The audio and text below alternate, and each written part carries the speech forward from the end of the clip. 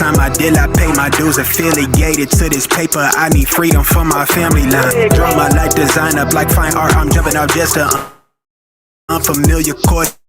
I get the sky, red as not water out your faucet. Look at me flossing, I'm so wavy, I can change the tide. My intuition sense the hatred in your ways. You imitated forging lines, claim meaning means that's just to justify. Yeah, right. West side, born maritime. Creole baby, my bloodline. My lungs clouded, my thoughts crowded. Say all I see is these dollar signs. Finna make a play and that sound delay. On mamas, I testify. Run for it, run for it, run. I'm out here paper chasing, looking for the funds. Run for it, run for it, run. I'm out here paper chasing, looking for the funds. Run for it, run for it. Run, I'm out here paper chasing. Run for it, run. I'm out here paper chasing, looking for the funds. Game recognized game. I'm from the Bay, okay. I'm versatile and my slang is different. I'm lane switching with the same people that I came up in this thing with. My head swivel, I'm homebound. Got a target back on my backside. Cat peeling with the cast iron. Better run for it. Run before I catch you.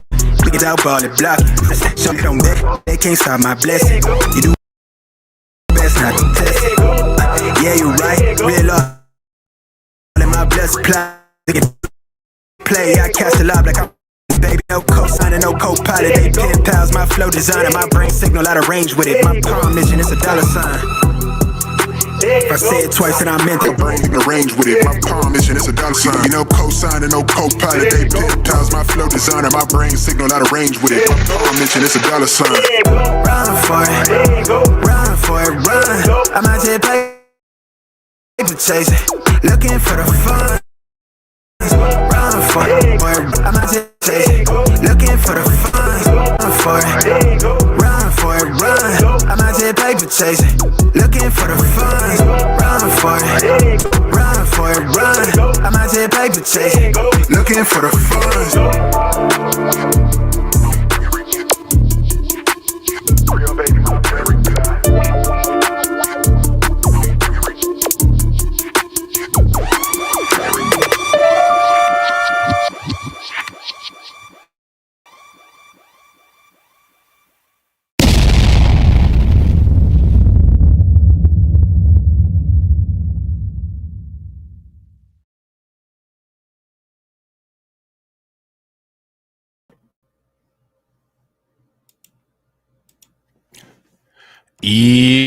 Yo, what up, y'all? It's your boy Rob coming back at you once again with another live stream. So before we get started, you already know what to do.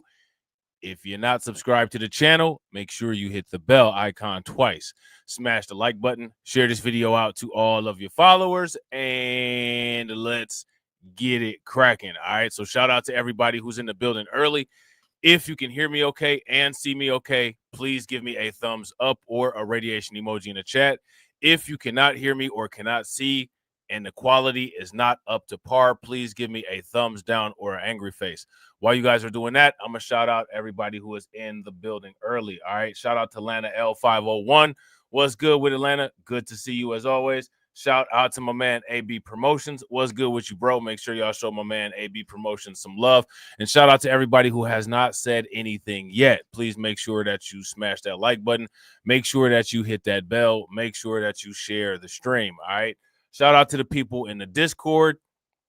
Anybody who is a Discord member who wishes to call in, the call-in link is in the Discord. If we get through this in a timely fashion, which I don't know if we will because it's a lot of stuff to cover, I'll throw the link in the chat. We'll chop it up at the end of the stream. All right? So we got a lot of stuff to talk about. And my initial question to everybody is, what's up with this U.S. economy? What's going on with the economy? All right? Listen, how many people we got in here from New York? From New York. If you're from New York, throw them flames in the chat. Get your check. If you're from New York, get your check. But we got to ask about the checks. Why the checks happening? How many people knew about this? Inflation refund check being mailed to 8 million New York households. Why they're still using mail is beyond me. I don't know why this isn't being directly deposited. I don't know why an electronic means isn't being used. It's 2025. I don't know why snail mail is still in business. It is what it is. All right. So now let me ask y'all this question. If you're eligible for a quote unquote inflation check, first and foremost, inflation for real. Tell me about it. All right. Second of all, what do you plan on doing with your inflation check? That's what I want to know. Let me know what you plan on doing with your inflation check. All right.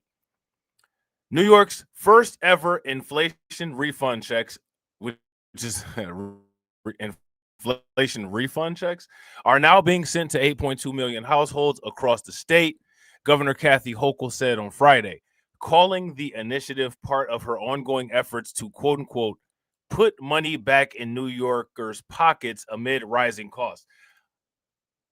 Why are costs rising in New York? Help me. We got 5 people in here. Ain't nobody helping me. Help me. Why are the costs rising in New York City, ladies and gentlemen? Inflation has pushed up the price of everyday necessities, boosting state revenue from sales tax, Hochul said in May when announcing the program. That money, which belongs to New Yorkers, is now being returned in checks of up to $400, a process expected to last about 2 months. Let me ask you guys this question. What does inflation say? Shout out to my man, John Guillory. What's good with it, bro? All the questions must have been too hard. We got some people that dropped off. Shout out to the smart people in the chat. What does inflation say? If they're giving you more money to help you pay for rising costs, what does that say about your purchasing power of the almighty dollar? What does that say? What does that say? You know what I'm saying? Are you eligible for an inflation refund check? Eligibility is based on income and household status. You are eligible for a refund check if you meet the following criteria for tax year 2023. Why are they using 2023 criteria? If you filed Form IT 201, the New York State resident income tax return, were not claimed as a dependent on another taxpayer's return, reported income within the qualifying thresholds below. How much money will I receive? This is ridiculous. Like, I'm not trying to be funny, but this is a slap in the face. How many people would agree that this is a slap in the face? Yeah, facts. Shout out to my man AB. It's down. Yeah, that means that you can't buy as much with your almighty dollar. It's not so mighty, right? It's not so mighty, right? 400 for joint filers with income up to 150,000. 300 for joint filers with income between $150,000, $1 and $300,000. Let me ask you guys this. What percentage is $300 of $300,000? That's what, less than 1%. Because 3,000 would be 1%, right? So that's what, 0.3%? What's that supposed to help you do? Shout out to my man, Win Loser Rug. What's good with it, bro? What is this supposed to help you do? And what is this an admission of? When will my tax refund check arrive? Checks began going out on Friday, and deliveries will continue throughout October and November. They will not be mailed on zip codes, so if your neighbor gets it and you don't start calling us, Hochul said. So basically, you know, that's interesting. The customer service is already there, right? Do I need to apply to receive a check? No. Checks will be mailed automatically to all eligible taxpayers. If you filed a tax return, are below the income thresholds, and no one else claimed you as a dependent, you will receive a check. Okay. The program was created to provide some relief for the rising costs of food, housing, and other essentials, according to Hochul. Now, let me ask you guys this question. Wherever you're at, wherever you're from, shout out to DJ Elmo. What's good with it? Are you getting a refund check for inflation?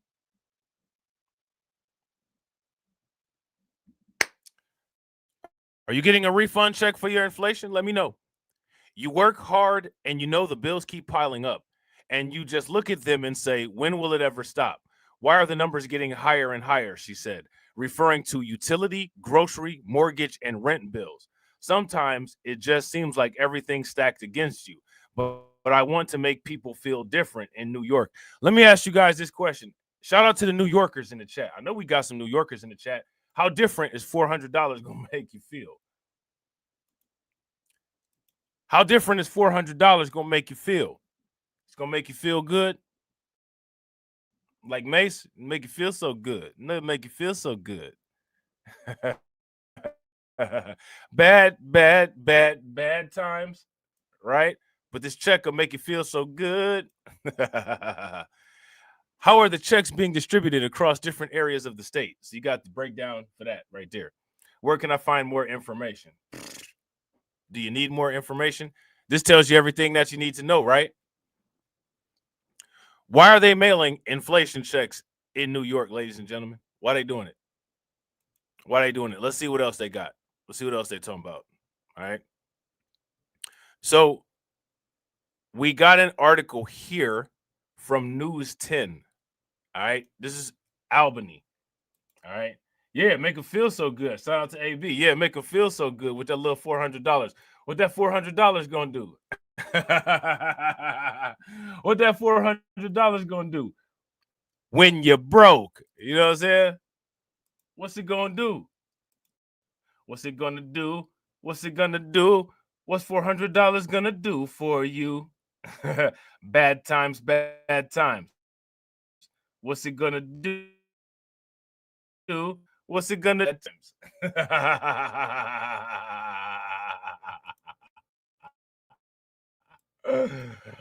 US dollars. They get you broke. You know what I'm saying? New York sends first inflation refund checks to millions, but they're not sending millions to people. They're sending $400 to people. Let's see what we got.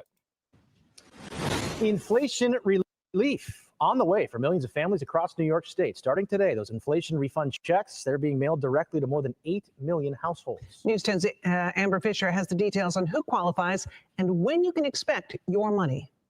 I'm keenly sensitive and empathetic to what families are going through. Now, I want to ask you guys this question. Shout out to the people from New York. How much money went for the migrant crisis? They giving the taxpayers less money than what was given for the migrant crisis. Because they love you so much. They love you. They love you. They love you. Shout out to AB. AB said, I never got a refund from taxes in over 20 years. You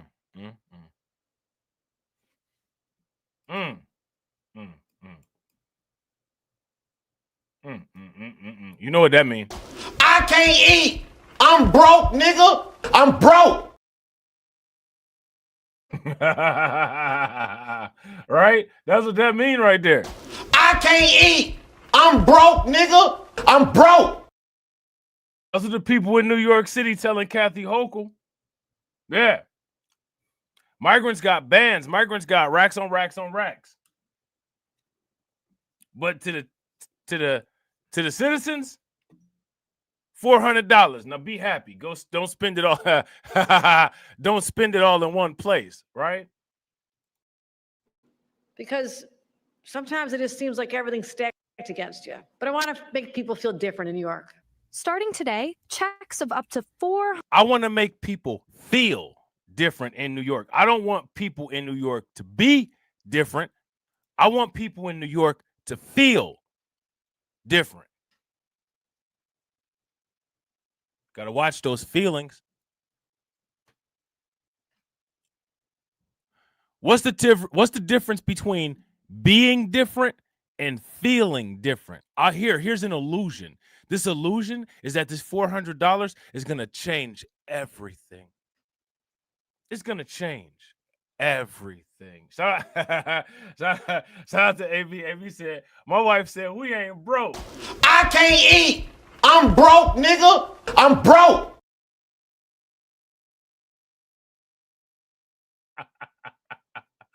Hey, I ain't mad at it. I'm not mad at it. Shout out to AB. That's probably because her husband is a suave investor. You know what I'm saying? Starting today, checks of up to $400 are being mailed directly to eligible New Yorkers. Community leaders say even a few $100s can go a long way for families feeling the pinch. Where's $100? Hey, where's $100 gonna take you in New York City? Are you serious? You're not talking about living in Ohio or Kentucky.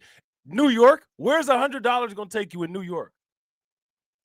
In the city, not Western New York, not Buffalo, not Troy, not Syracuse, not Rochester. You know what I'm saying? Shout out to Mordecus. I appreciate you, bro. Make sure y'all show Mordecus some love. 26 months of support. I definitely appreciate you, bro. Make sure y'all show Mordecus some love. Throw some flames, some radiation emoji, and some ducks in the chat for Mordecus, for funding the organization and for standing on business for 26 months. How do you think that we fund this organization, huh? We're not exactly the March of Dimes.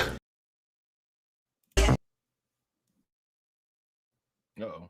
I'm standing on business. I'm standing on business. I'm standing on business. Hey, shout out to Left Field. Left Field said $100 gets you a medium pizza, no toppings, though. It gets you one pie and no soda. Shout out to the New York people. It gets you one pie and no soda. Shout out to Mordecus. I appreciate you, bro. Popping that gold. That's what's good. Make sure y'all show Mordecus some love. I definitely appreciate you, bro. Mordecus said AI and Bitcoin futures await. Bro, facts. If y'all agree with Mordecus and appreciate Mordecus feeding the liquidity, make sure y'all show Mordecus some love. Throw some flames, some radiation emoji, and some ducks in the chat for Mordecus for funding the organization. How do you think that we fund this organization, huh? We're not exactly the March of Dimes.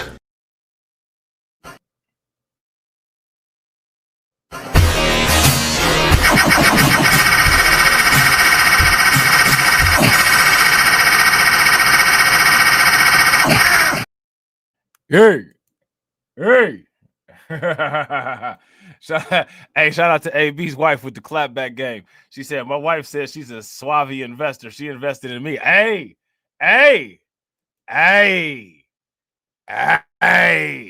Can't argue with that. Hey, what the professor on iRobot say? This is the right answer. $200 for single head of households or married filing separately, and $400 for couples, families may not seem. Hey, why she got this costume on like she rode into the press conference on a broomstick? For real?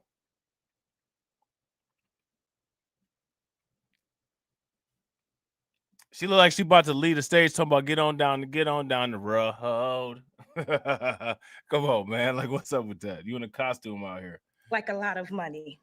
But for many in our community, it is unexpected support that makes a meaningful difference. She said many in our community, then she sold Little House on the Prairie.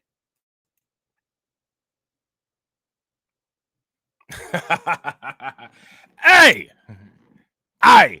She said many in our community, and then they showed Little House on the Prairie. Many in our community, it is unexpected support that makes a meaningful difference. Who qualifies? Couples earning up to $150,000 will receive $400. Individuals making up to $75,000 will receive $200.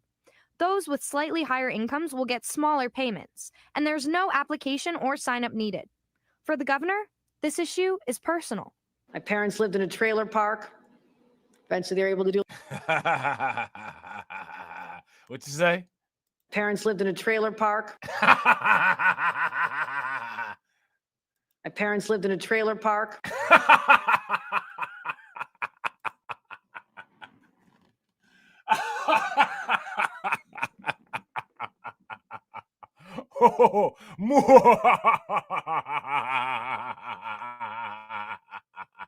Silence. I ain't got no money, punk. Just like a woman. Because some of you niggas, you be acting just like a woman. Nigga Reaper keep it 1,000. What kind of shit is that? you just can't get past it. You just can't get past it. This issue is personal. My parents lived in a trailer park.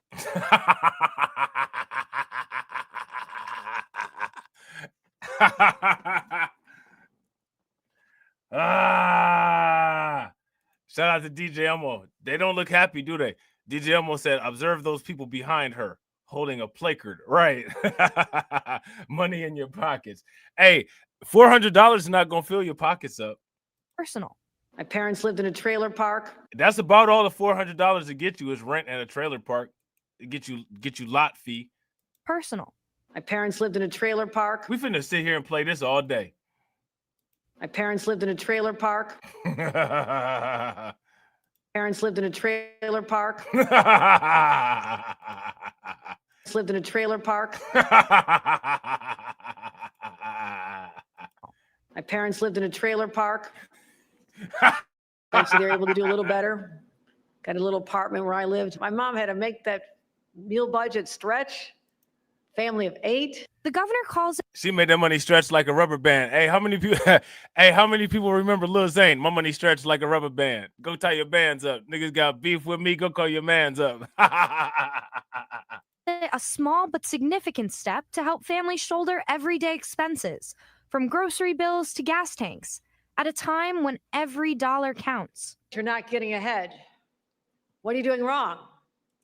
You got the job you thought would make a difference, or the degree you thought would make a difference. You work hard, and you know the bills keep piling up. Now, what's interesting about this is that there's actually some truth in this, right? If you guys would agree right here, this part right here, there's actually some truth in that. So I want to ask you guys this question. How does that happen? How do you get caught into that matrix?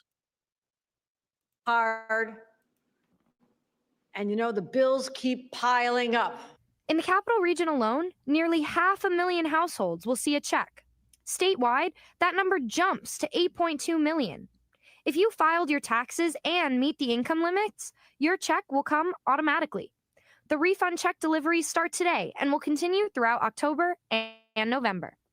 Reporting in Albany, Amber Fisher, News 10, ABC. All right. So there's that.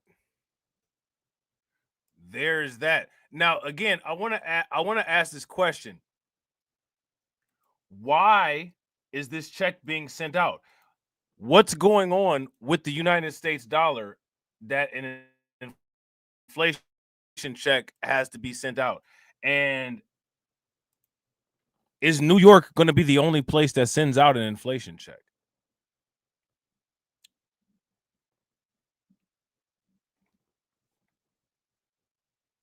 Here's an even better question. Are migrants eligible for the inflation check? New York begins sending inflation refund checks of up to $400 because they know they messed up. New York will start to send checks of up to $400 to more than 8.2 million households next week as part of an initiative Governor Kathy Hochul and the state legislature tucked into this year's budget.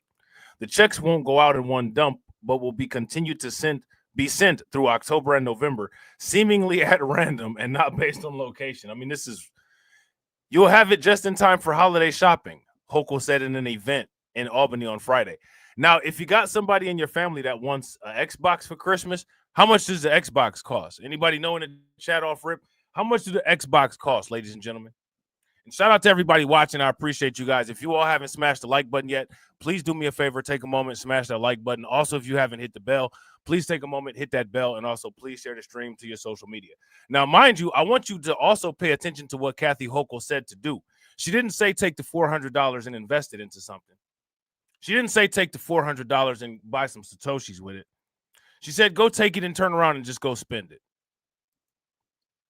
which is what most people would do anyway, without her even saying to do that, right? The amount received by each household will depend on income and filing status. And for the most part, we talked about all this, right? But this is just to, substantiate the fact that we're just not making things up, because it seems like you have to do that these days, all right? So what's up with that? What's up with that? Shout out to my man Moxie Approved. What's up with that? Now,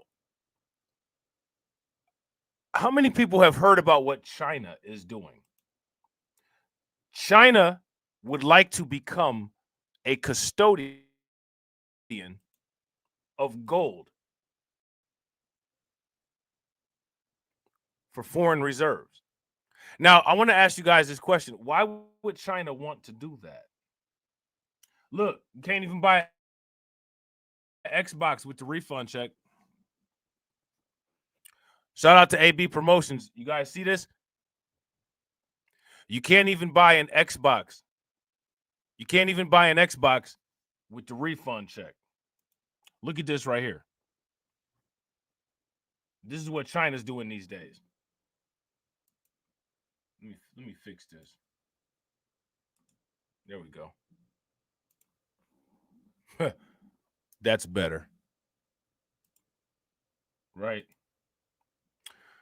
China is attempting to become a custodian of foreign gold reserves in a move to lessen dependence on Western financial system.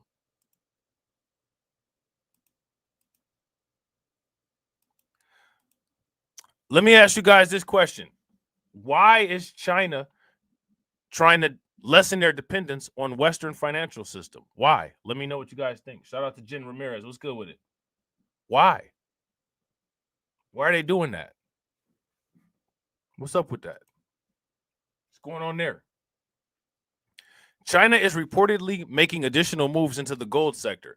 Bloomberg citing quote unquote people familiar with the matter, which who knows who these people are, who knows like anything, like we can just say like hearsay, right? But that's journalism these days. Reports that the People's Bank of China now wants to custody foreign sovereign gold reserves. In recent months, the Chinese central bank has been encouraging other central banks in friendly countries to buy gold and store it within PRC borders.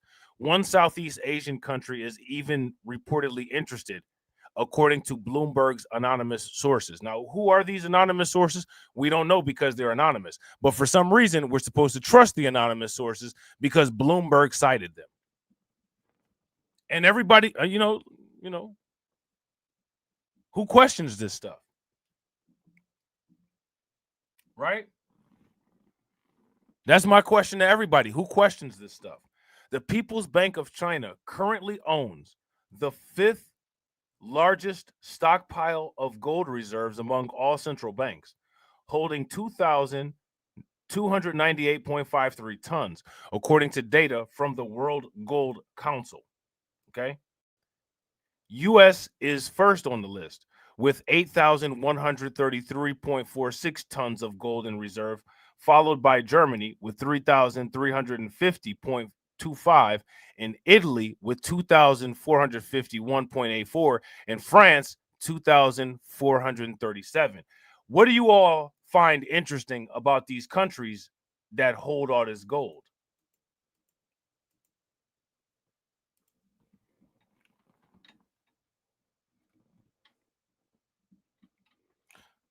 What do you all find interesting about these countries that hold all this gold? Shout out to DJ Elmo. DJ Elmo says Blacklight. China. Why? To avoid trade wars, e.g. trade deficit, threat of sanctions. Facts. If you guys agree with DJ Elmo, give me a thumbs up. If y'all disagree, give me a thumbs down. What do you all notice about all of these countries that hold all of this gold? Somebody let me know. We already lost 7 people. They already know where I'm going with this. So they went about their merry way. Shout out to the survivors. What do y'all notice about all these countries that hold all this gold?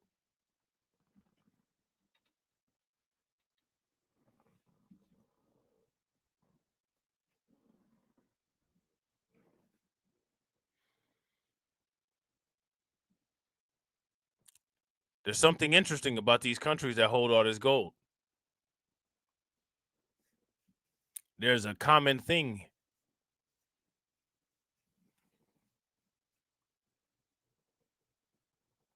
Nobody knows. Shout out to Jen. Jen says maybe there will be a huge war. Possibly. A lot of people talking about, quote unquote, whispers of World War III.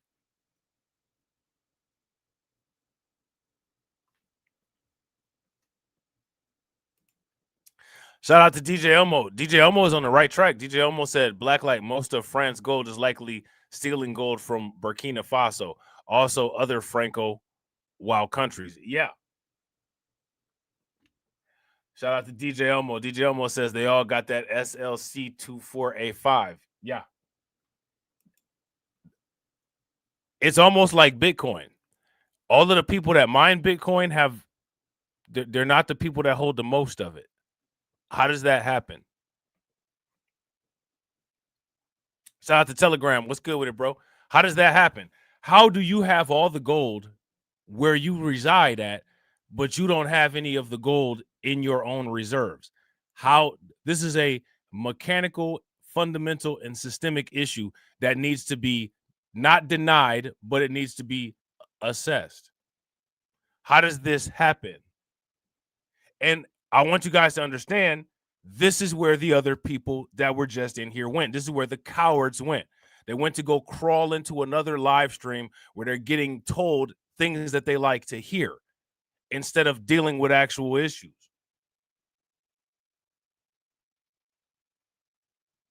This is an actual issue.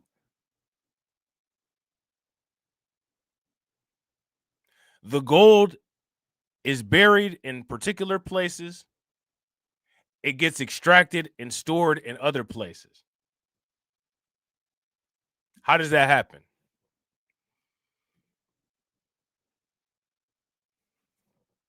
How does that happen? It doesn't matter if people don't answer how it happens. You know what I'm saying? It's currently happening. Like, we're looking at the data, right? Bloomberg also recently reported that China is planning to increase the number of ports that can accept multi-use permits to ease the regulatory burden on gold imports and exports. That means that China wants to be the global cold storage for gold, the gold cold storage. Okay? That's what that means. The PBOC says the move aims to enhance vitality and respond to external shocks by improving the business environment at ports in the country. Macro investor Luke Grauman recently said that by rapidly accumulating gold, China was rolling out an elegant solution to the yuan's depreciation while ensuring that many of its citizens do not financially suffer. What else is going on with this gold war? There's the Cold War, right? And then there's the Gold War. What's going on with the Gold War? Just a fancy talking point to throw out there when people are upset with MAGA and Trump supporters, right? My question is, why don't people have gold in their own reserve?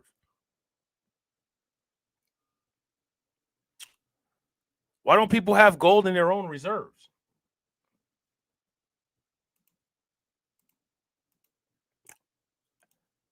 People got to stop doing lunchroom politics, man. Stop doing politics like you at the lunch table. You know what I'm saying? Relentless U.S. stocks rally could teeter on inflation's earning and valuation risks. All right. Now, I don't know about a U.S. stocks rally. I haven't really seen stocks rally the way people are saying stocks have rallied. I wouldn't expect most people to even be able to participate in that conversation because sadly, most people don't even have stocks. They don't even participate in the stock market. They can't even afford a $500 emergency. Right? Shout out to Jen. Jen says everyone is in debt, so they can't buy gold, I think. I wouldn't disagree with that.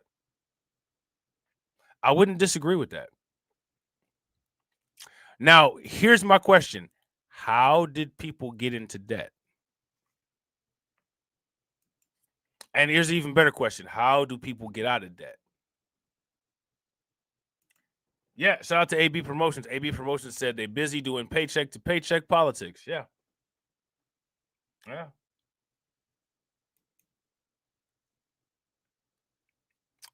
Yeah. Now, let's talk about this inflation report. Let's talk about the economy. Let me ask you guys this question. What are jobs looking like?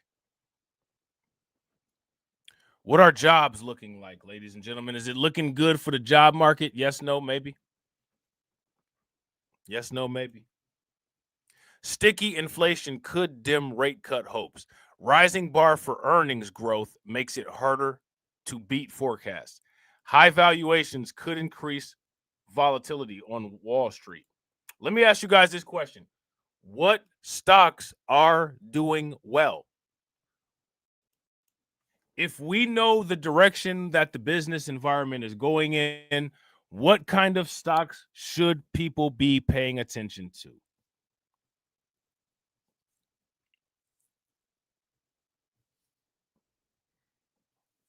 What kind of investments should people be paying attention to?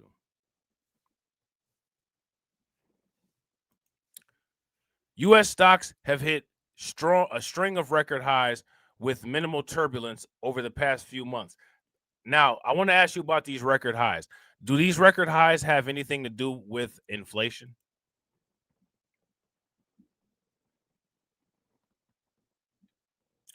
If these record highs have anything to do with inflation, give me a thumbs up. If they don't, then give me a thumbs down. But investors say the rally could be undermined by persistently high inflation. New York just sent out the checks, possible earnings disappointments, and elevated evaluations. The S&P 500 index has posted 25 record closings over the past 3 months, and the benchmark index is approaching a third anniversary of a bull market that began on October 12th of 2022. Okay. Stocks shook off fears that President Donald Trump's tariffs would cause a recession. That's interesting. Now, here's what I have to ask about. How many people heard about the tariffs on the quote-unquote prescription medications today? If you heard about the tariffs on the prescription medications today, give me a thumbs up. If you did not hear about the tariffs on the prescription medications, give me a thumbs down. Yeah, shout out to AB. AB says tech stocks. Now, here's my question for everybody, right? What kind of tech stocks? What kind of tech stocks? Tech stocks of companies that are doing what right now? Wall Street got boosts from trade deals, solid corporate results, and optimism over artificial intelligence, part of the scam.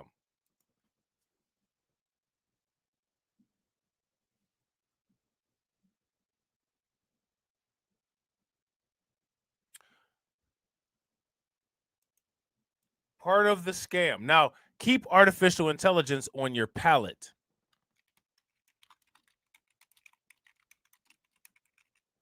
Keep artificial intelligence on your palate. Okay.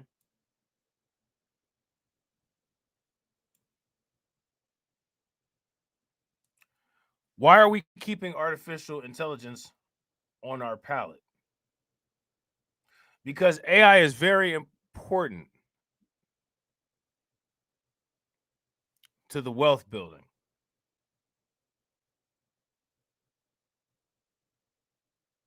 Okay.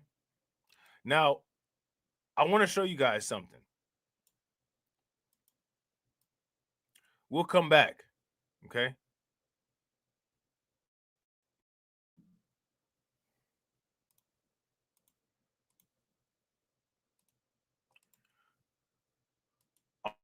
I want you to answer this question. What does this say?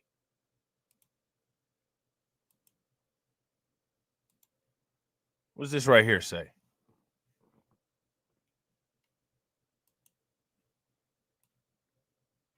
What are blockchain and AI? Blockchain and AI are two of the most transformative technologies of our time. Now, I want you to answer this question. What does this mean? Blockchain is a decentralized distributed ledger system that allows multiple parties to maintain a copy of immutable string of records secured by cryptography.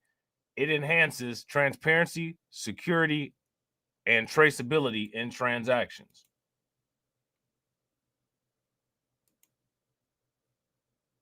Now, again, I need to know, what does that mean? Artificial intelligence, AI, on the other hand, refers to the simulation of human intelligence processed by machines, particularly computer systems. And I disagree. I believe that artificial intelligence is superior to human intelligence.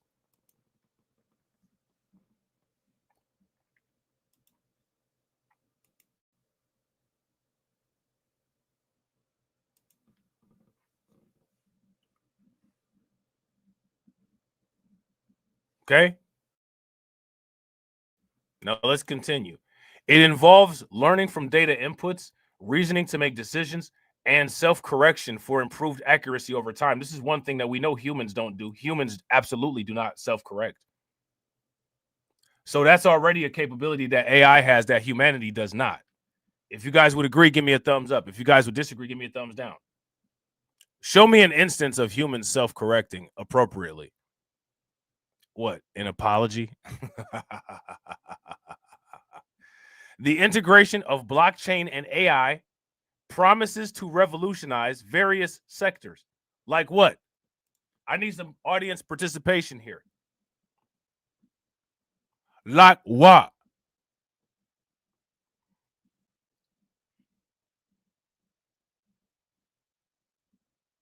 And how? How would this happen?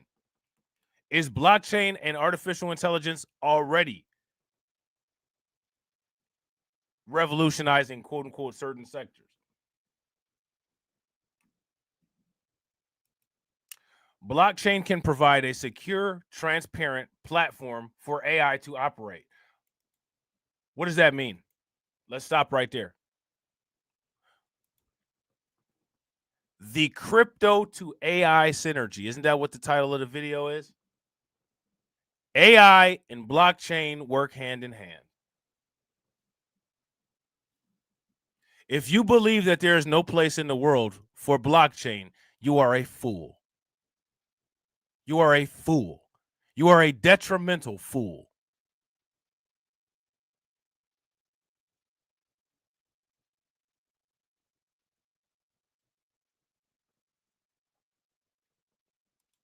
While AI can offer advanced analytics and automation capabilities for blockchain systems,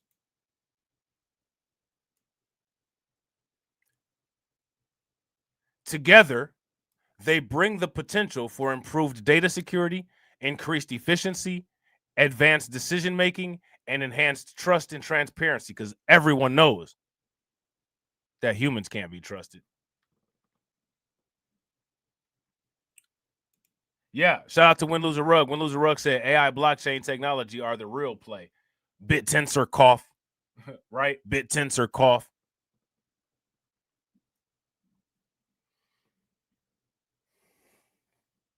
TAO cough. Quant cough, right? Oracle cough, right? Intel cough. I don't need to say anything else.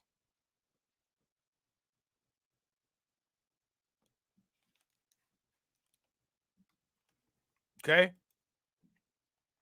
A distributed ledger in the blockchain is a database that consensuously shared and synchronized across multiple sites, institutions, or geographies. It allows transactions to have public witnesses, thereby reducing the risk of backdoor fraud and cybercrimes. Okay? Cryptography. Cryptography in blockchain secures transactions and controls the creation of new units. It ensures the confidentiality, integrity, and authority and authenticity of transactions, protecting them from being altered or tampered with. You know what's fascinating? When you talk to people about blockchain technology, when you talk to people about cryptocurrency, what's the first thing that they say? Well, it's not quantum proof. You know what my response is to it's not quantum proof? Okay, quantum hack my Bitcoin wallet right now. Oh, you can't. But I guarantee you I can overhear a social security number. I can overhear a birthday, last 4 digits. I got to ask you guys this question. Help me. What's wrong with people? They're not artificial intelligence. That's what's wrong with people. Distributed ledger. A distributed ledger in the blockchain is a database that consensuously shares and synchronized across multiple sites, institutions, or geographies. All right. So, interplay between blockchain and AI. AI in enhancing blockchain security. AI can increase blockchain security by detecting anomalies and suspicious activities in the network. Now, I want to ask you guys this question. Why are people, quote unquote, against AI and against blockchain? Why? They're against AI and against blockchain because in most cases, flawed humans, flawed people, are not capable of admission of the need for evolution. Flawed people, most people, believe that the way things are currently in their current reality are the way that they, quote unquote, should be. But there's no hard line definition on, quote unquote, what should be. If you ask me, the only thing that should be is increasing evolution. Facts. Shout out to Win, Lose, or Rug. If you guys agree with Win, Lose, or Rug, give me a thumbs up. If you guys disagree with Win, Lose, or Rug, give me a thumbs down. Win, Lose, or Rug says people are driven by feelings. You know, AI doesn't have that error. Facts. Well, that's what makes us human. That's what makes you flawed.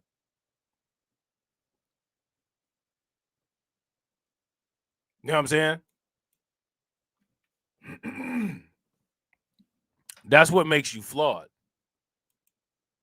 The reason why AI was created was to do things that humans don't display a reputable capability of doing. If you guys would agree, give me a thumbs up. If you guys would disagree, give me a thumbs down.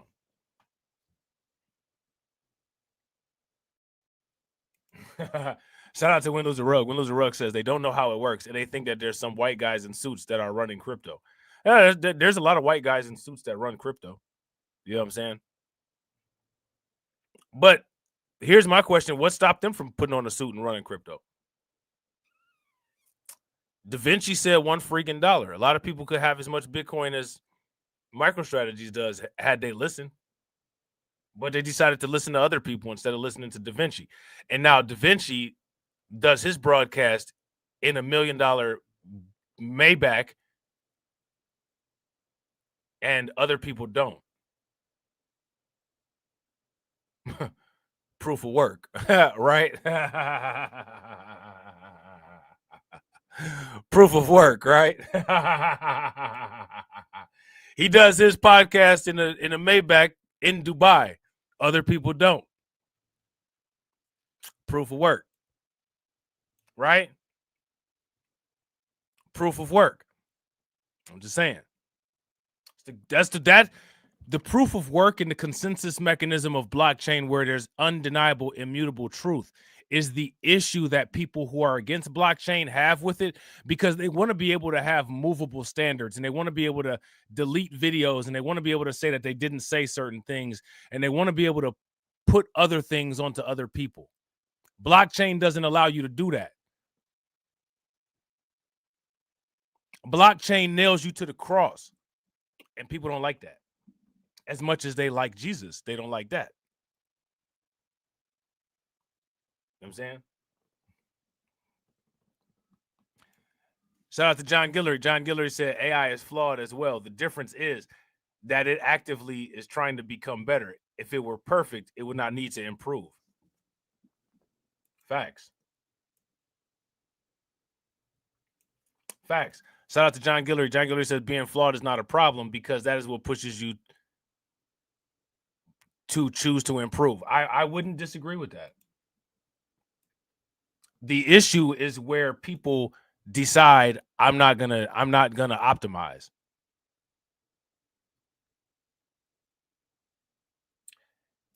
Shout out to Windows of Rug. Windows of Rug said in crypto, the people are running the suits. Look what Trump did. Yeah, facts. Hey, shout out to AV. Hey, who saw that? Who saw that Eric Adams Breakfast Club interview? I tell people in suits every day, I'm going to get the papers. Get the papers. Yeah, he was like, well, that's why people don't like me. Or when they hear bad stuff about me, where they get it from? They get it from the papers. That's what people read is the papers. Oh man. Cave people. You know what I'm saying? Cave people. As much as people, throw around this idea of quote unquote Neanderthal, I never seen the quote unquote advanced people so against technological progression. I think it's ironic.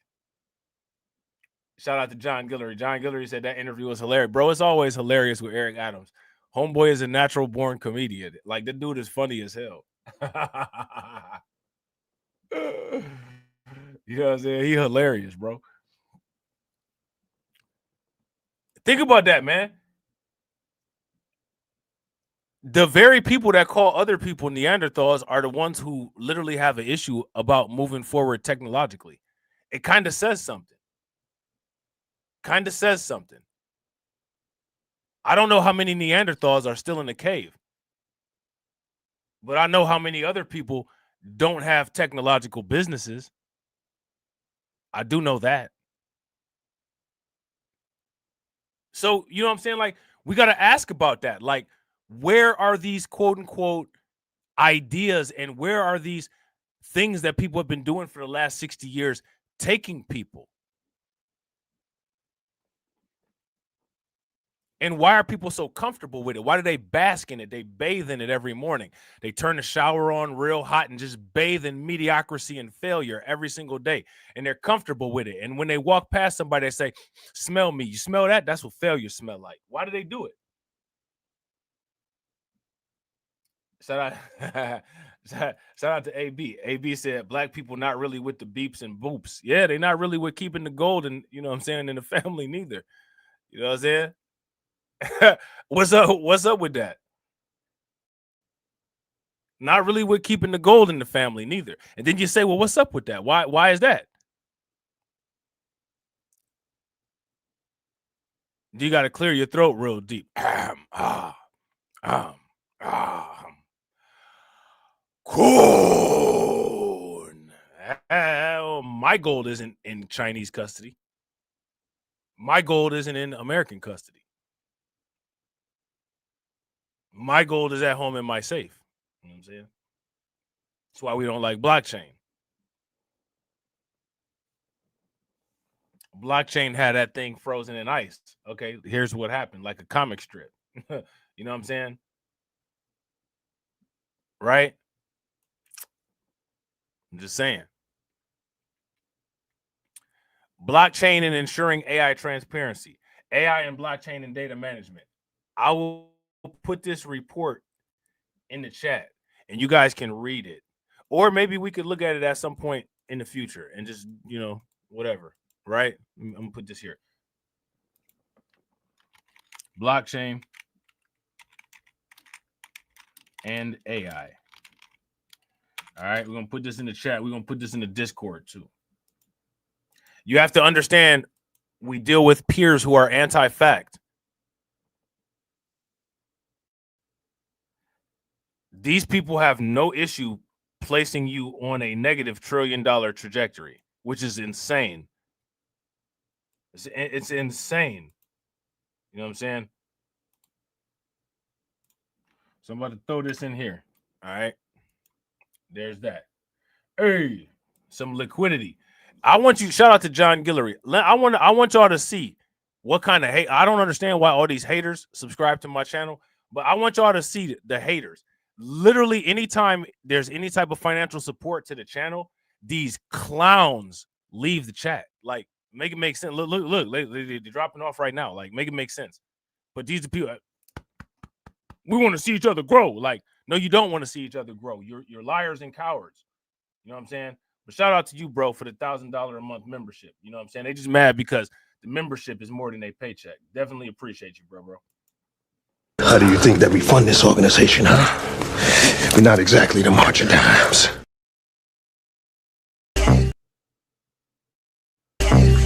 I'm standing on business. I'm standing on business. I'm standing on business. Definitely appreciate you. So I put that this report into the chat. All right. And I also put it in the Discord, and we're going to take a look at it. But that's part of the AI to crypto synergy, right? And then, there's the whole data center thing and all of that. Shout out to Win Lose a Rug. Shout out to Win Lose a Rug. We getting close to the goal. Definitely appreciate you, bro. Now you guys see, shout out to Win Lose a Rug. Win Lose a Rug hit the super chat. Definitely appreciate it. And he bought y'all lunch. And look at the people that dropped off.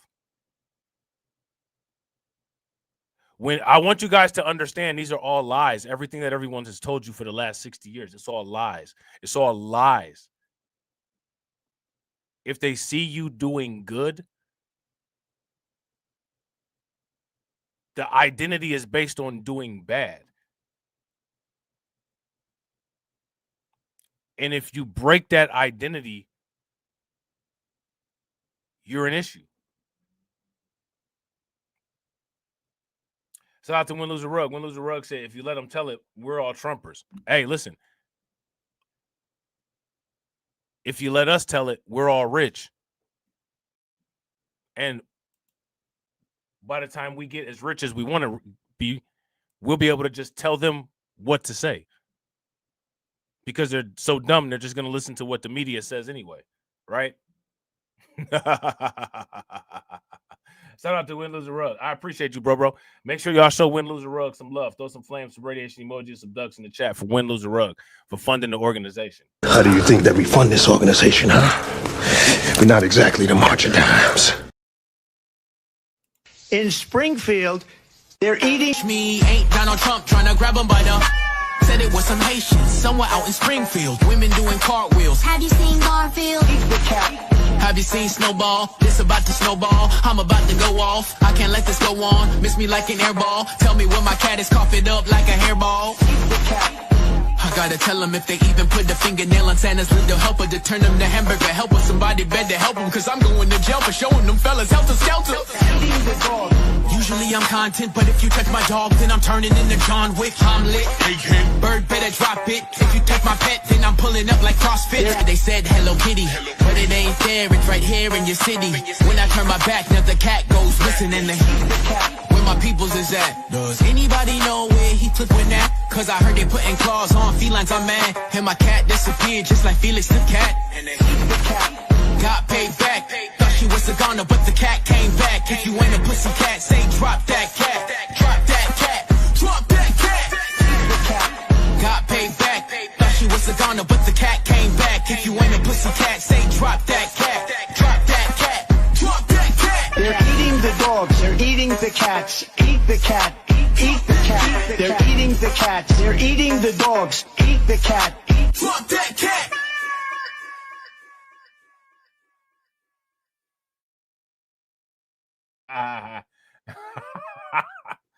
Oh, y'all got me dying laughing, man. Shout out to AB. Yeah, they hate watching. You know what I'm saying?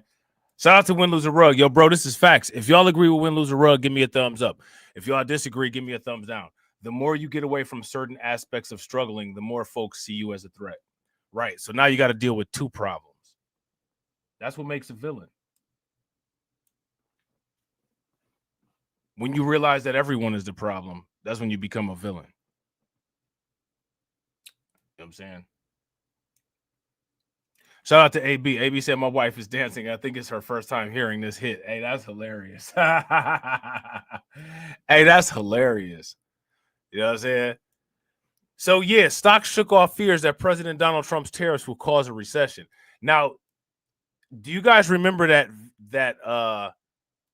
video that I posted in the Discord from Gray Swan Fraternity where they were talking about the quote-unquote what was it called? The bull recession or something like that. You guys remember that?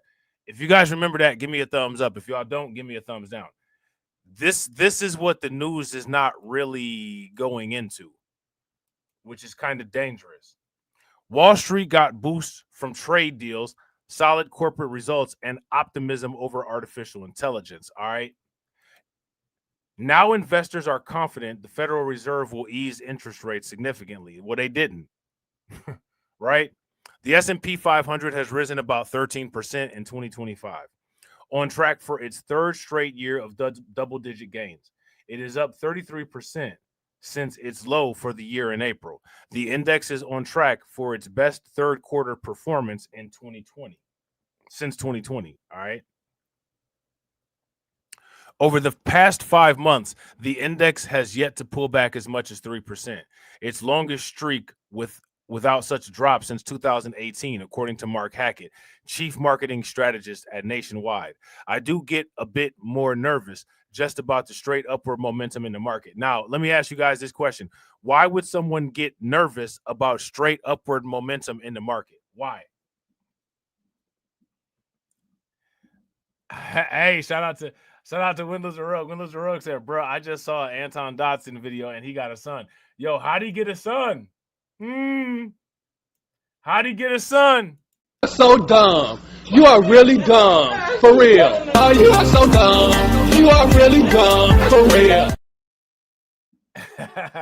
Hey, Anton Dodson needs to come up with a YouTube channel, man. That dude funny, man. That dude hilarious. So dumb. You are really dumb. For real. Oh, you are so dumb. You are really dumb. For real.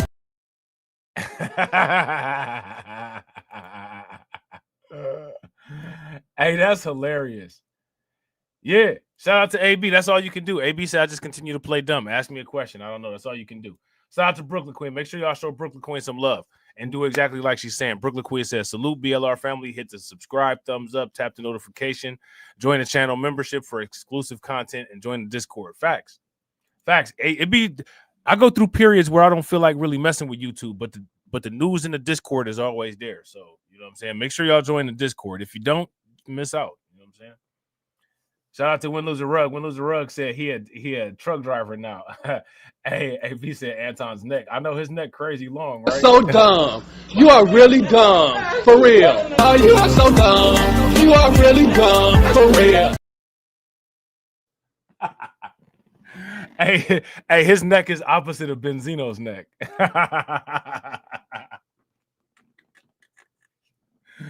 Hey, his neck is opposite of Benzino's neck, right? So, yeah. The market is trading at levels that any kind of unexpected hiccup could cause near-term dislocation, all right? And again, here we go. We keep talking about inflation. We the franchise company, and they in here talking about inflation, right? Not a rate cut, not no gains. The franchise company, and they in here talking about inflation. Inflation stays high, undermines rate cut hopes. The Fed cut rates this month, aiming to steady a weakening employment picture. We're going to get to that later. We're going to get to that later. I want to ask you guys this question, yo. How many companies, name them in the chat, have been laying people off? AB said benzene failed. Hey, I'm dead. How many companies have been axing people's jobs? I'm going to ax you not to come back to work. Fed fund futures are pricing in at least another full percentage point of easing or 4 standard cuts throughout next year. Fed Chair Jerome Powell has said near-term risks to inflation are to the upside, making for a challenging situation for the federal bank. You have a pretty strong belief in a lot of Fed cuts moving forward, while inflation is not necessarily under control, said Patrick Ryan, Chief Investment Officer at Madison Investments. Okay. Inflation is still running above the Fed's 2% target. Meanwhile, we haven't seen the full impact of tariffs yet on end consumer prices, noted Alan Bond, portfolio manager at Jensen Investment Management. Should tariffs stoke inflation further, then the dovish Fed support maybe goes away, Bond added. The monthly personal consumption expenditures price index, a key inflation gauge, is due on Friday. Uh-oh. Come on, people.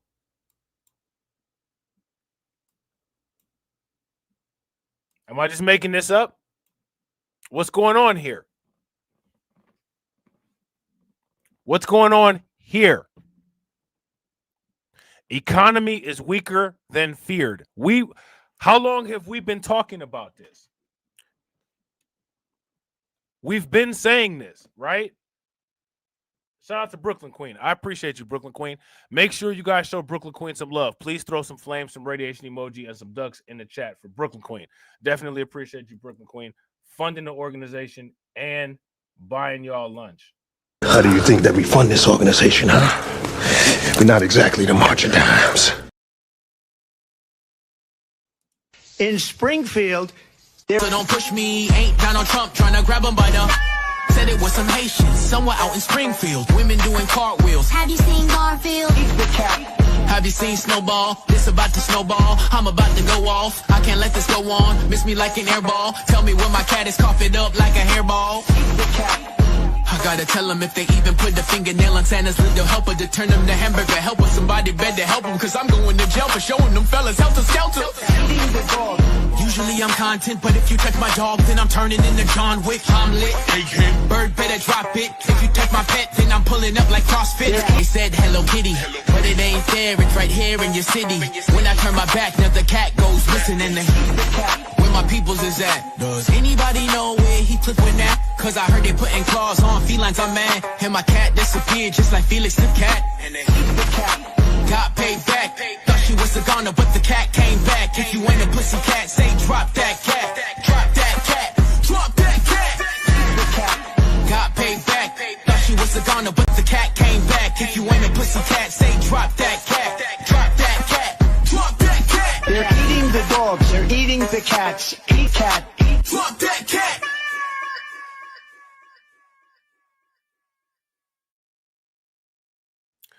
So, excuse me. This is a warning right here, right? The economy is weaker than feared. Well, we kind of knew that there was an issue going on with the economy. We knew this. We've been saying it for a long time, not really getting acknowledged anywhere, right? So now, how do you protect yourself from this? How do you protect yourself from this? Weak labor market reports prompted the Fed's rate cut. Do you guys remember? How many times have I told you guys? Send me all the articles that you guys find about budget cuts, about layoffs, and yada, yada, yada. We'll talk about them, right? Almost every single time I've done a stream, which has not been many, we're talking about mass layoffs, right? We're talking about mass layoffs. Weak labor market reports prompted the Fed's rate cut. Yet few investors appear to be worried that the job situation indicates a significant economic downturn. Okay. Any data that causes a rethink of that could roil the market. Historically, the S&P 500 on average has gained 11% in the year after the Fed started or resumed rate cuts, according to BMO Capital Markets. In instances of recession, equities posed sharp one-year declines despite the easing. All right. So what we need to know then is that during the recession, that is the time when we need to be scooping up assets. If you guys would agree, give me a thumbs up. If you guys would disagree, give me a thumbs down. During times of good markets, that's when you need to be scooping up gold.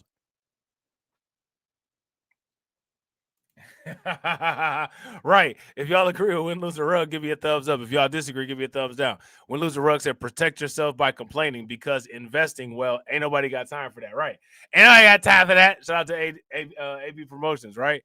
We was talking on the phone earlier. AB Pro said, ain't nobody got time for that, right?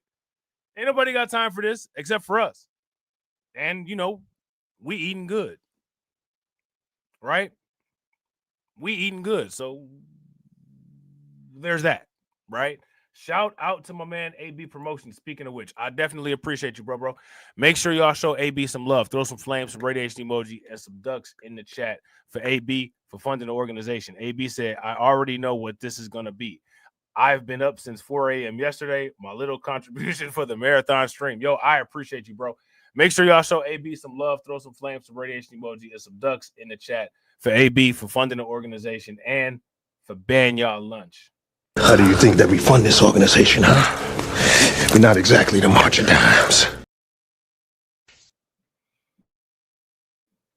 In Springfield, Push me, ain't Donald Trump trying to grab him by the... Said it was some Haitians, somewhere out in Springfield. Women doing cartwheels. Have you seen Garfield? eat the cat. Have you seen Snowball? This about to snowball. I'm about to go off. I can't let this go on. Miss me like an airball. Tell me where my cat is, cough it up like a hairball. Eat the cat. I gotta tell them if they even put the fingernail on Santa's little helper to turn them to hamburger helper. Somebody better help them, cause I'm going to jail for showing them fellas helter skelter. Eating the dog. Usually I'm content, but if you touch my dog, then I'm turning into John Wick. I'm lit. Bird better drop it. If you touch my pet, then I'm pulling up like CrossFit. They're eating the dog. Eat the cat. It's a shame, it's a pity. Thought overseas where they said Hello Kitty, but it ain't there, it's right here in your city. When I turn my back, now the cat goes missing and where my peoples is at. Does anybody know where he took with that? Cause I heard they putting claws on felines, I'm mad. And my cat disappeared just like Felix the cat. And they eat the cat. Got paid back. Thought she was a goner, but the cat came back. If you ain't a pussy cat, say drop that cat. Drop that cat. Drop that cat. Got paid back.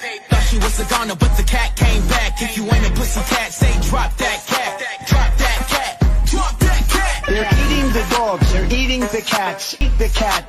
Drop that cat.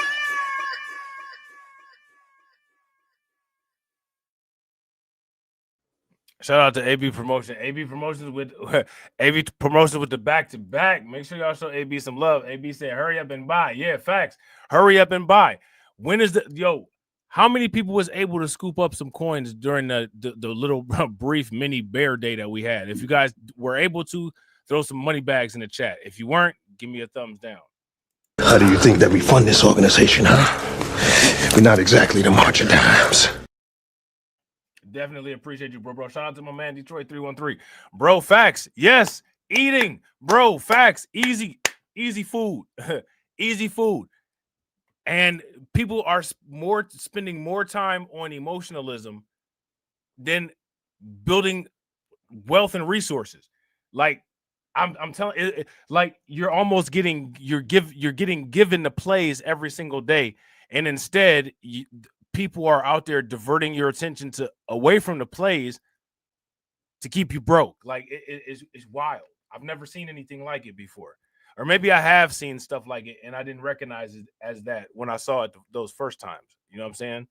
Look at this. Stalling U.S. employment. We've been talking about how the employment is stalling. Now, people will start talking about this and, then they'll say that they've been talking about this forever, but they haven't. You know what I'm saying? They haven't been talking about this forever. We've been talking about this. Investors are watching whether labor market weakness slows consumer spending, which accounts for over 2/3 of economic activity. A top market risk is a deterioration in the U.S. consumer, said Adam Farstrup, head of Multi-Asset Americas at Schroders, adding, we haven't seen it yet. So again, look at these employment numbers.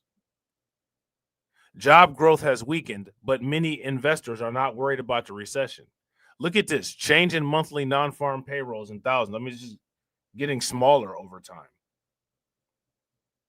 Expectations for corporate earnings fall short. Now, let's stop for a quick second. How many people have heard of a company called Rambus?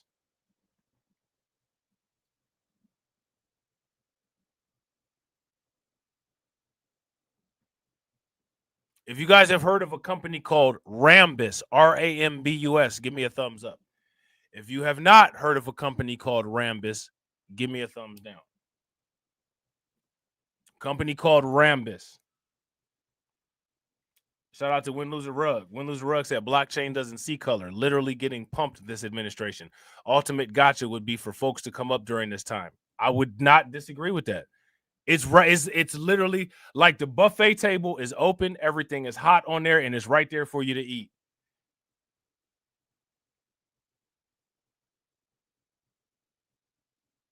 Everybody walking past the buffet table like, oh, I don't like the wallpaper in here. I don't like the wallpaper in here. And then get outside the restaurant talking about they hungry. Hey, man, you know what I'm saying? Keel over.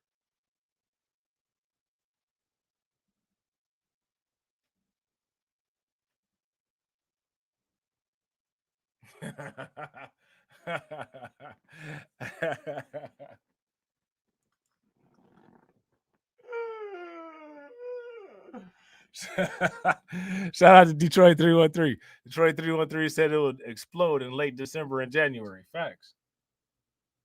Super facts.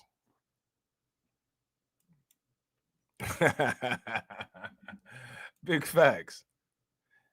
So yeah, I mean, I don't think we need to read too much more of that.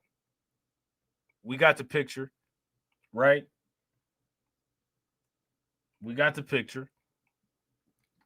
All right. Now, next, we got to take a look at some predictions, right? We got to get into the dark arts part because it wouldn't be Beastmark if we didn't do dark arts, right? So, you guys remember I've talked about this quote unquote clairvoyant many times before. We're going to talk about her now again because I saw an article that I thought was interesting. And a lot of times this stuff coincides with the financial markets. We're going to talk about Baba Venga. All right. The blind Bulgarian clairvoyant. Terrifying list of 2026 predictions. Alien contact and AI takeover. Isn't that something? Shout out to AB. AB said usually stay away from buffets. Some people take a crap and don't wash their hands. They usually look like that dude from the Young Turks. You know what I'm saying? Dude from the Young Turks literally looks like he would just pull a wad of toilet paper out and, you know what I'm saying, after he just got done, just stick his hands right in the roast beef and dip it in the gravy and eat it. Disgusting. You know what I'm saying?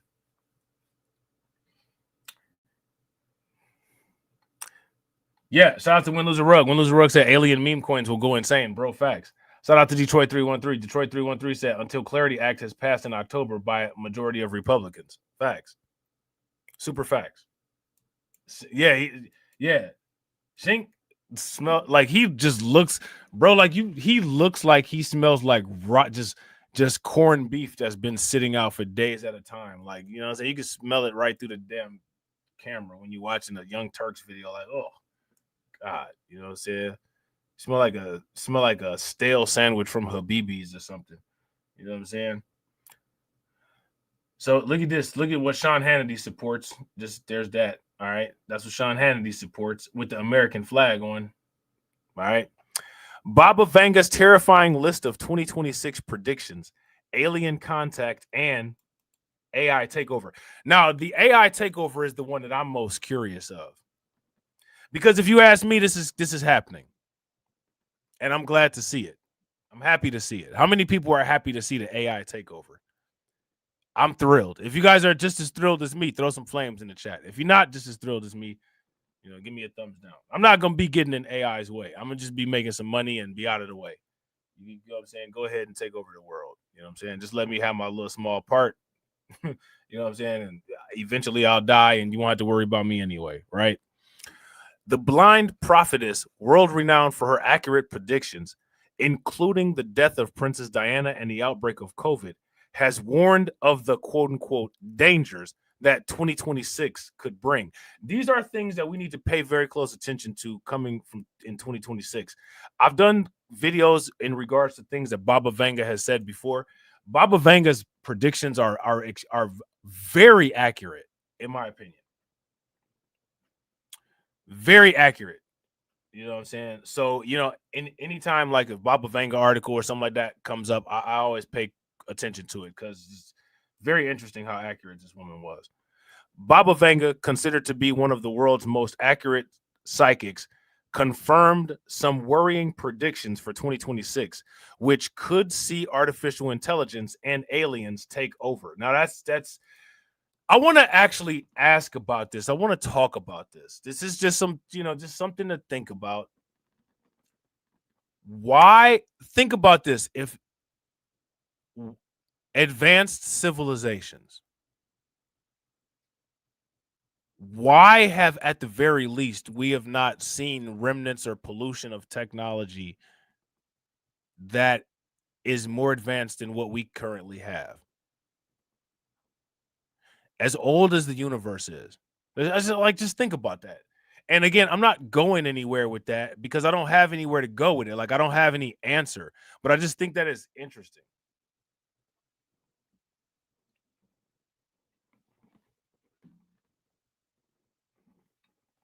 You know what I'm saying? Now, if you ask me, the first step of the AI takeover, for one, is Bitcoin dominance and blockchain DeFi. That will be the first system-wide mass adoption of AI. If you guys would agree, give me a thumbs up. If you guys would disagree, give me a thumbs down.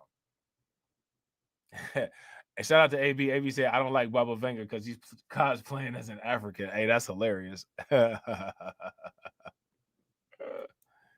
Blind prophetess Baba Venga is credited with foreseeing some of the world's most notorious events. Baba's disciples believe she prophesied Princess Diana's death, foresaw the 9/11 attacks, and even predicted the outbreak of the C-19 pandemic. Alarmingly, she made similar prophecies about the year 2025, which could be seen as truthful. Bulgarian-born Baba, who accurately predicted her own death on August 11th of 1996 at the ripe age of 84 back in 1990, claimed she saw a war erupting in Europe this year, which is interesting because you already got what's going on with Russia and Ukraine, right? Marking the start of quote-unquote humanity's downfall. This is interesting. Now, I don't know if humanity's downfall would be marked by this quote-unquote European war, but I do believe that there are other factors that substantiate this idea of humanity is on a downward trend. Okay.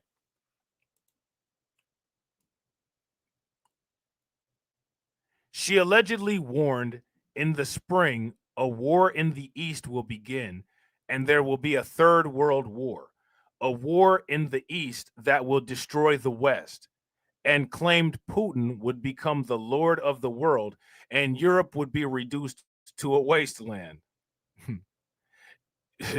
She also reported to have predicted Russia will not only survive, it will dominate the world.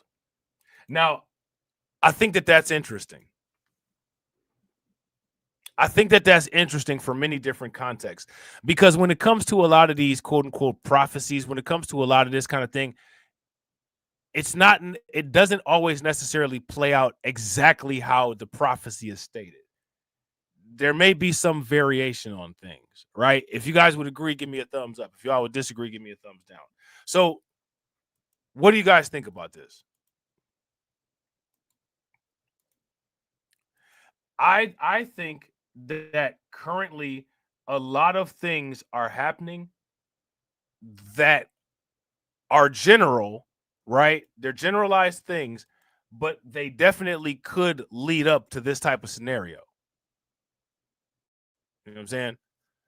There's a lot of moving parts that seem to be inevitably moving in this direction. If you guys would agree, give me a thumbs up. If you guys would disagree, give me a thumbs down. Okay. But for the year ahead, she warns even more terror could befall us, but maybe not from citizens of Earth. Now, again, this is interesting, and we're going to get into this, all right? One of Venga's first predictions for 2026 are several back-to-back catastrophic natural disasters. She says these will hit us fast and hard, okay? According to the prophecy, earthquakes, volcanic eruptions, and extreme climate changes could ruin parts of the world. How many people remember the cartoon called Thundar the Barbarian? You guys remember the cartoon called Thundar the Barbarian? If you guys remember that cartoon, give me a thumbs up. If you don't remember that cartoon, then give me a thumbs down.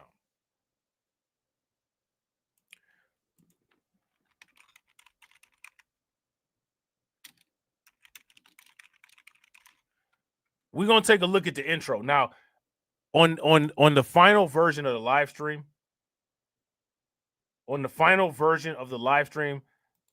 the copyright will probably take this out, right?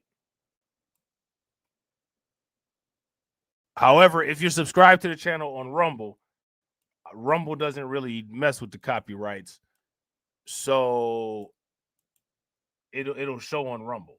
All right, we're gonna take a quick look at this to illustrate this idea. Okay, let me see. Hold on real quick, and I'm gonna speed it up super fast. Maybe if I speed it up real fast, the copyright won't stop it, but we'll see. Let's check it. Pay attention to that runaway planet causing cosmic destruction. Like I always say, keep that on your palette. Keep that part is particularly important. Keep that on your palette, okay? All right, so you guys saw the part about with the climate changes, right? Now, I want to ask you guys this question. What is it that could cause the climate changes? And how would you protect yourself from that? How do you deal with that?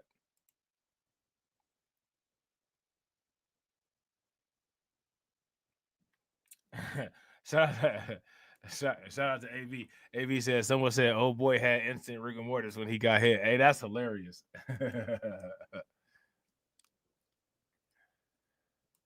So, hold on real quick. I don't know why this thing here is in the middle of the. Let me see.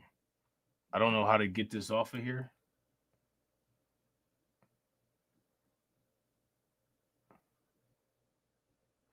So I'm gonna just skip down to where we can actually read again. It says, and to finish off an eventful year, Venga shared that the first contact with aliens would come in November of 2026. Her prophecy talks about a huge spacecraft entering Earth's atmosphere. In her words, the ship would make contact with us in November of next year. Now, strangely, NASA issued a warning of a rare comet headed for Earth. It is unusually active earlier this year. The erratic space rock was spotted by researchers in early July. How many people heard about this?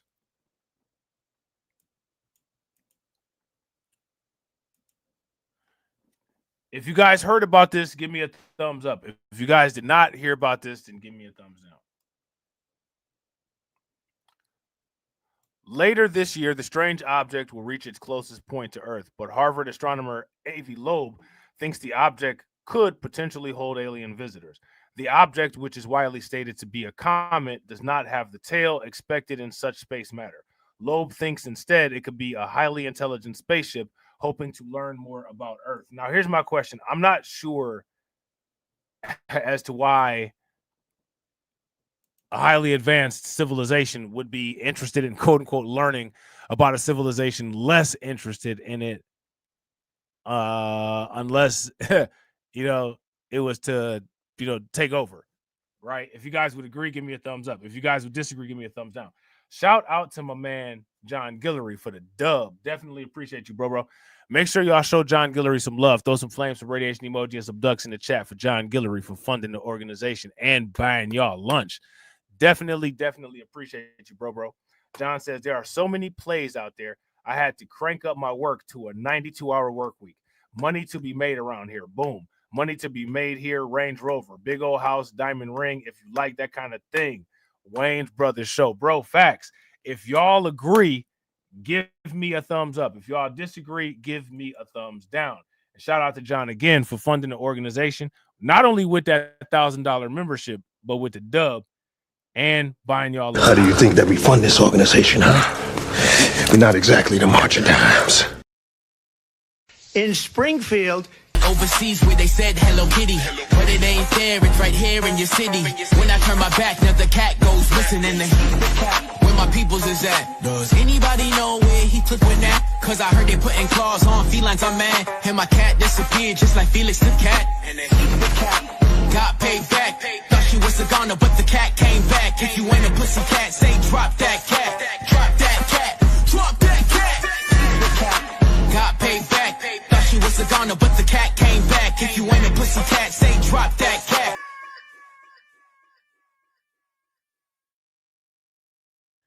Definitely appreciate you, bro. Definitely appreciate you.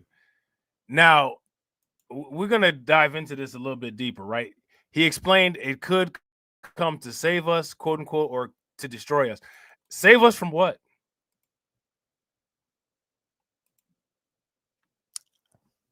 Save us from what? What do we need to be saved from? That's my question. Let me know what you guys think. What is, quote unquote, what does humanity need to be saved from? We need to be saved. What do we need to be saved from? We better be prepared for both possibilities and verify that all interstellar objects are just rocks. How many people remember the interstellar object called Oumuamua? You guys remember that? Whatever happened to Oumuamua? He also noted that it is moving against the movement of the solar system and is instead going against the order of the sun. All right. And I would have liked to read this part here about the AI, but they got this thing here. Let me see. I'm gonna actually try to refresh the screen and see if. Let me see. Maybe we. Let me see. Hold on, real quick. Look at this breaking news. Breaking news: woman who slept with 101 men in one day. Now I want kids, despite sad reality. That's. Hey, should we take a brief break and look at that?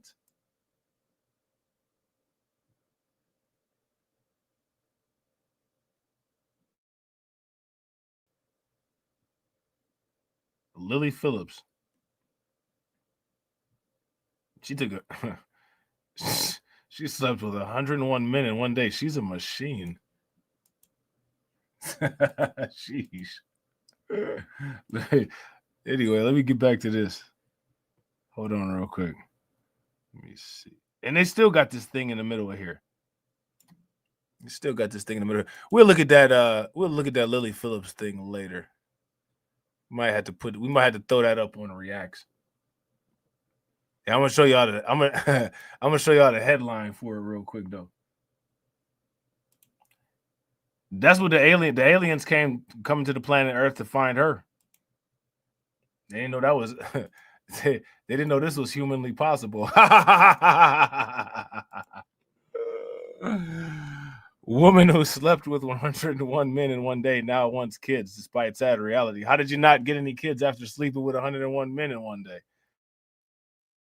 Let's deal with that. Let's deal with that part of the problem. You know what I'm saying?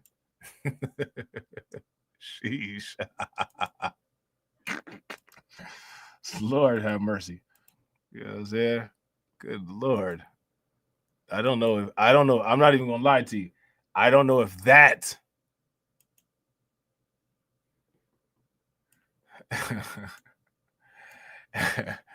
I don't know if that is a good thing or a bad thing. You know what I'm saying?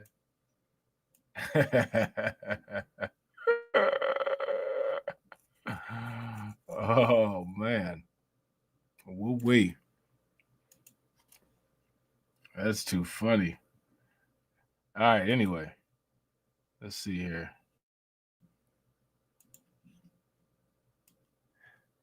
Strange interstellar object is hurtling towards Earth, and it now has a growing tail, astronomers say. It's looking for that Lily Phillips chick.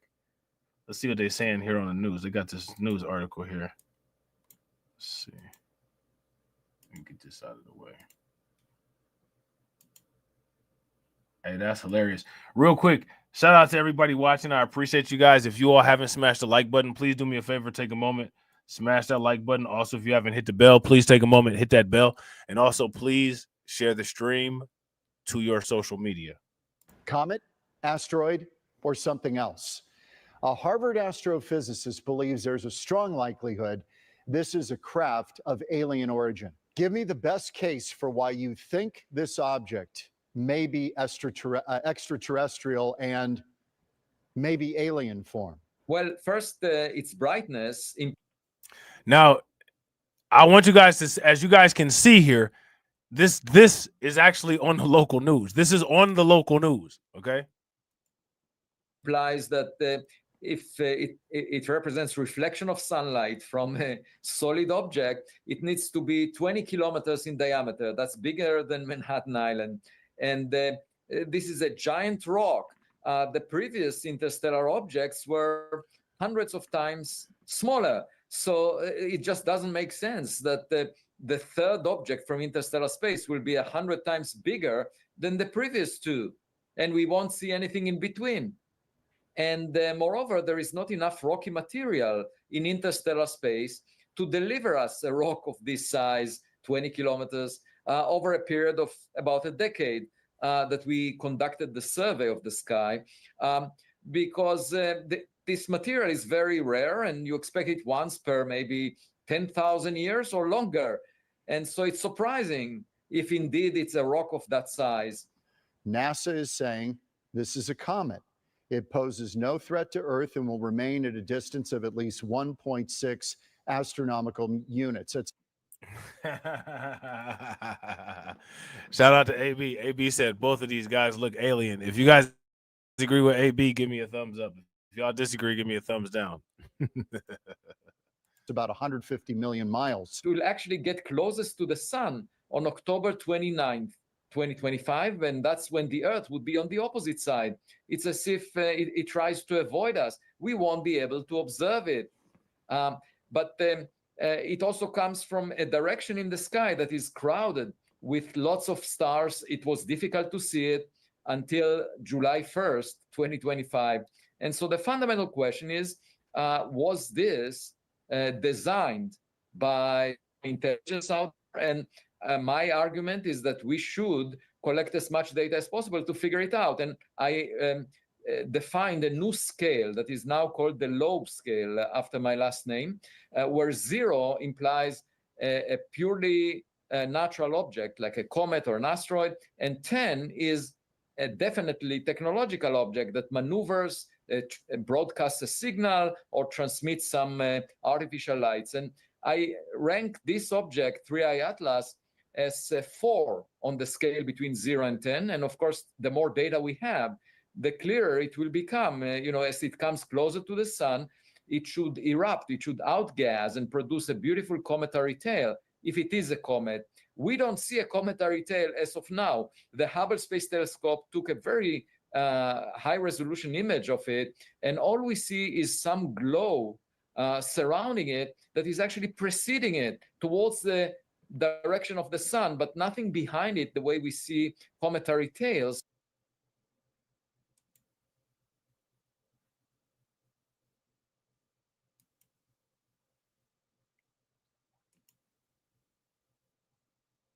Yeah, so I don't know what happened there. I guess that's all they had on that, right? So yeah, so who knows, right? I just think that that's interesting. We'll definitely keep up on that, right? We'll definitely keep up on that. Now we got to talk about Starbucks. Shout out to my man Carlton. There you go. CEO of Strange Investments. CEO of Strange Investments has graced us with his presence. You know what I'm saying? Now, Starbucks has got a lot of problems. They got a lot of problems going on. All right. One of the first problems that they have is that apparently somebody wrote on in Cincinnati, somebody wrote on a Starbucks cup, quote unquote, Starbucks is racist's favorite drink. All right. Now, I don't know what racists' favorite drinks are. Let me ask you guys this question. Is Starbucks a favorite drink of quote unquote racists? If it is, give me a thumbs up. If it's not, then give me a thumbs down. Let me know. I don't know. You know what I'm saying? Employee has been fired after admitted to writing an inappropriate message on a customer's cup. You can see it right there. Starbucks calling this act unacceptable. Ali Hennard spoke with that customer tonight and joins us live with what he or she had to say. Yeah, Rob, that's right. I did speak with the customer, Autumn Perkins, tonight. She tells me on Sunday night, after watching the memorial for murdered 31-year-old conservative Charlie Kirk, she went to Starbucks to order his favorite drink, the Mint Majesty tea with 2 honeys, as a way to honor him in a small way. But you know how typically Starbucks writes your name or a note or a smiley face even on the cup after you receive your order. Hey, look, hey, here you look, this is it. This is politicalization. This is people allowing unimportant politics to control their lives. Ow!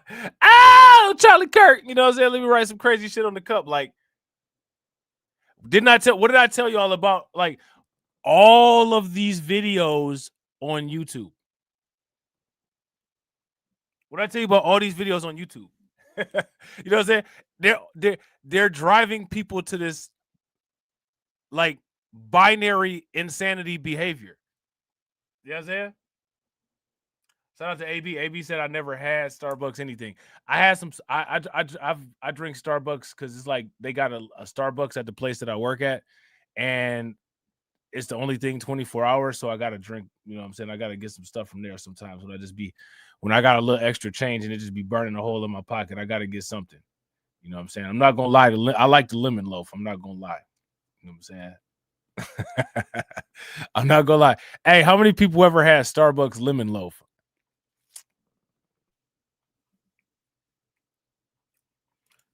Shout out to Truther 1973. Truther 1973 says Starbucks was shut down nearby, but we have a lot of these other coffee places booming. 7 Brew is one of the companies taking over. Is the coffee good? What they got there? They got little pastries? What they got? Shout out to Carlton. Carlton said the barista is his favorite drink, but can't tell you how the barista. Hey, look, facts. If you guys agree with Carlton, Carlton said the barista knew his favorite drink, but can't tell you how to buy Bitcoin. Give me a thumbs up. If you guys don't, give me a thumbs down. Now, listen, right? This is where we got to draw the line on the lies. The lies got to stop. The lies got to stop. People don't care about Charlie Kirk, but they knew what his favorite drink was. I don't know what Charlie Kirk's favorite drink. I couldn't tell you. I couldn't tell you what his favorite drink was. Me personally, it's my assumption that the majority of humanity's favorite drink is water because you need to drink it to stay alive. But that would make humanity logical, right? And we know that humanity is not logical, so water is not most people's favorite drink. There's a lot of people that actually say they don't like water, which is extremely fascinating. You know what I'm saying? Let me ask y'all this. How many people in the comment section knew Charlie Kirk's favorite drink? I didn't know. I couldn't tell you. Why do other people why does somebody know his favorite drink, but quote unquote they don't care about the situation though? Shout out to AB. AB said, nope, never had Starbucks anything. Listen to me. Ladies and gentlemen, please listen to me. Listen very closely. Go buy a piece of lemon loaf from Starbucks and tell me what you think. I love Starbucks lemon loaf. You know what I'm saying? How many people ever had that? Is the Louisiana crunch cake from Entenmann's? You ever had that? Anybody ever had the Louisiana crunch cake from Entenmann's or the lemon crunch cake? My grandma used to have that all the time. Listen, that Starbucks lemon loaf is actually like a little bit better than that for real. A little bit. Just a little bit. A little bit. But yeah, so one of the baristas at Starbucks wrote this on there. All right. So this is interesting. Let's see what I don't know. Let me ask y'all this. If you worked at Starbucks, like, would you all have done that? Yeah. Shout out to AB. Yeah, I'm sending people on a mission. You know what I'm saying? Go buy you some Starbucks lemon loaf and let me know what you think about it. Let me know how it tastes. I guarantee you it tastes good. Yeah, Rob, that's right. I did speak with the customer, Autumn Perkins, tonight. She tells me on Sunday night, after watching the memorial for murdered 31-year-old conservative Charlie Kirk, she went to Starbucks to order his favorite drink, the Mint Majesty. Hey, you sound up. Where was you at? What Starbucks was you at? No, it wasn't. Never mind. Shout out to Carlton. Carlton said, I met a guy at Starbucks 8 months ago. He told me the second week of October will be bad for crypto. That's interesting. Was it Arthur Hayes?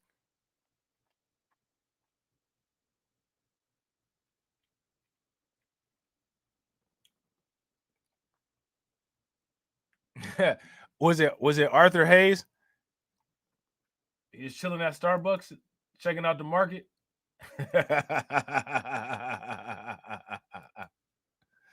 tea with 2 honeys as a way to honor him in a small way. But you know how typically Starbucks writes your name or a note or a smiley face even on the cup after you receive your order.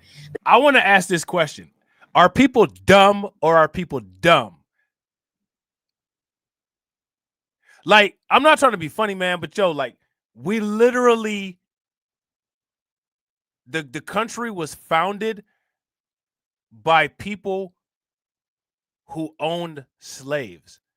Like, they still have statues of Robert E. Lee, you know what I'm saying, in the South.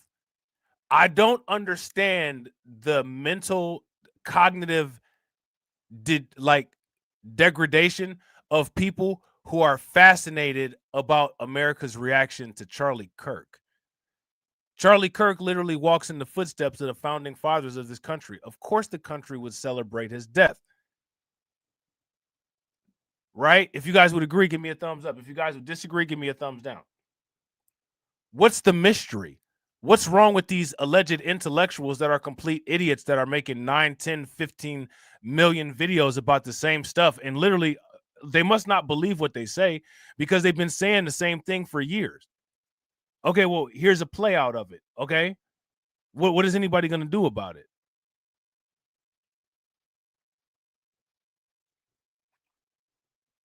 I mean, I don't understand.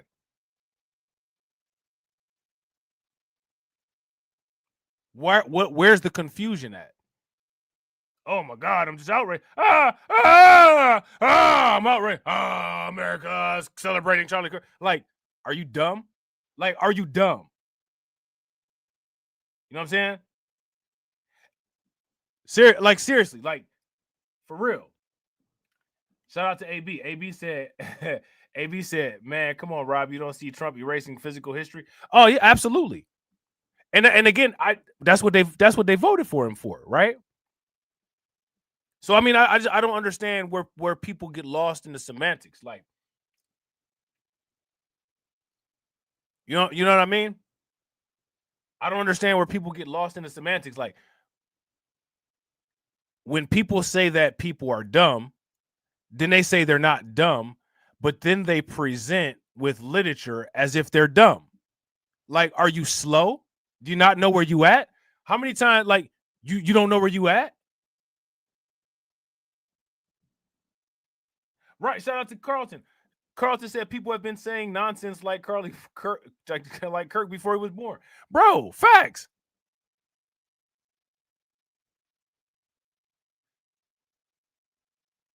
Like I said, like Charlie Kirk is a fallen branch off of the American family tree. I don't understand what people don't get about that. This is America. Like, you got all the outrage content. Like, you know what I'm saying? Like, if you're that outraged, like, take control of your life and buy some Bitcoin. I forgot you're not allowed to do that neither, though. You know what I'm saying? Like, I don't get it. Is this a surprise, or I don't understand.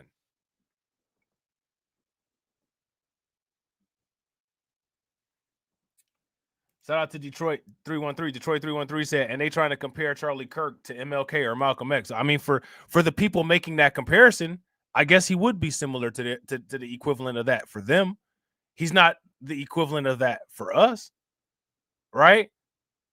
But it's not. I mean, well, you know, there is some of us that are oddly making that comparison, but it's not us that's making that comparison. You know what I'm saying? Right? So, you know what I'm saying? Like, I still think like there's many de-evolved amongst us, a large majority of de-evolved that don't have the clarity to understand the world around them. And you see the lack of cognitive ability when you see just the outrage and like this is a surprise. Like, how is it a surprise? And you've been like, if you've literally built a career on telling people that the United States is a certain kind of way, and then something happens and it substantiates that America's a certain kind of way, you're surprised, but your thesis says that you shouldn't be surprised. Your thesis says that this is to be expected, but you don't expect it. So that tells me that you don't even trust your own intellect, which literally feeds into talking points that people come up with. Right? To me, this is another day. This is another day in America. Like, I'm saying, this is one of the reasons why, you know what I'm saying, people got to get their money up. People got to get, you know what I'm saying, first you get the money, then you get the power. But instead, other people say this is when you get on your knees. This is when you start begging. This is when you start saying, please, please, please, please, please, please. You don't say please, please, please.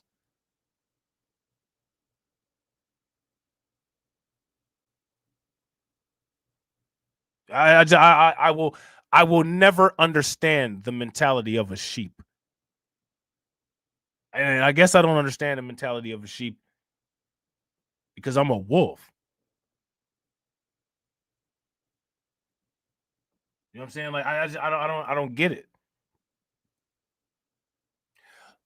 Let me ask you guys this question. If people have an issue with this type of quote unquote Charlie Kirk issue, what have people done to try to negate that issue? What have they done?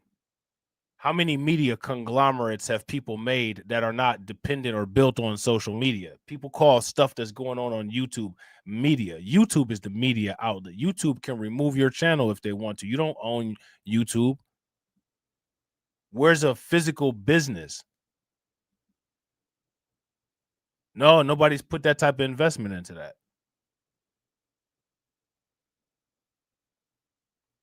Where's the super PACs? Where's the think tanks? How many times back in the day did I used to say, like, people need to make think tanks? Nobody made think tanks. People sat around and watched the culture war happen and did absolutely nothing except for cry about it. Don't cry harder now.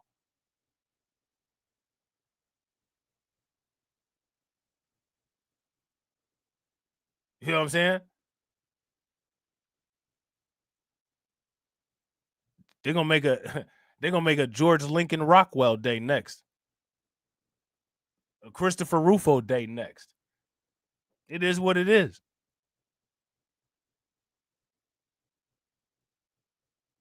People act like they don't know what time it is. You don't know what time it is? They didn't know what time it was. So now you know what time it is. You know what I'm saying? Look at your watch. Now you know what time it is. I don't feel bad. I got nothing on any of this. Because people have been warned. You know what I'm saying? And instead, all people wanted was a comedy show. And now you got now the comedy show has you as the joke. And it's not, and people don't think that it's funny anymore. But everybody else is laughing. Because everybody's laughing. I just want to make this clear. Everybody's laughing at this, and the people that are outraged are the butt of the joke. You the butt of the joke. Everybody like attention. Now you got it. Shout out to Carlton. Carlton said, I was told we didn't need to organize because hey, who you be listening to, Carlton, that be giving you all this crazy information. Carlton said, I was told we didn't need to organize because the Asians don't organize and got laws passed for them. Hey.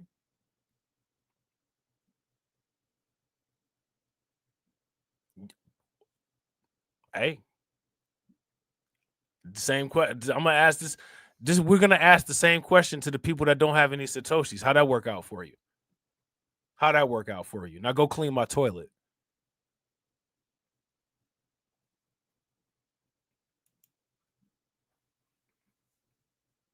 You know what I'm saying? People gonna get enough. How many times have I warned people about the fashion of stupidity? Yeah, well, you know what I'm saying? It's wearing it like Gucci now. Shout out to Carlton. Carlton said, I hear this stuff on Twitter Space. Hey, you didn't hear it on that Zbeck Network 20's Twitter Space, though, did you? Hey, this is just, look, it's not even the first year. It's not even the first year of Trump's presidency. You know what I'm saying? Like, it's not even over yet. It's only the first year.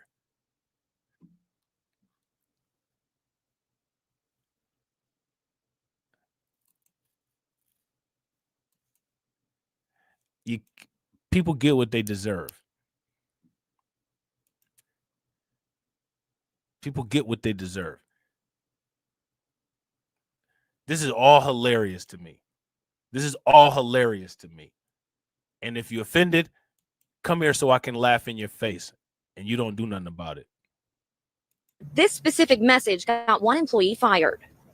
To honor Charlie in that small gesture of a way. On Sunday night, Autumn Perkins ordered Charlie Kirk's go-to Starbucks drink. I didn't see the note until I got into the car. After getting in the car, she picked up. Hey, she even got the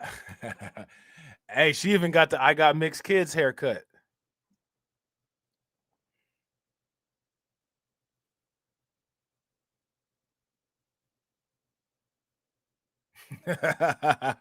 she even got the I got mixed kids haircut. Into the car. After getting in the car, she picked up her tea to find racist fave drink written on the cup. What went through your mind when you read it? You know, just shock. Like, I was just baffled, really. Like, that's not what I expected at all.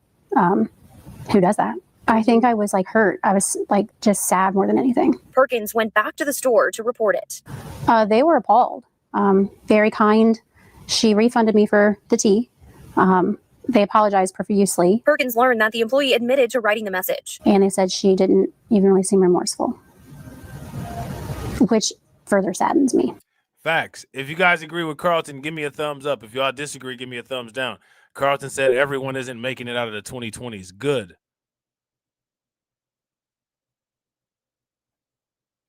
Good.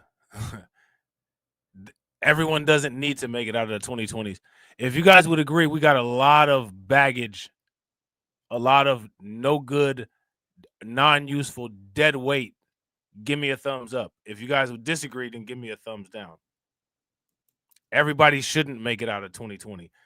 I would say probably about 75% of people need to rest in peace 2025. I hope that she takes this opportunity to reflect on the consequences of actions and grow as an individual. That employee was fired. In a comment to Fox News Digital, a spokesperson for Starbucks called the actions by the employee unacceptable and went on to say, writing this on a cup is unacceptable, and we have clear policies that prohibit negative messages to help preserve a well. Now, and again, I got to ask you guys this question. How many of you all at work talk politics, or how many people at work like force politics onto other people? Do you guys do that? If you guys do that, give me a thumbs up. If you don't, give me a thumbs down. Me personally, at work, I try to avoid political conversations with people. I really don't want to be talking about politics with people. I don't talk about finances with people for the most part, unless it's somebody that's a good friend of mine. And I don't talk about politics. I don't want to. I don't trust other people's intellectual capabilities. I'm saying, shout out to Carlos. Yeah. And I grew up in a family where, you know, my family always said, you know, you don't talk politics outside of your home. That's part of quote unquote home training, right? But most of these animals walking around talking don't have home training. Yeah, shout out to Win-Lose Real. I don't want to say, I'm not about to sit there and have political conversations with people. And then, you know, when people ask you stuff, like, I shut it down real quick. I don't want to talk to you about this. Well, how do you feel about this? I don't. You know what I'm saying? But we're in an era where people have to have idea regurgitation. I just got to regurgitate. I just got to vomit all over everybody and force my vomit onto you. It's ridiculous. But you don't care about this stuff, though. And also, you believe what you say. I mean, you got to like, this lady know who she supports. The person that was at Starbucks, I mean, like, she knows what she is.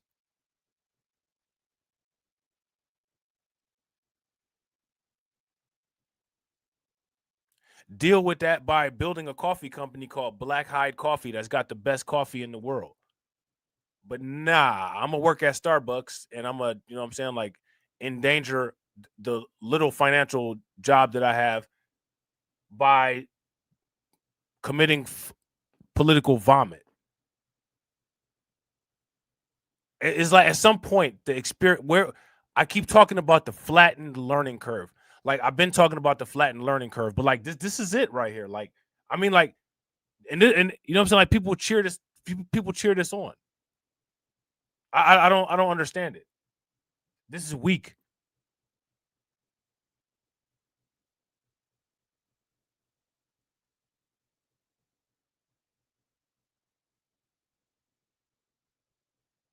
Like, like, let me ask y'all this. Who is this a W for? Somebody tell me in the chat. Now, somebody will flip this video around. You know, they'll talk about this video and they'll package it to you and say, like, this is another win. Like, I don't understand how.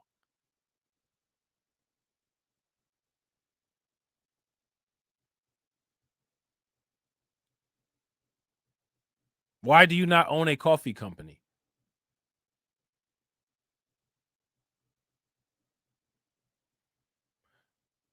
Why do you feel the need that you need to convince, like, why do you feel the need that you need to convince someone of material reality? Like, I don't understand. This is what you're taught. Kneeling, pathetic, weak methods that make you look extremely weak. Like, you just blew up your whole job. Now you on the news. You already know what the political environment is. Where's the where's the strategy?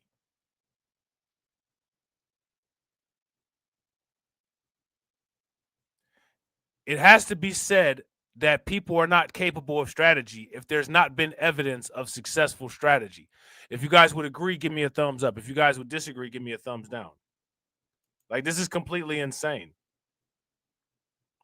Environment. This Starbucks location is licensed and operated by Kroger. We understand that this associate was terminated by Kroger. Kroger confirmed the firing in an email saying this behavior does not reflect Kroger's values. Hey, we shout out to TD, man. You guys remember when we talked about the post-supremacy era? We talked about the great flip, and y'all dumb. Not the people in the comment section, but everybody else on Greater YouTube. Y'all are dumb. You're stupid as hell. You're idiots. Now we in the post-supremacy era. Enjoy. Told you stuff like this will be happening.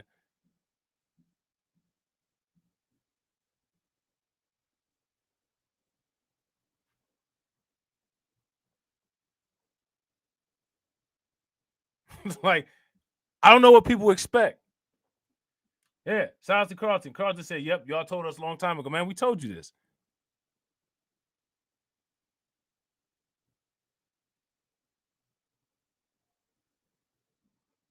Stupid as hell, man.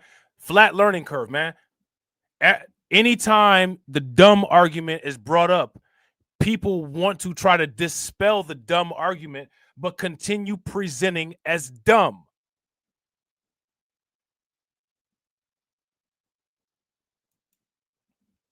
Shout out to Carlton. Hey, look, hey, we try, but it's not possible that I predicted a lot of stuff because everybody else on YouTube said they predicted everything. You know what I'm saying? We're not even at the end of the first year of Trump presidency, man. You know what I'm saying? And you could make money during the Trump presidency. You could eat good under the Trump presidency. This person found a way to lose their money under the Trump presidency. Like, gotta stop with that type of pattern, man. People gotta stop with it. Gotta stop. Gotta start using your brain. Start strategizing. Like this is ridiculous. Regardless of different opinions, customer service is customer service. And at that moment, I was a customer. Had it have happened outside of where it happened, there's really no consequence for that, right? But I was a customer and she was an employee. Well, Perkins also tells me that Kroger handled this the best way they could have. They were respectful. Now, mind you, right? If this was just if this was when during in the Biden administration, they would have said that, you know, it was a restriction of free speech. You know what I'm saying?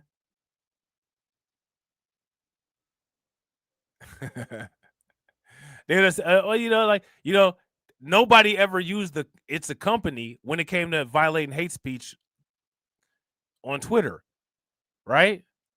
And, you know, it's arguable if that's hate speech or not.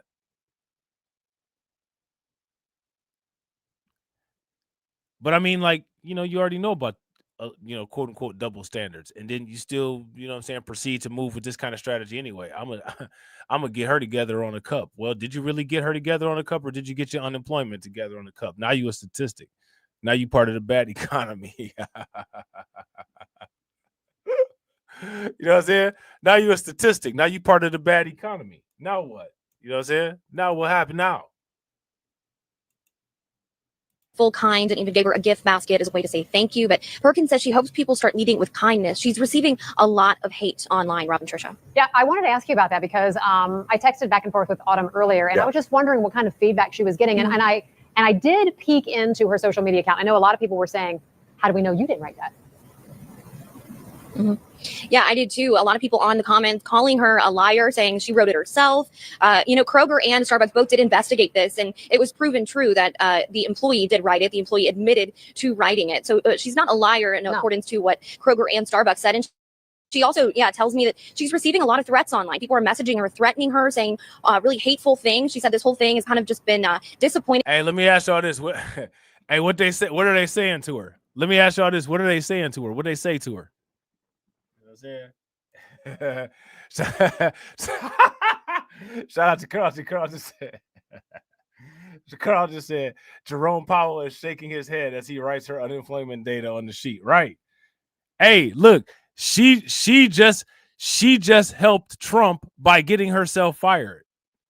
Would you guys agree? If you guys agree, give me a thumbs up. If y'all disagree, give me a thumbs down. Whoever wrote this, the barista that wrote this, they just helped Trump by getting themselves fired. Like, why would you get yourself fired? And disheartening, but she said she's going to trust in God and lead with kindness and be courageous to share her opinions, even though they might differ from others. Well, I'm glad we played a really small part in clearing that up, that she did not write that on the cup. Mm-hmm. Both companies investigated, and I assure you, there are cameras all over the place that caught it. And she admitted, and the worker admitted it. And Allie, I did see also on her social media that she's kind of responding with kindness, as you said.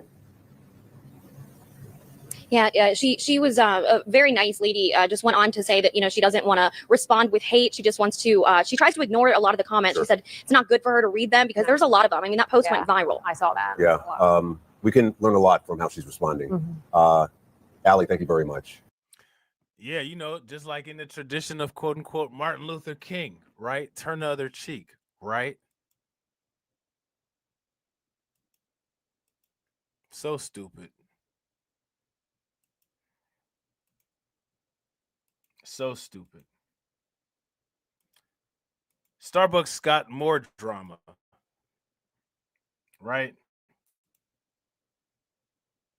Not only do they have that bad press, because, you know, they got that bad press, now they're closing places. They're closing places all over the place.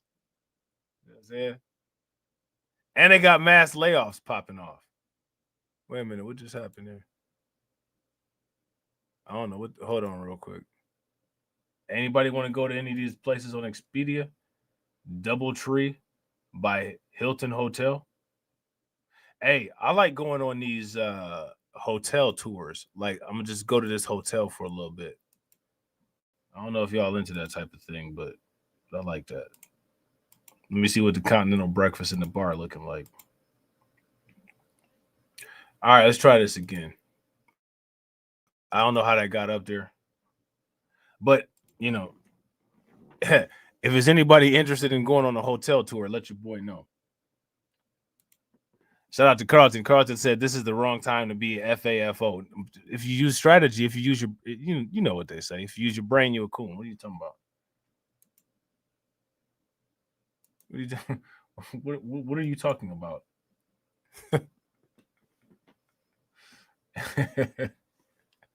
So here it says Starbucks begins closing Houston, Texas locations amid mass layoffs. Ladies and gentlemen, why is Starbucks laying massive amounts of people off? Help, help, help. Come on, smart people. The national coffee house chain is attempting to right the ship and get back to its quote unquote third place roots. What are the third place roots of Starbucks? I'm not too sure.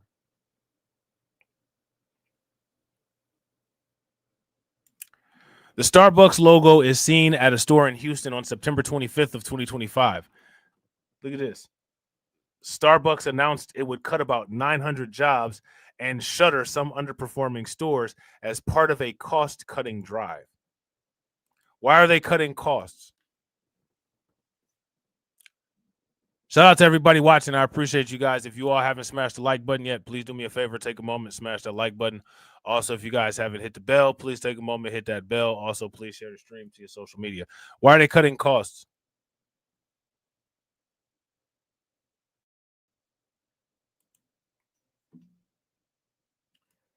You may be seeing less of the twin-tailed mermaid by the end of this year. Starbucks has announced plans, look at this, to shut down a significant number of locations across the country and lay off nearly 1,000 employees. That includes Texas and the greater Houston area. Now, you know, some people are doing well, right? Other people are not. Shout out to Carlton.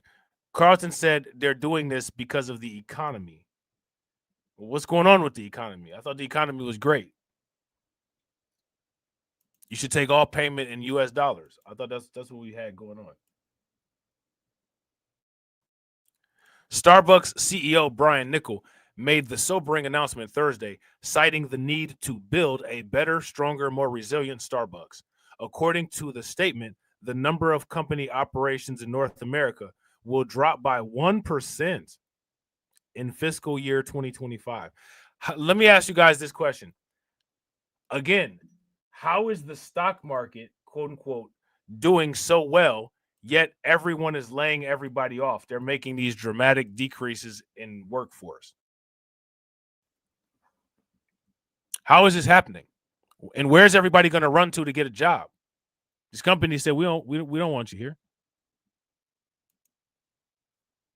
We don't need you here. We got automation. What are you doing? We don't want you here.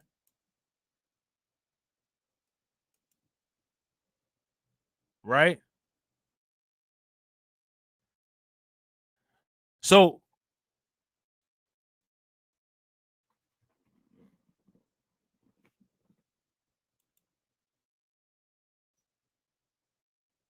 how?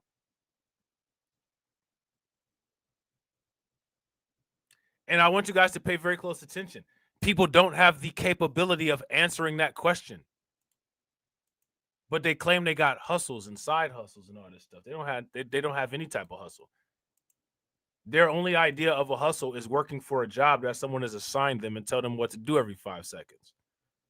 They don't know how to generate value on their own. Clearly.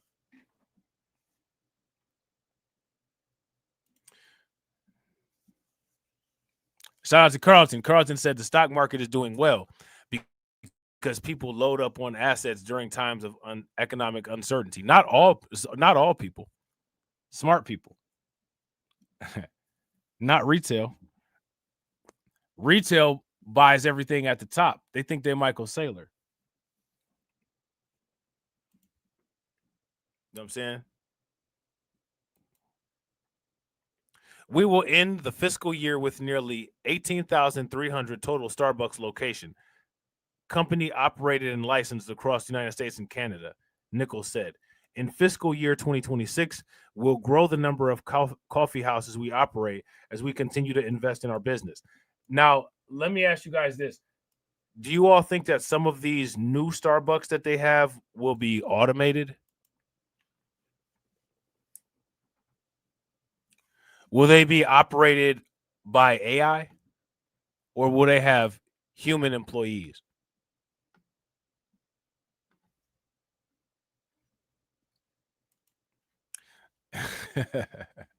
Shout out to Carlton. Carlton said retail is obsessed with Charlie Kirk and Donald Trump. Yeah, we got our own dog whistles over here. We call them retail.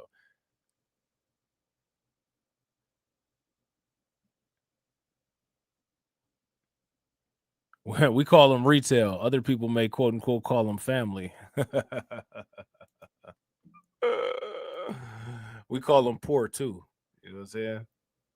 A Starbucks representative told Cron that the company app will be updated by Sunday with opening hours and location closures. But folks online, specifically Reddit, are already talking about their coffee houses closing down. KGW TV in Portland worked out the locations that are likely to be closed are listed on the Starbucks app with hours closed from Sunday through the rest of the week. We should take a look at this. Let's see. Now, this one here, this isn't even in Texas. This is in Portland, Oregon.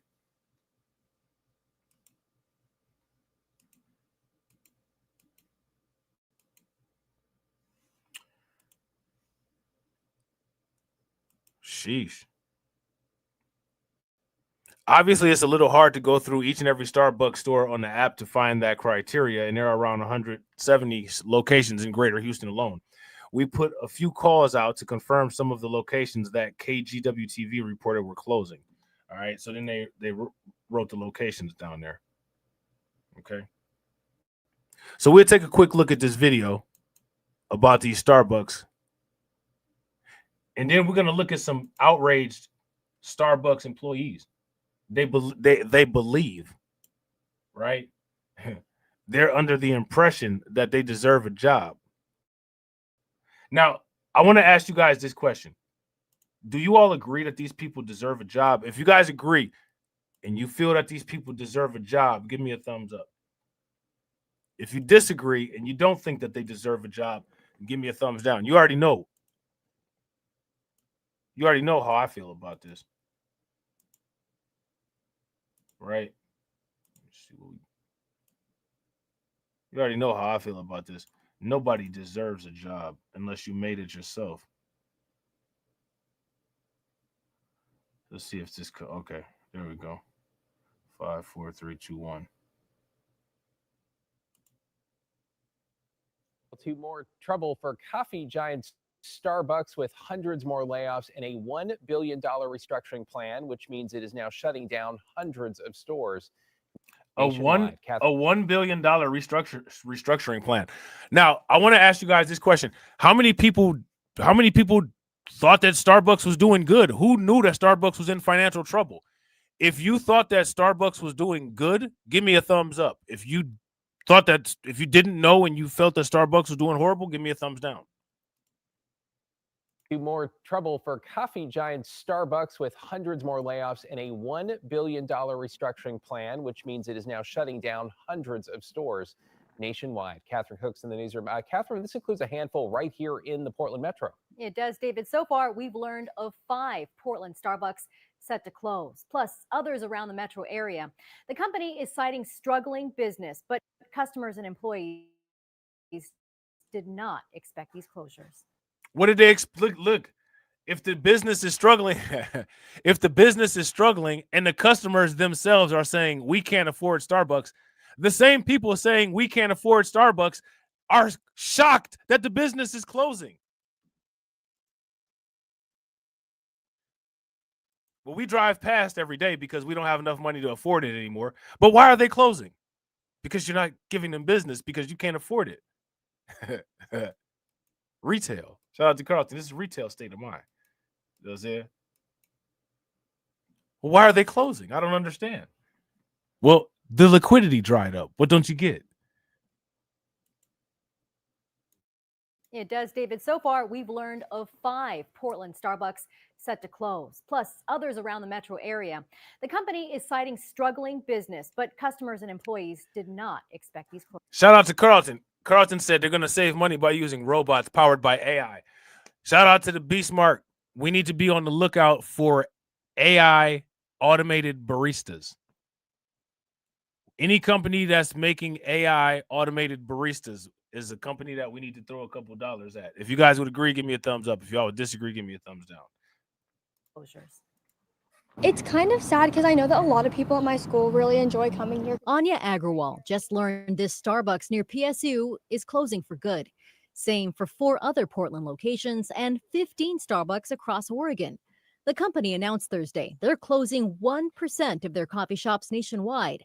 They haven't released a full list, but hundreds of stores are expected to shutter. It's pretty sad to see that option being taken from them, but I also do know that there are a lot of independent coffee shops around the area that I think will appreciate the support a lot more than Starbucks, a multi-billion-dollar corporation, will. A corporation facing difficulties in its own right.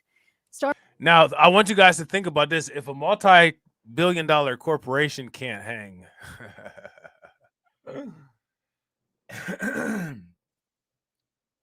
if a multi-billion-dollar corporation can't hang,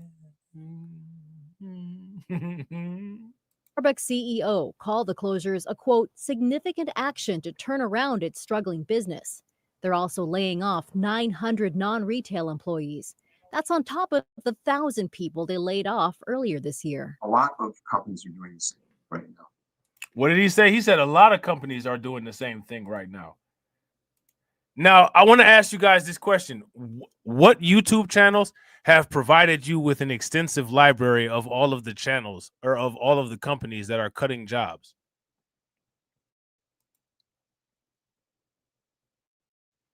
Do you feel like you've been adequately updated about these changes in your economy? If you feel that you have been, and give me a thumbs up. If you feel that you have not been, well, then give me a thumbs down. Retail employees. That's on top of the 1,000 people they laid off earlier this year. A lot of companies are doing the same right now. Yeah, shout out to Carlton, like Ashanti, right? Because only you, right? Only you can take me there. They are weeding out non-performing stores, not making their profit margin. But what is a non-performing Starbucks? Yeah, that's a good question. What is a non-performing Starbucks? Shout out to Windless a Rug. Windless a Rug said only here and that dude Orlando Minor. Right. And bro, like it's so important. Like the economy is not doing very well. You know what I'm saying? And like, you know, I don't know. I guess it's just, you know, it's not important. It's trivial. We watched as customer after customer stopped to read the store closing notice here on Southeast 28th and East Burnside. Confusion and disappointment on their faces.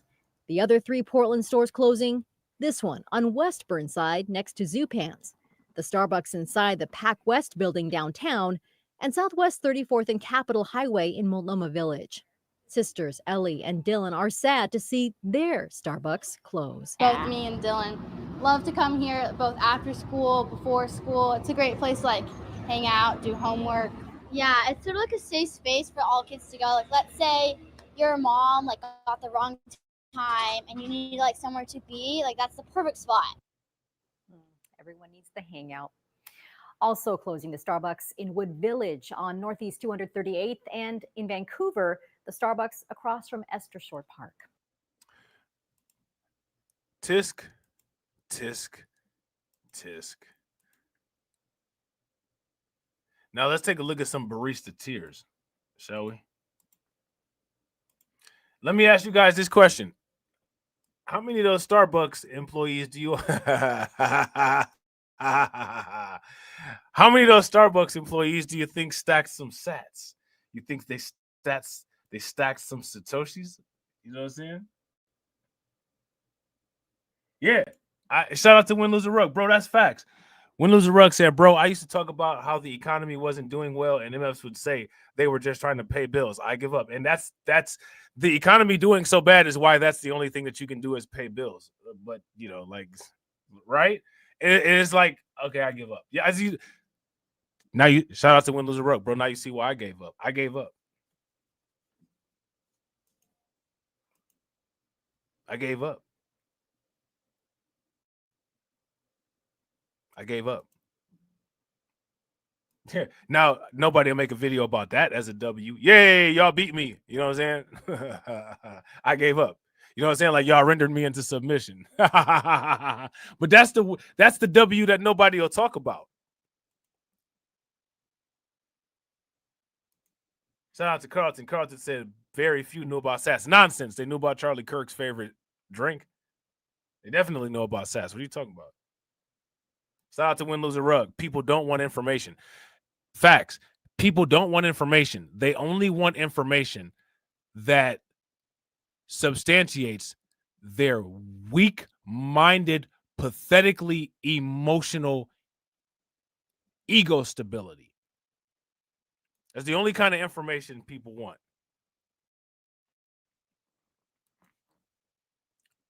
Starbucks employees on TikTok react to losing their jobs as hundreds of stores suddenly close. We deserve better. No, you don't. You deserve exactly what you got. You signed up to work for them, didn't you? Now you got what came with your job. Earlier this week, Starbucks CEO Brian Niccol announced the closure of around 400 locations across North America. Starbucks permanently closing my store and leaving us jobless was not on my 2025 bingo card. See, that's the problem. Instead of messing with bingo cards, you should have been messing with tarot cards.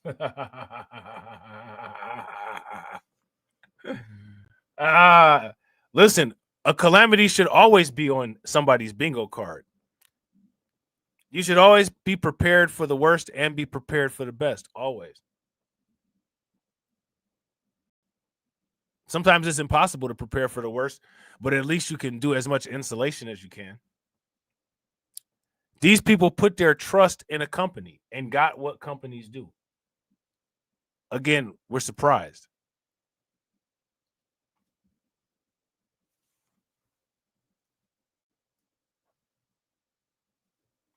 And again, we're surprised.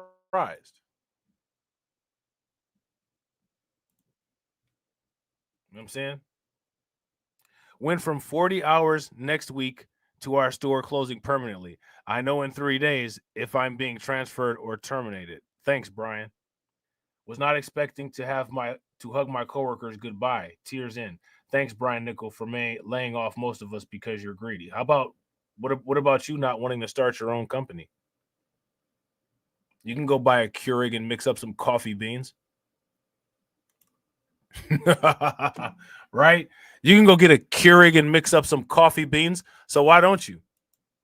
Hundreds of Starbucks baristas across the country have been left without jobs following the coffee house recently announced decision to close 1% of its stores, roughly 400 in total, North America in this month. And don't these people even know that in most cases there's a board of directors that votes on these decisions?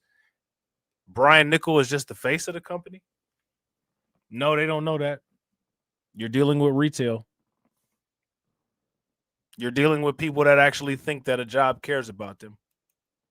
The move to shutter these locations, according to Starbucks CEO Brian Niccol, is part of a larger $1 billion restructuring plan. And these people are expendable. How many examples of showing people that you're worthless and expendable do people need to actually understand it? So you better build worth into yourself because companies see you as worthless. You're a part of equipment for these people. I can't respect people more than they respect themselves. You know what I'm saying? The coffee chain will also be laying off 900 corporate employees as a result. Do you think that those 900 corporate employees that the company is laying off have some type of savings or some type of backup plan? What have they been doing the entire time? They've been just sitting around sucking the froth off of sitting around sucking the froth off of Starbucks. Maybe they bought some Satoshis. Each year, we open and close a coffee house for a variety of reasons, from financial performance to lease expirations. This is a more significant action that we understand will impact our partners and customers. Our coffee houses are centers of the community, and closing any locations is difficult. If it's that difficult, then it wouldn't be closing. What's difficult is keeping them open because they're closing, right? Like, what are you talking about? He said closing any location is difficult. Now, that's the easy thing. You know what I'm saying? Like, keeping them open is the difficult thing. That's why you're closing them.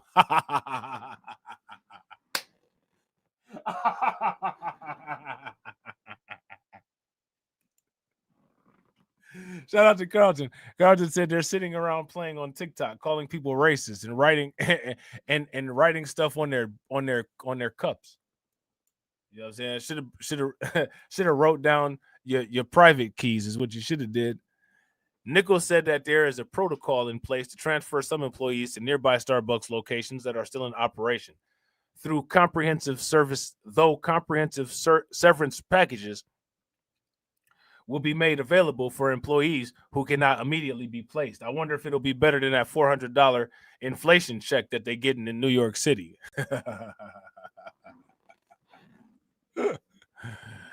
What do you guys think it'll be better than that $400 inflation check that they're getting in New York City?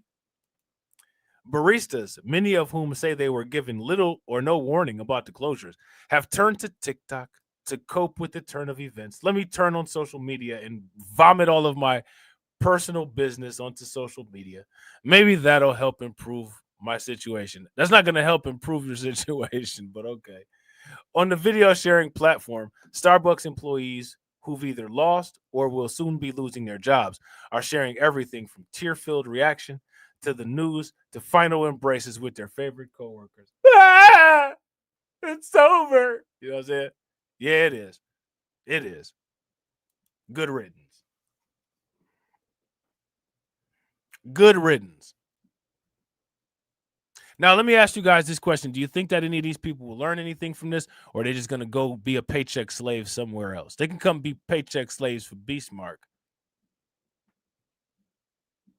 You want to get abused? Let us abuse you. If you guys would agree, give me a thumbs up. If you guys disagree, give me a thumbs down. You think Brian was bad? No, we'll work you. We'll work you to death.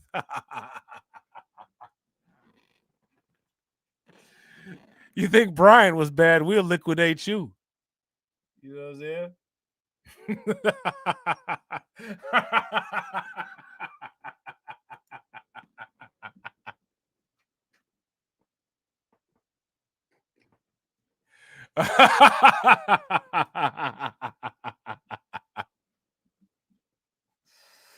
Oh man, everybody, put a sad face in the chat.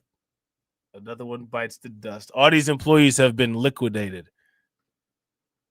Starbucks has liquidated their human resources. That's wild. On Thursday, a barista named Madison posted a video on TikTok in which she was blindsided by the news. The video shows Madison wearing her Starbucks apron and headset as tears run down her face. We deserve better, and I'm sorry for every barista going through it right now, she captioned on the video. This is the world, man. Somebody lied to you, young lady. Yeah. Baby, what you wishing for? Maybe you should wish it more. Maybe the wrong is yours. Maybe when you raise it, boys. I don't know. That video got a bunch of views. Maybe you have a we deserve better, and I'm sorry for every barista going through it right now. Could put in some applications. That's what they got Indeed for.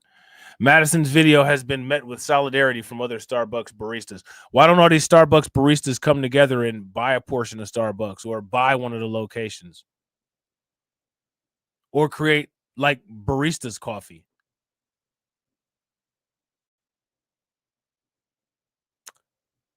It's not what they're trained to do. It's not what they're trained to do. They gave me a 2-day notice yesterday, and now I have to show up for my 9-hour shift like it's nothing. Why are you still going to work? I probably would no call, no show for real. When I might be laid off on Sunday. This is absolutely terrible. My coworkers are going to lose their houses and cars for this. I didn't know people was buying houses, you know what I'm saying, on the Starbucks salary, but shout out to them if they're doing that. Shout out to them. Lauren, a Starbucks employee at a Washington State location, also posted a TikTok video on Thursday in which she's seen hugging a coworker. Starbucks permanently closing my store and leaving us jobless was not on my 2025 bingo card, she wrote alongside on the clip. Yeah, I mean, you know what I'm saying? Like, hey, I don't know what to tell you, man.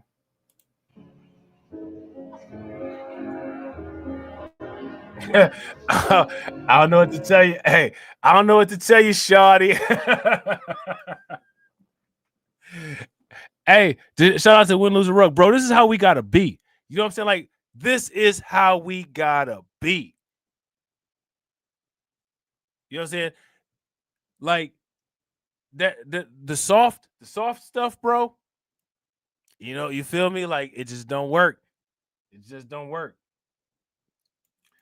Shout out to Carlton. Facts. Carlton said because they do not want power and, more importantly, responsibility and accountability. Yeah, they'd rather sit around and hug each other. You know what I'm saying? Go ahead. Hugs ain't making nobody no money, though. And you about to be broke. Another Starbucks barista named Haley posted on Thursday that she, too, learned the store where she had been working full-time will be closing this weekend. Whether or not she'll be transferred to another location is still unknown. You better get out and get something, like Outkast said. But remember, they said rap music was bad, so don't listen to that. Went from 40 hours next week to our store closing permanently Saturday. I'll know in 3 days if I'm being transferred or terminated. Thanks, Brian, she wrote, referring to Nickel. Well, go fill out some job applications and find another job and quit before they terminate you. This is the TikTok generation.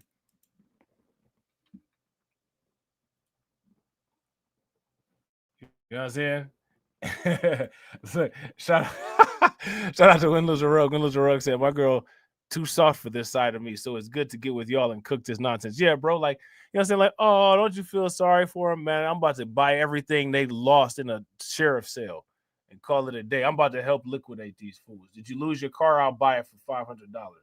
You know what I'm saying? There you go. You know what I'm saying? Shout out to John Guillory. John Guillory said they are buying a house making $20 an hour. Hey, some people. Hey, listen.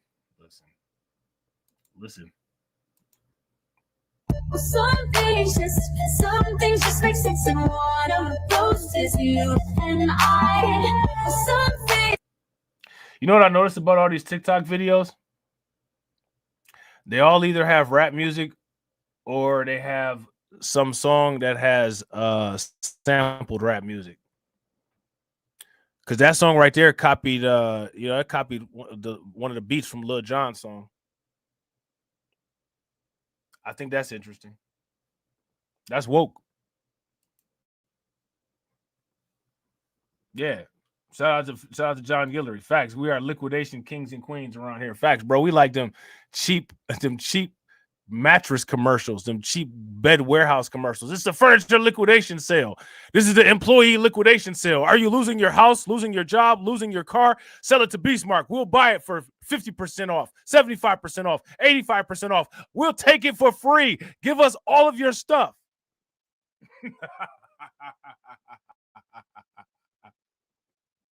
Call 1-800-666-BEASTMARK now.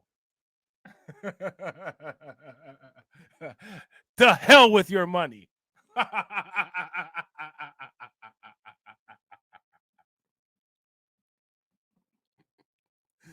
Oh The liquidation.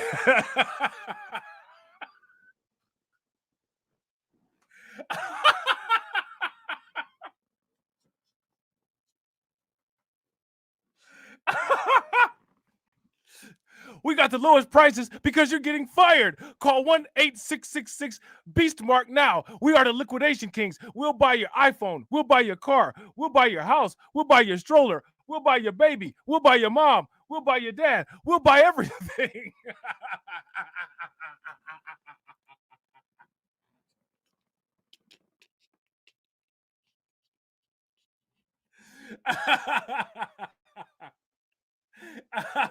Oh, man. Woo! You got any Bitcoin? Got any Dogecoin? Got any Litecoin? Got any pudgy penguins? We'll take it all. Call today. We'll buy you. You got a kidney? You got a liver? We'll take it all. Got any bone marrow? We'll take that too.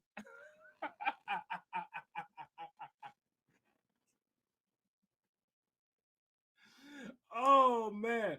Hey, that's hilarious. Hey man, we need a loud dude with pattern balding hair and a cheap suit. You know what I'm saying? in a horrible green screen on a commercial.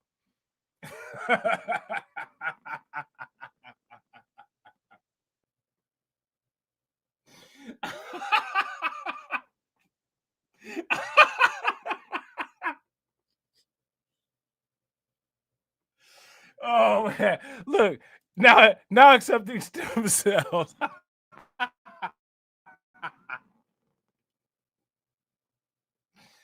Oh man, that's hilarious, man. That is hilarious. Are you a Starbucks employee? You having problem paying your bills? No worries. Call Beastmark. We'll buy everything. You'll at least be able to pay your phone bill. Oh my God, that's hilarious, man.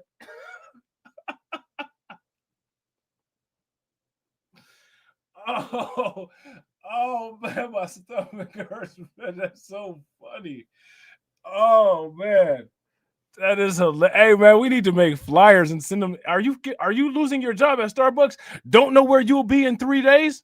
Be at Beastmark with all of your stuff. Pull up, bring a truck, bring a van, bring an 18-wheeler. We'll buy it all.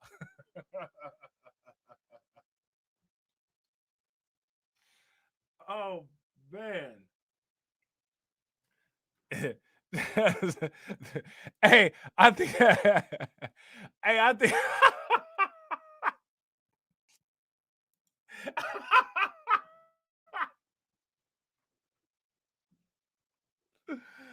Ooh. Oh man, that is funny. Hold on real quick, man. Hold on real quick.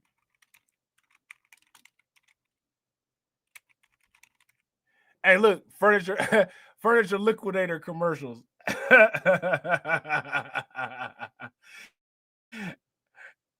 Oh, this is great. This is great. Hey, this is about to be hilarious. Look at this. Look at this.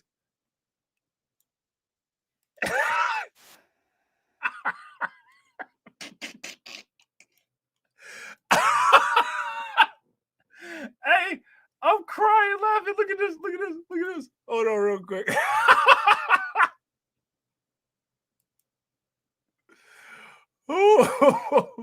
Oh my God. Look at this. Look at this. Hey, this dude about to go ham. This is about to be us right here. Final days. Don't miss the final days at Furniture Wholesale Liquidators. He's gone bonkers.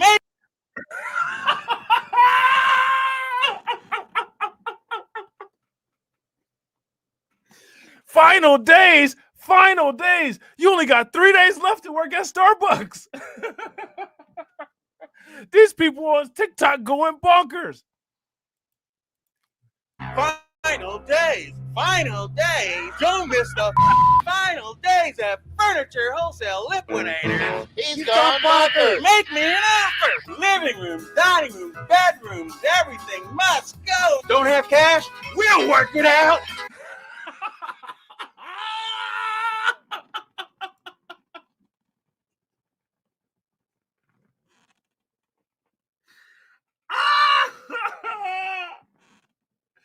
Hey, don't have cash, which we know you don't because you just got fired. Hey, we'll work it out.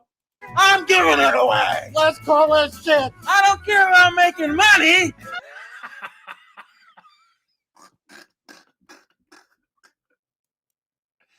Hey, hey, these furniture liquidation commercials be wild. Come on down to Furniture Wholesale Liquidator because I got to get rid of this stuff one way or the other. Hey, that's how. Hey, that's how Starbucks CEO talk about his employees. Hey, come on down to B-Smart because I got to get rid of these employees one way or the other.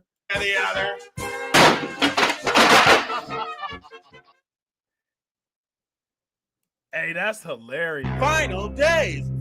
Hey, hold on. Look. Let me see if let's see another one. Oh my God, I'm dying laughing. They don't even have this kind of stuff no more, man. They don't even have this no more. Hey, John said, why is he in a straight?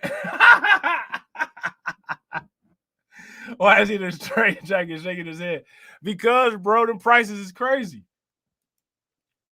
The prices is crazy. Hey, that's hilarious. Hey, the furniture liquidators is worse than used car people. They worse than used car people, bro. For 12 hours at all Furniture Liquidators Home Center locations. It's our spectacular price-smashing Super Saturday. Beautiful living rooms, recliners, and... Hey, it's our spectacular job-smashing Super Saturdays. Sectionals, all wood bedrooms, Serta bedding, dining rooms, occasional furniture, youth... Hey, if I went to Furniture Liquidators, I'd be like, yo, did this couch come with the female on it or nah? Furniture, youth furniture on sale with no money down and no payments for 6 months. Don't miss our spectacular price-smashing Super Saturday. Furniture Liquidators Home Center, saving you more. Hey, that's hilarious, man.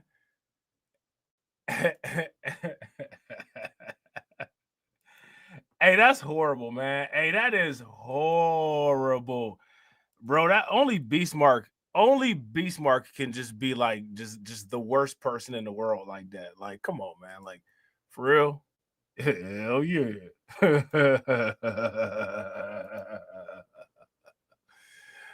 Oh man, look at this. In the comments on Haley's post, fellow TikTokers have urged her to keep an eye on her paycheck. Don't forget to put in sick and vacation time. Keep track of that paycheck. It's too late. You got 3 days left of employment. It's way too late to start keeping track of your paycheck.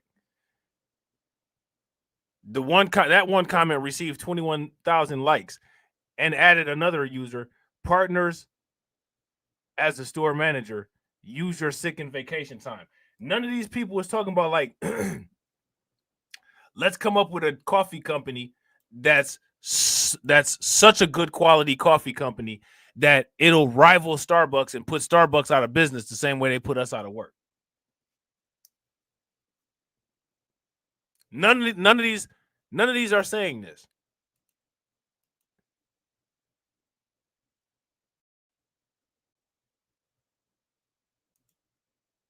Now, here's my question. Why?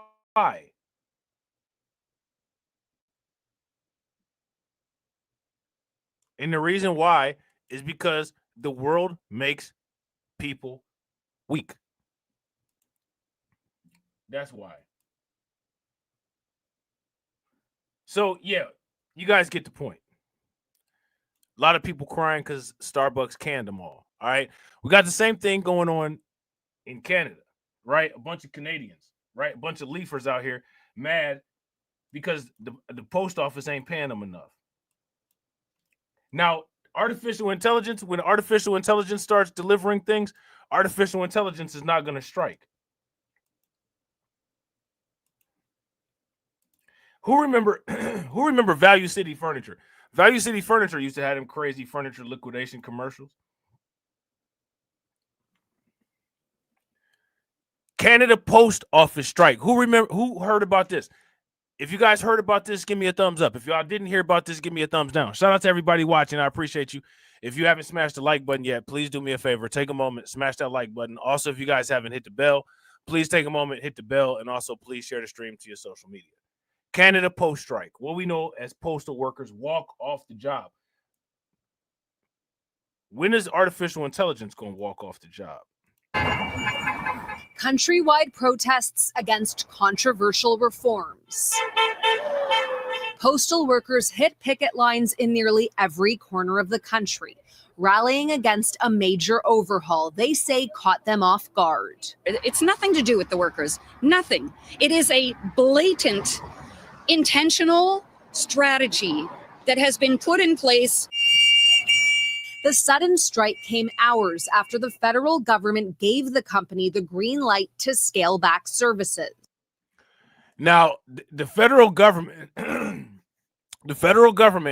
gave the company the green light to scale back services. What does that mean?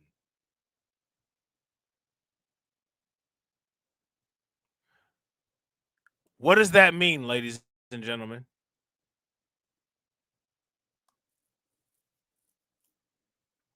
Help me out here. What does that mean? What's happening there? The bottom line is this. Canada Post is effectively insolvent.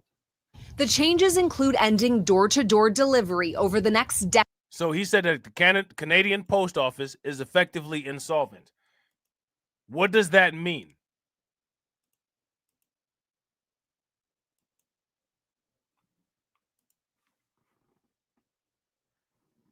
He said the Canadian Post Office is effectively insolvent.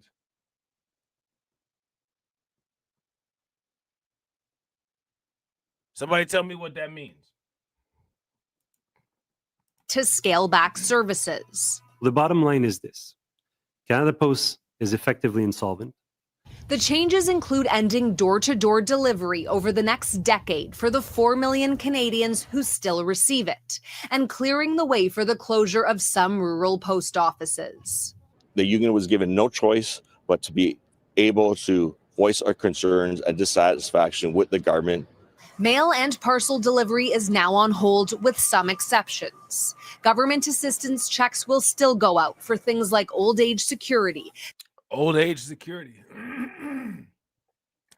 Now, it's funny that this is going on, right? Because didn't I say in the beginning of the stream, it's 2025. Why are people still using the physical mail? It looks like in Canada, they're not going to be using it too much longer. The Canada Child Benefit and CPP. We are effectively shut down right across the country. So this is going to have wide-ranging impacts. The Crown Corporation says it's on track to lose $1.5 billion this year. Small business groups warn.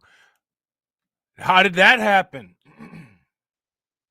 How do you lose that much money?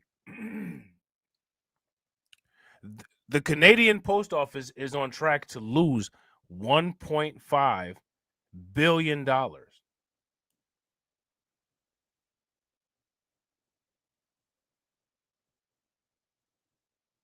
How do you lose that much money?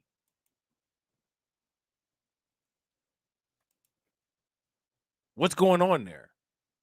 How are you losing that much money? Another disruption could lead to more losses. The last strike this past December was extremely costly. The strike is the latest chapter in a 2-year labor dispute that Ottawa has already intervened in once before. Hello, tout le monde! The service reduction is a reversal from 2015 when the Liberals campaigned on a promise to save home delivery. One word comes to mind: hypocritical. This is one of the first major cuts to public services Mark Carney has announced since becoming Prime Minister. The test now will be whether Canadians are willing to accept it or side with striking postal workers. Jeff? Taria Isri in Montreal. Thanks, Taria. Now, here's my question. If they don't accept it, what is anybody going to do about it?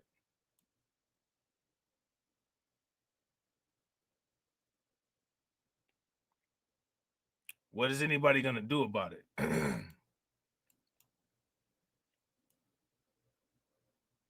Now, shout out to Carlton. Make sure y'all throw some flames, some ducks, some radiation emoji in the chat. Some beast heads in the chat for Carlton. Because Carlton is the one who dropped this article for us. How many people heard about this situation? Armed kidnappers steal $8 million in crypto after holding a family at gunpoint.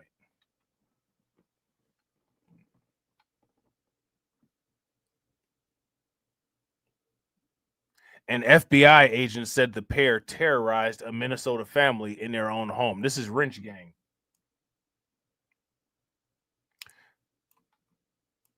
Two Texas brothers face federal kidnapping charges after allegedly holding a Minnesota family at gunpoint for 9 hours and stealing $8 million in cryptocurrency, prosecutors said Thursday. Prosecutors said Raymond Christian Garcia and Isaiah Angelo Garcia, 24, forced their way into a Minnesota home last week, armed with an AR-15 style rifle and a shotgun, prosecutors said. Now, let me ask you guys this question. Had they done this in Texas, what do you think would have happened?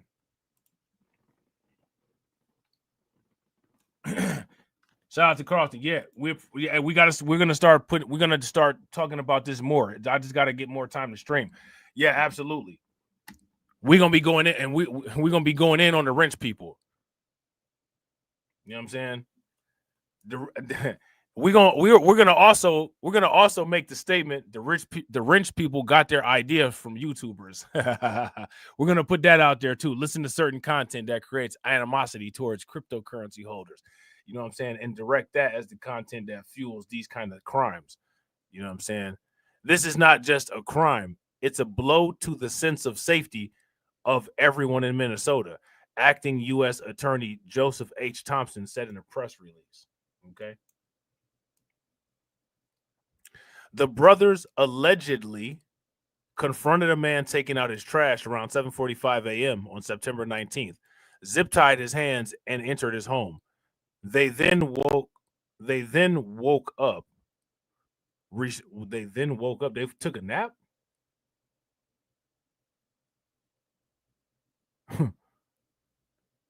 Am I reading this right? They then woke up. So like they woke up and then finished the job like hours later. Like these individuals ain't about nothing. They took a nap in the middle of a robbery. Like seriously? They then woke up.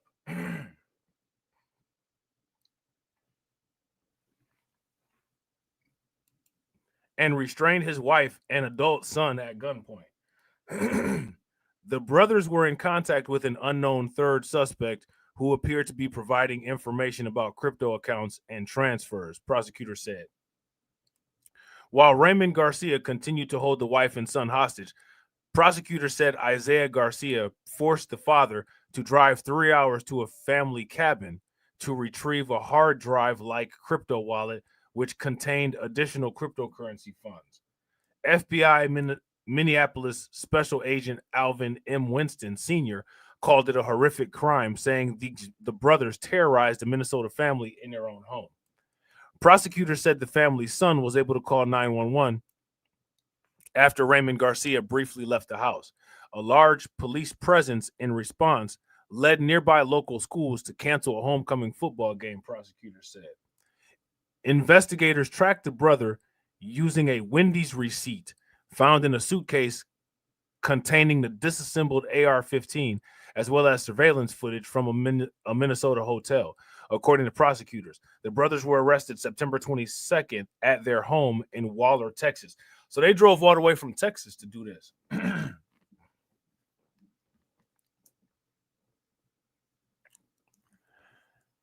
They drove all the way from Texas to do this. Yeah, they went for the ledger. And they knew that the ledger was at that quote-unquote family cabin. Isaiah Garcia confessed his involvement after his arrest. The brothers face federal kidnapping charges and state charges, including kidnapping with a firearm, aggravated robbery, and burglary. Their first federal court appearance was Thursday. It was not clear if they have an attorney. I think it's pretty clear that they don't have one. But yeah, that shout out to Carlton. That's wrench gang activities. Throw the wrench in the chat. That's wrench gang activities. People on YouTube trying to create hostile environments. You know what I'm saying? Now, I want to ask you guys this question. Shout out to Carlton. Carlton said, I can almost guarantee you that a year from now, you'll be hearing Twitter spaces of people plotting on crypto investors. The moment Wrench Gang decides to start having Twitter spaces plotting on crypto investors, we about to have a Twitter space about how when they try to rob us, we're going to put them in a saw room like Jigsaw. So they can go ahead and have Twitter spaces about whatever they want to have and try whatever they want to try. Just make sure that they're ready for the consequences. Ain't nobody crying about somebody's mama baby. Shout out to Carlton. Carlton said, I've seen people in live chats threatening to run down on crypto investors. You know where they be threatening to run down on crypto investors at? Everywhere where it's not no crypto investors at.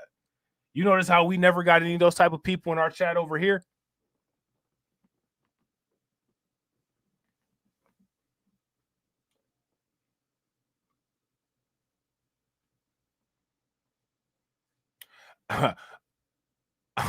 I'm the type of person that be walking down the street and Michael Myers or Jason to ask me, do you see any innocent victims that I could bother real quick? I'd be like, yeah, go ahead, go over there. All right, thanks. Good looking, bro. Keep it pushing.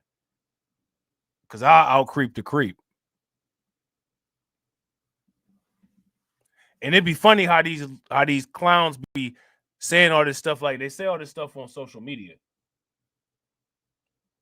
They really trying to attack like elderly people and people that can't fight back and all that stuff. You know what I'm saying? They're not really trying to deal with nobody that's an able-bodied individual. You know what I'm saying?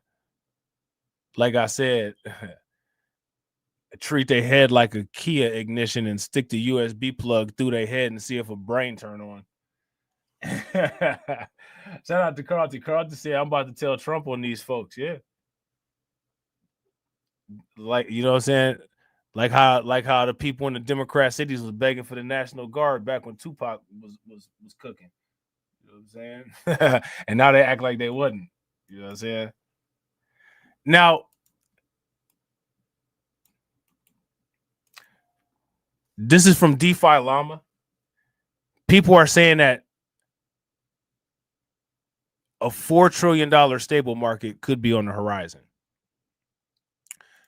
Now, if you know currently the cryptocurrency market, if I'm not mistaken, it might be at 4 trillion total, or it might be slightly under 4 trillion. The market's been kind of turbulent lately.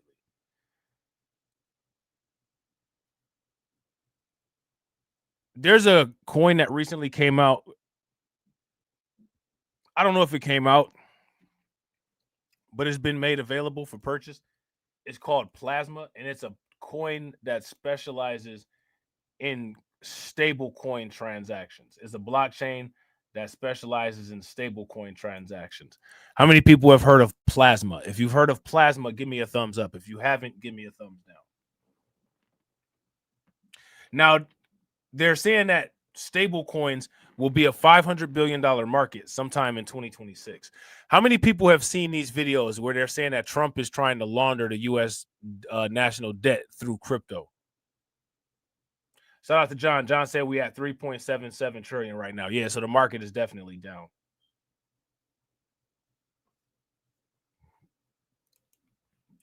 Why stable coins will be a $500 billion market sometime in 2026? Stable coins are about to go gangbusters. Having just crossed the 295 billion mark, The global stablecoin market is just months away from breaking through the $500 billion barrier. Now, here's my question. Out of this $500 billion that's going into the stablecoin market, how can we get our piece of this $500 billion?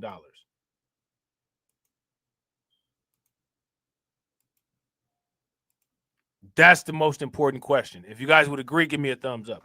If you guys would disagree, give me a thumbs down. That's according to Colin Butler, global head of financing at stablecoin investment firm MAGA Matrix. All right. I'm not familiar with MAGA Matrix. I will definitely be doing some investigation into them since they, quote unquote, specialize in stablecoins. Okay. Based on the market average 12% 3-month growth, he told DeFi Llama News it will hit 500 billion sometime in 2026. And momentum will only build after that. Crypto exchange, look at this. Crypto exchange Coinbase forecasts that the market will reach 1 trillion by 2028. That's 3 years. Now, how can we get part of this $1 trillion?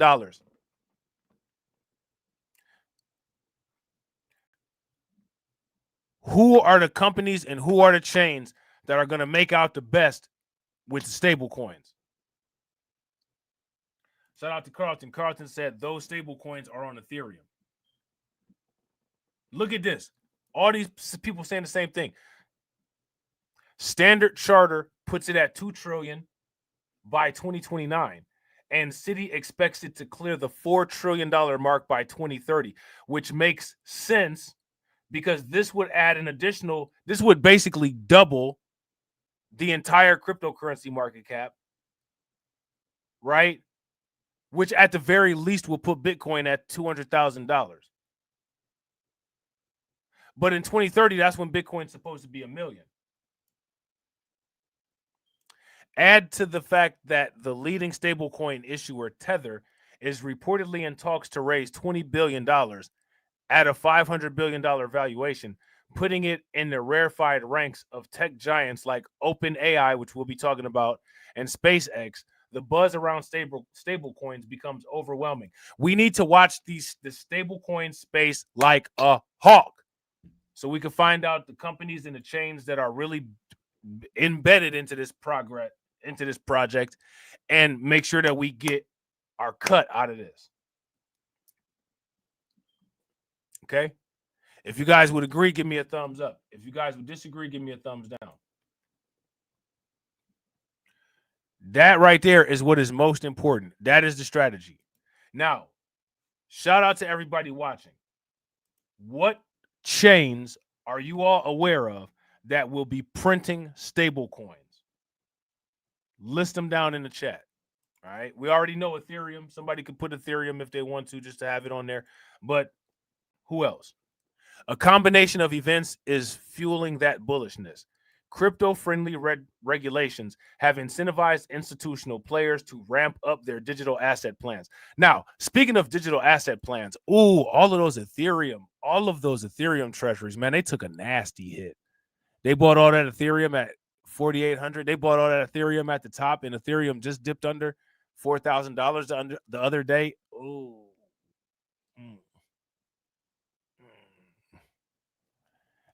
I told people about that treasury bubble.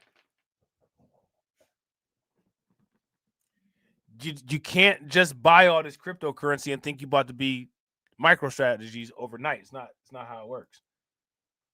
You got to have a significant stockpile of old crypto to bump up the value and keep pace of the value of your new crypto.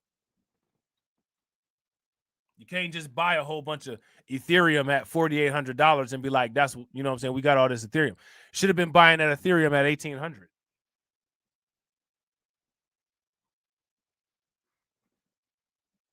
Right? If you guys agree, should have been buying that Ethereum at $1,800. Give me a thumbs up. If y'all disagree, give me a thumbs down.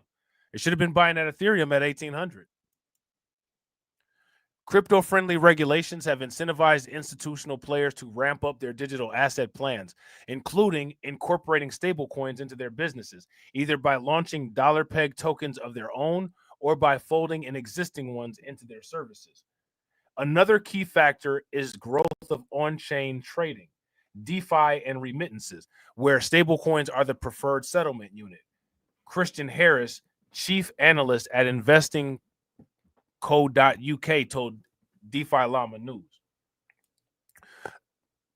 The success of stablecoins also comes with risks. All right. Now, I want to ask you guys this question. What are risks that would come with stablecoins? Somebody tell me what risks are that would come with stablecoins. Now, you know what's interesting about this? Like, since this whole stablecoin fake hysteria has come out, everybody forgot about this idea of central bank digital currencies. Like, the central bank's digital currencies, like that idea just kind of like disappeared. What happened to that? Shout out to John Guillory. John Guillory said Ethereum, Tron, Solana, Base, BNB. Yeah. How many people have heard that Base may issue their own token?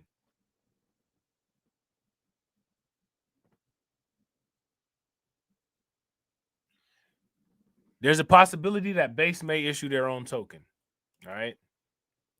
In any event that results in a depeg of coins and results in consumer harm would result in reputational risk for the stablecoin industry and puncture this growth. Nithya Sridharan, digital assets producer at TPICAP, told DL News. Listen, when FTX collapsed, US dollar coin depegged. How many people remember that? Yeah, US dollar coin depegged at one point.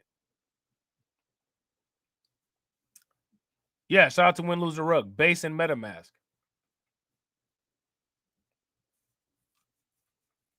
We all know that the C, right? SEI, I believe they're doing a stable coin.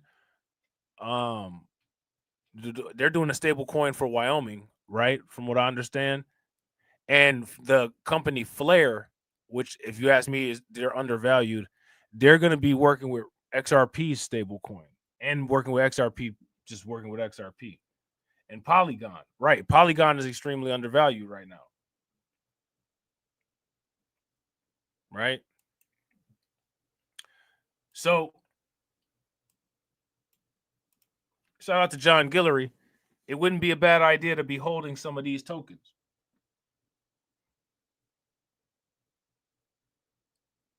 BNB has recently been doing extremely well. They went up over $1,000 recently.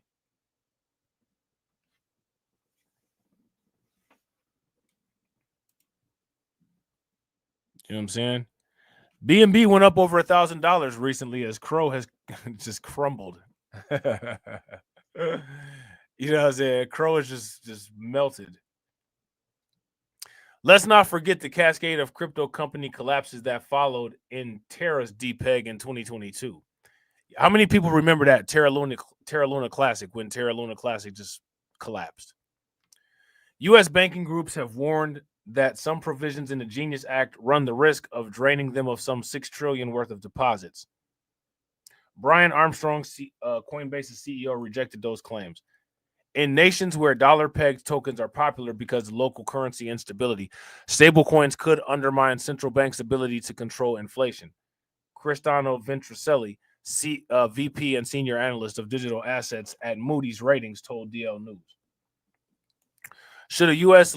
dollar-linked stablecoin fail, it could significantly erode domestic savings denominated in such stablecoins, Ventricelli said.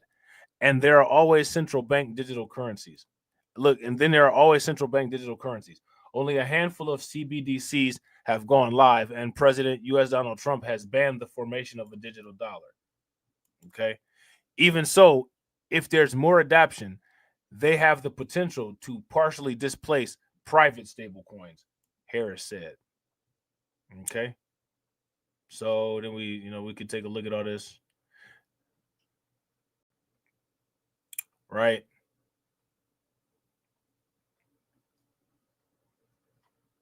So yeah, this is interesting. We got to find we've got to find definite stablecoin plays. I'm not mad at that. Shout out to John Guillory. John Guillory said that's why I took profits when Crow was at 30. Didn't I? Didn't I remember what did I type in the comment section about that when I saw Crow went up 50%? I said the collapse will be astronomical.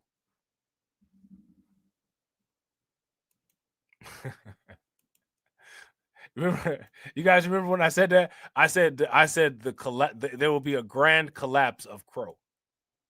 You know what I'm saying? Because like at this point, you know what I'm saying, let's just keep we all know that Crow can't maintain its value. Like it just be stated as a fact. Like Crow it can't maintain its value. You know what I'm saying? So, you know, it basically like anytime Crow for the most part gets over 15 cents, you know, you might maximize on your profits, but anything over 15 cents for Crow for the most part at this current moment in history is you know, it's not unreasonable to take profits. You know what I'm saying? So yeah, look, Avalanche. I think Avalanche is gonna be one of the sleepers. Right? Sui is looking good. Toncoin is under $3. We got another Bitcoin mining company that we need to add. I think actually we already talked about this. I think we already talked about TeraWulf before. But as you can see, they're raising $3 billion for a Google-backed data center.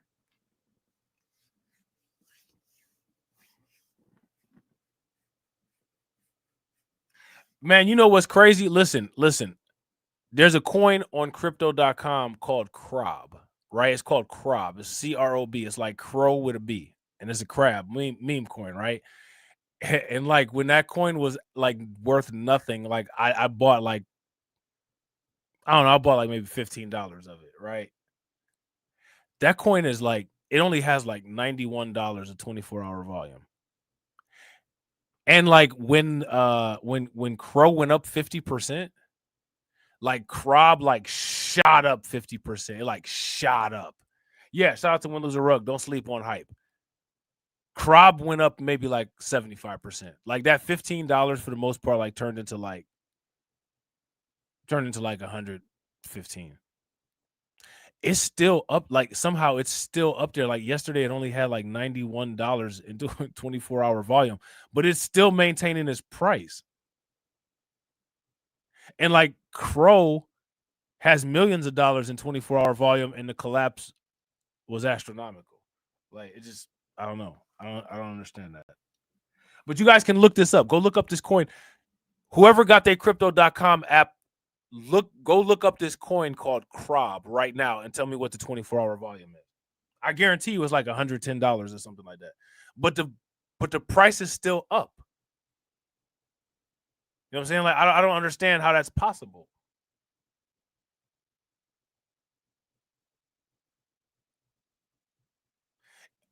The same way I didn't understand how Loaded Lions had a $1.01 million 24-hour trading volume literally for like 45 days. How is it the exact same every day for 45 days? I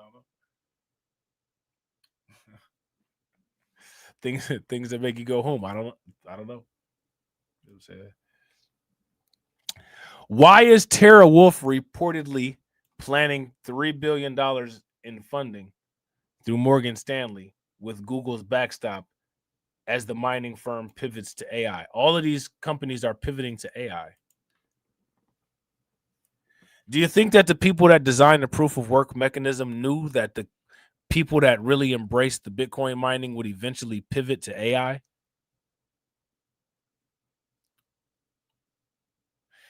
It's interesting how this pivot to AI is happening as the Bitcoin reward decreases.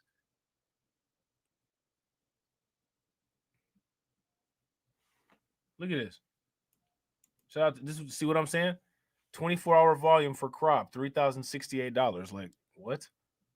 But somehow it's still maintaining this value. How? Right. Shout out to John Guillory. Giant Crob's market cap is 21 million. And the 24-hour volume is like what? How? Whatever. Crypto.com better be careful, man. They gonna mess around and they gonna mess around. I'm about to hang in. I'm gonna just say this. I'm hanging in there with crypto.com for the class action lawsuit that's coming. You know what I'm saying? And getting the payout. Now, mind you, let's just put this out here. Nobody said that they're getting sued, right? Nobody said that. I didn't make that claim. But if it does, I'm definitely gonna be there for the class action lawsuit. I'm gonna definitely be there. Because some stuff that goes on, I don't understand it. I don't understand this. You know what I'm saying? Like, I don't understand that. But I'm along for the ride until it crashes. You know what I'm saying? It is what it is. I'm too invested. I'm too wired into the system. So it is what it is. It's like this. That's the reason why I ain't trying to get married. That's how you get over leveraged. See, like I got over leveraged. I'm about to be screaming over leveraged. Like I got over leveraged on Crow. You know what I'm saying? Like just randomly one day, like I had like mad Crow, and it ended up being worth like, you know what I'm saying, like a lot of money. And it's the same way I got over leveraged with Bitcoin. Like I had, you know what I'm saying, like a little bit of Bitcoin, and that little bit of Bitcoin turned into a moderate amount of Bitcoin. Now I'm over leveraged. You know what I'm saying? I got all this Bitcoin. I got all this Crow. It's too late. You know what I'm saying? I can't do nothing about it. Shout out to Cut. Yeah, I'm over leveraged with Loaded Lions too, bro. You know what I'm saying? Like it just like some of certain things just kind of like grew rapidly and quickly, and like now you just stuck, and like nothing else can catch up with it. So like you way over leveraged with certain things. So like the things that you over leveraged with, like your portfolio is extremely sensitive to swings. And like, do y'all remember when I used to complain when I was over leveraging Ethereum, and I would be like, man, man, what? Like this just messed up my whole portfolio. Ethereum went down to 1800. Like you just like destroyed my portfolio. You know what I'm saying? Now I'm not so much over leveraged in Ethereum. Now it's like Bitcoin for real. Like it's just like way too much Bitcoin. So like, you know, I was mad when Bitcoin went down to 108, like for real.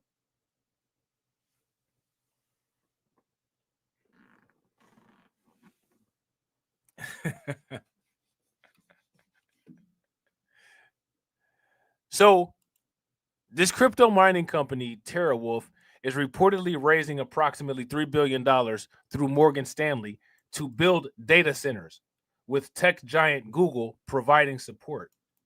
Now, I want you guys to pay very close attention. This seems to be a pivot that many of these Bitcoin mining companies are doing. The TeraWulf funding round will support the build out of its data centers with structure supported by Google, according to company finance chief Patrick Fleury, who spoke to Bloomberg on Thursday. The deal could launch as soon as October in high-yield bond or leveraged loan markets. Google's backstop commitment to support the debt financing is an additional $1.4 billion, bringing its total to $3.2 billion. So I want you guys to see, do you all see how cryptocurrency and AI are starting to bridge?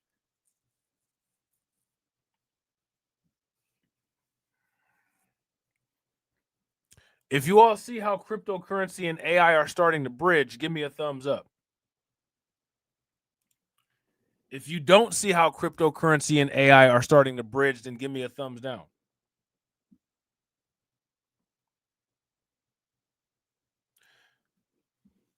We all know that there's all of these mining companies that are doing extremely well. And these mining companies that are doing extremely well, they're already, quote unquote, working with Bitcoin. Right? They're already, quote unquote, working with Bitcoin.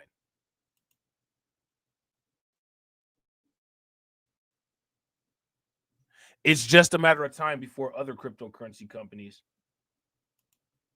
or other mining companies or cold storage companies or whatever, they're going to make the flip too. Because it's the next logical move. Why would you not?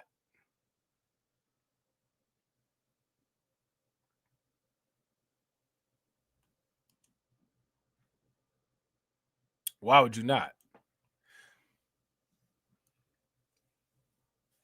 The Google support could give the Morgan Stanley transaction a higher rating from credit rating firms. However, the terms of the transaction are still under negotiation, and there is no guaranteed a deal will launch. Okay. Now, look, understand this. This is one of the reasons why we're expanding from just crypto to AI. We've always dealt with AI, but it's going to intensify. The AI boom, right, has created severe shortages of data center space, GPU chips, and reliable electrical access. And large crypto mining companies are well positioned because they already possess the two scarcest resources: existing data center infrastructure and secured power capacity.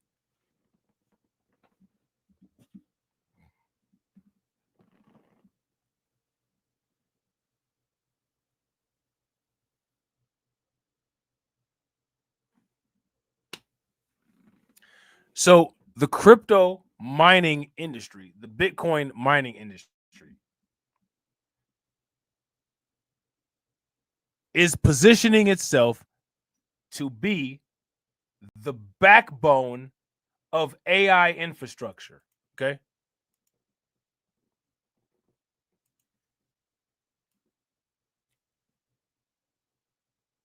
We're seeing this all come together.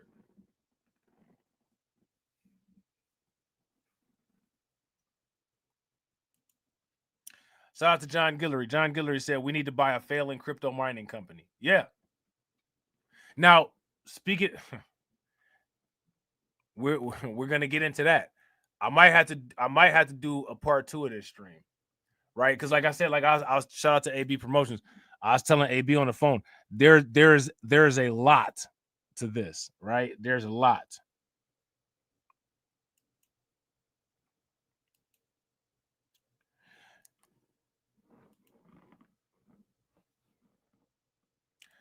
Shout out to Win Lose a Rug. Win Lose a Rug said I was just listening to something about data centers this morning. This is what this right here, right? That's how you get those type of returns that you get from Riot platforms. Okay? That's how you get those Riot platforms returns.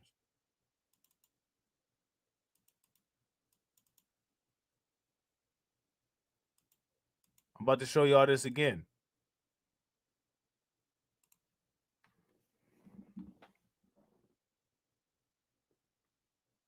What do Riot platforms do?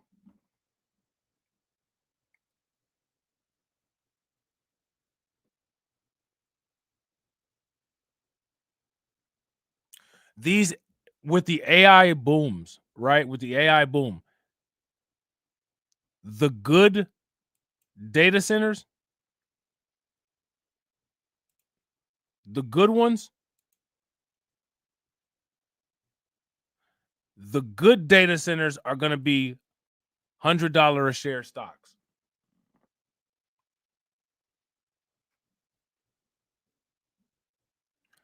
They're going to be $100 a share stocks. 2027, 2028. Okay. In August, TeraWolf announced a 10-year co-location lease agreement with FluidStack, an AI infrastructure provider. We need to look up this company. The deal, worth $3.7 billion in contract revenue, was also backstopped by Google, which took a 14% stake in TeraWolf. Now, I want you guys to see this, right? As people are watching this and see what's going on, quote unquote. Is this, quote unquote, value changing hands? You notice anything those quote unquote hands got in common?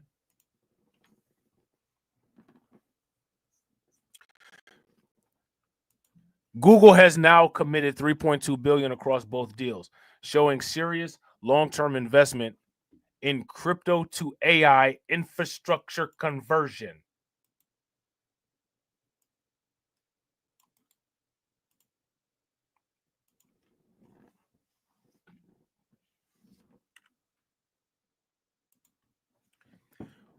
We were talking about this last year.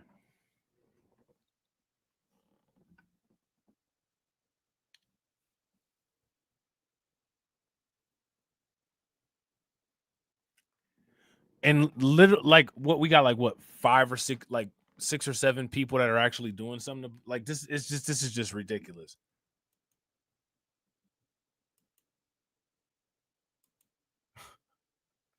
You know what I'm saying? Like, this is just insane. Cointelegraph reached out to TeraWolf for further details, but did not receive an immediate response. Then TeraWolf stock spiked, just like everybody else, just like CleanSpark and, you know, everybody else. What did I tell you guys about the Bitcoin mining index?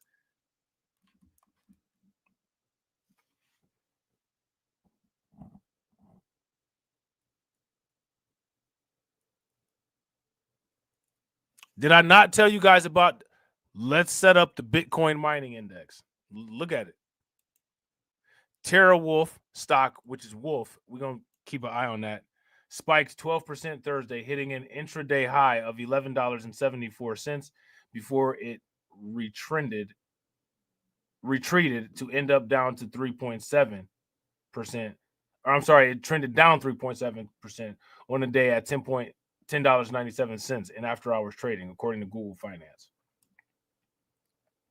The company surged after the initial announcement in August, jumping 80% in the days that followed. TeraWolf has had a solid year, with share prices up 94% since the beginning of 2025, just like Riot. TeraWolf, they're on the NASDAQ. I'm gonna have to check them out. Cypher Mining signed similar deal. Do you guys see what's going on? The mining companies are flipping to AI. Yeah, shout out to John. John says you did. All of those stocks are up. Imagine what's going to happen when the halving happens. We've never been in a stock market where the Bitcoin halving actually affects stock valuations. This is uncharted territory where we're going. You know what I'm saying?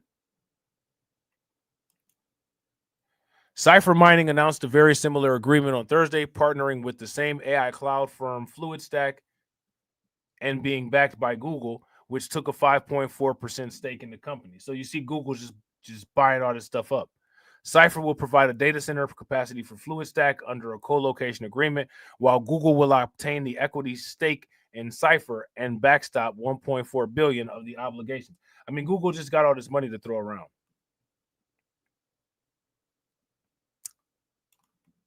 You know, like when you listen, you know what I'm saying? Like people, they discuss these kind of things and like the immaturity starts to show, and, you know, people start, you know, we trying to talk about money, and, you know what I'm saying? Like other angles start being brought in. I don't care about no other angle. Billions of dollars is always impressive to me. So now we got to worry, because they say it's time for us to worry. Because Glassnode has shown that Bitcoin is, quote unquote, showing signs of exhaustion. What that means is that it'll be time for us to buy pretty soon. That's what that means. Bitcoin might be, quote unquote, ending the near of its cycle. That's what they say. After holding steady at around 112,000 for a few days, Bitcoin dropped by 2% to hit 109,000. On-chain analysis hinted that the cryptocurrency cycle is running out of steam. All right. Now, let's just say that that's true. What does that mean if that's true?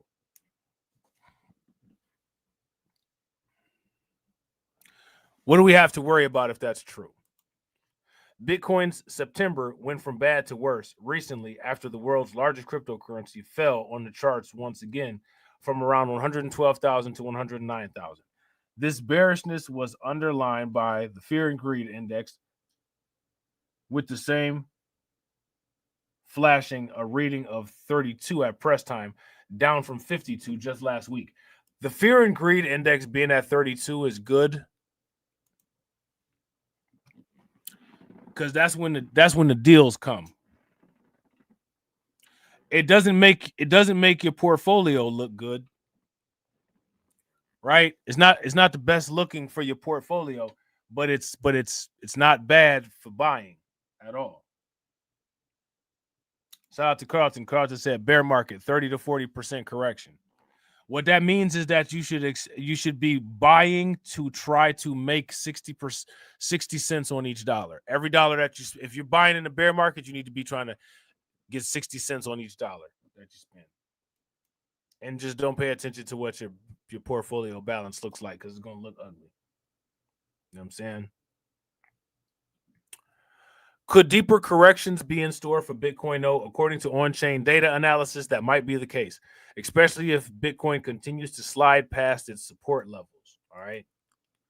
So what they're saying is that all of the signs of exhaustion are there, which means that we're in for a ride. Now, this is interesting. We're in for a ride. This is the time of year when the ride should be going upward. The ride should be going upward, but the ride is not going upward. According to Glassnode, the cryptocurrency's long-term holders realized 3.4 million Bitcoin in profits recently, all while spot Bitcoin ETFs inflows slowed down after Federal Reserve rate cuts last week. This could be seen as a sign of exhaustion, especially since the aforementioned figures were last seen during previous market cycle tops. Okay. That's not all, though, as according to 10x Research's Mark Thienlen, some Bitcoin holders may be starting to sell off their holdings at a loss. I don't know who would do that or why they would do that.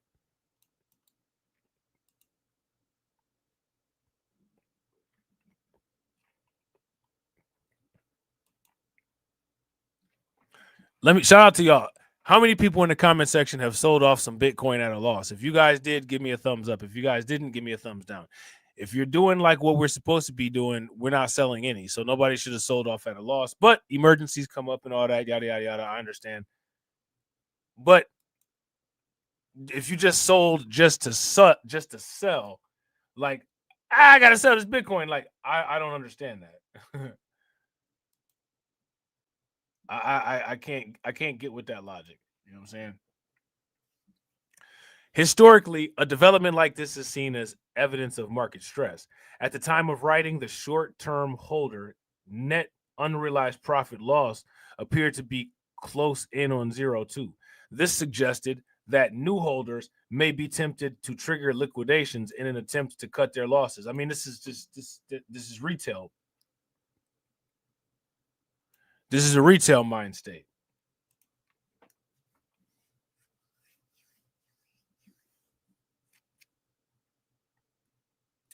Shout out to Win Loser Rug. Win Loser Rug said you would have had to top blast Bitcoin to be at a loss right now. Right. Or you either just doing like Michael Saylor, you think you a MicroStrategies baller and you just buying at the top recklessly and don't have any old Bitcoin.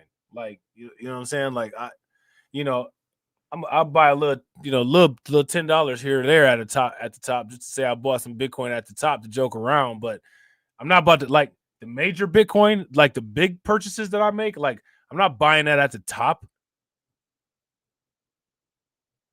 You know what I'm saying? Like, I'm not buying anything at the top.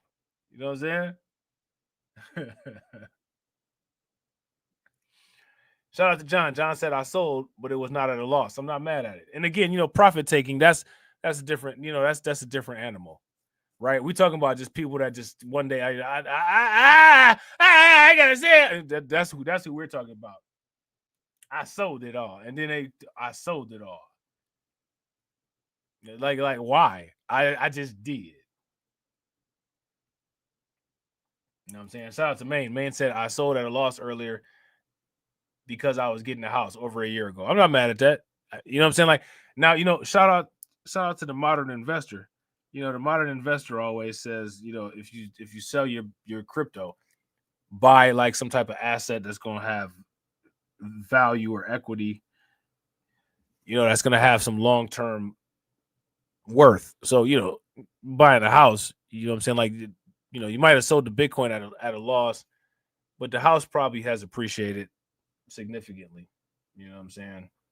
Me personally, you already know what I'm saying. I'll be homeless and have, what I'm saying, like my Bitcoin, but you know what I'm saying? I'm not mad at it. Everybody's not as extreme as me, and I understand that. Obviously, when in a dumpster, you know what I'm saying? Like, I got 10 Bitcoins, you know what I'm saying? Like, ain't you gonna buy a house? No, that's gonna cost me 2 Bitcoins. Ain't no way. So I'll stay in this because this is free. You know what I'm saying? No. So they say October effect no more. Now, shout out to Carlton, because Carlton said that a wise man told him that the first 2 weeks of October is going to be ugly for crypto. You know what I'm saying? Yeah, I'm not mad at that. Shout out to Maine. Yeah. And sometimes like you can buy back. Now, what I would advise people to do, I would advise people to never ever sell your Bitcoin ever. Coinbase has where you could take a collateralized loan out on your Bitcoin so that you don't have to sell it. I would advise people to do something like that.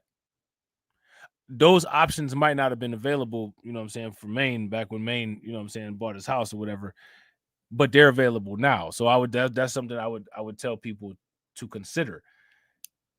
Like the idea is to build up enough assets to where you never have to spend your own money, or you just use collateral. You know what I'm saying? That's the idea. And the thing is like a lot of people, they can't be bothered with this type of content. You know what I'm saying? So, they can't be bothered with holding on to their assets either. You know what I'm saying?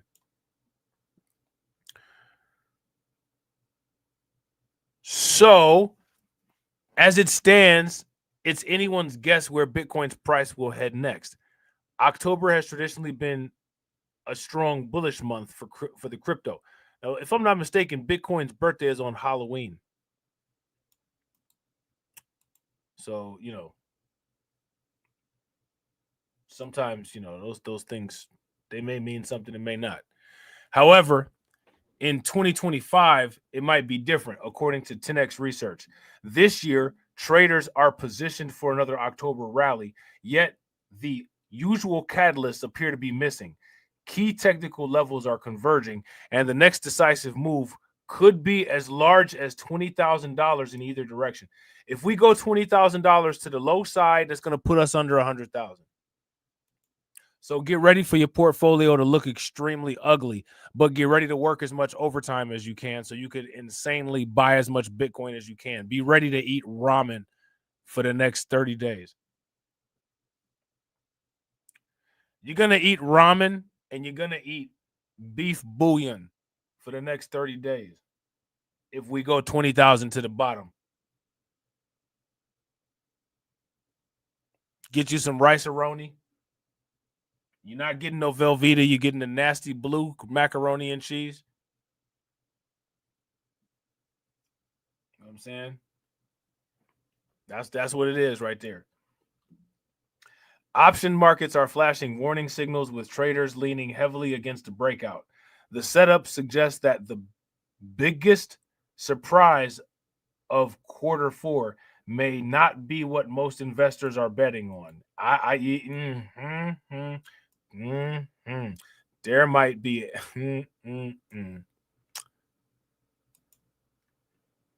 ramen and potted meat.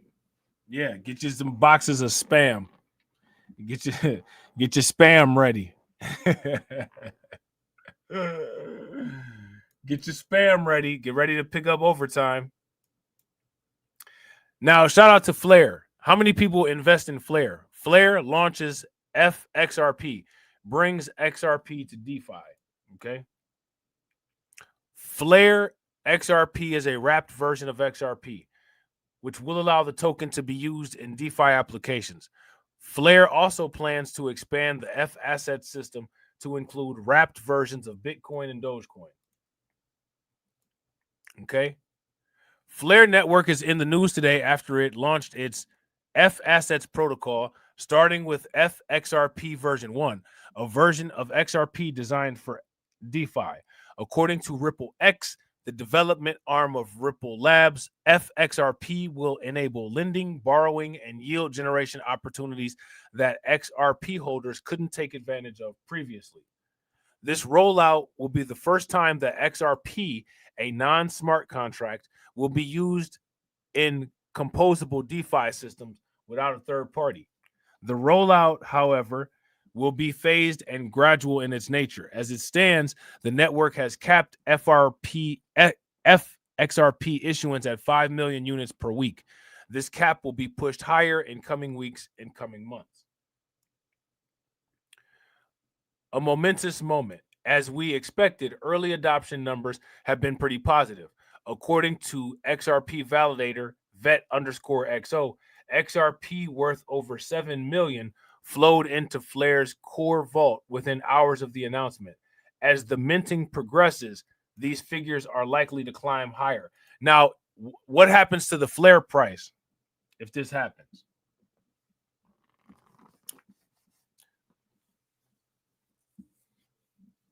Now, do you guys remember the 1% formula? 0.6 zeros in front and then 1 times the circulating supply.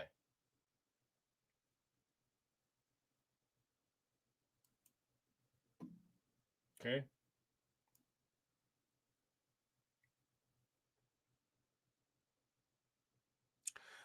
So the aforementioned announcement had an immediate impact on Flare's price on the charts. In fact, Flare soared to a 9-month high of 0.0285 cents. This impact was short-lived, with the altcoin retracing back to 0.023 cents after the wider market started correcting. All right, so then we got some Ethereum stuff, and shout out to Win Loser Rug was talking about hype. And to see, here we go right here. Spot Hyperliquid ETF could be next. All right, so it's all kinds of stuff happening. Avalanche, stablecoin news. Okay. So yeah, we've got some good news going on with crypto. Now, far as stock assets go, I don't think it would be a bad idea for people to, play around with Intel.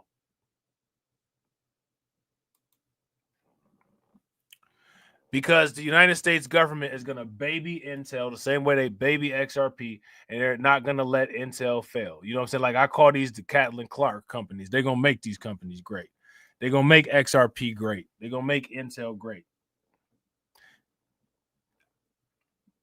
Intel and now what's going on is that a lot of companies are getting bullied into supporting Intel. Okay. Let me see something. Thought I had a video. Yeah, I thought I had a video about this. Shoot, hold on real quick. Maybe I don't have a video about this. Let me see. I thought I did though. Where is that? Let me see something. Hold on real quick, y'all. Real quick, shout out to everybody watching. I appreciate you guys. If you all haven't smashed that like button yet, please do me a favor, take a moment, smash that like button. Also, if you guys haven't hit the bell, please take a moment, hit that bell. And also, please share the stream to your social media. It's all good. We'll deal with this. If I see those other videos, you know what I'm saying, we'll deal with them. These are the Catlin Clark companies. All of the Bitcoin miners, you know, Spring, Clean Spark, and they gonna make it great. We don't care if it's a crappy company. We're gonna make it great. We're gonna give it a holiday like Charlie Kirk and all that. We're gonna Charlie Kirk this thing up. You know what I'm saying? We're gonna cook Kirk crack. Right? That's what they're gonna do. So you'd be a fool to not make money off of that. You know what I'm saying? You'd be a fool to not make money off of it. The United States government is putting a financial cast on Intel. You know what I'm saying? Because they suck so bad. They just couldn't beat LSU. You know what I'm saying? Intel and Trump administration reached historic agreement to accelerate American technology and manufacturing leadership.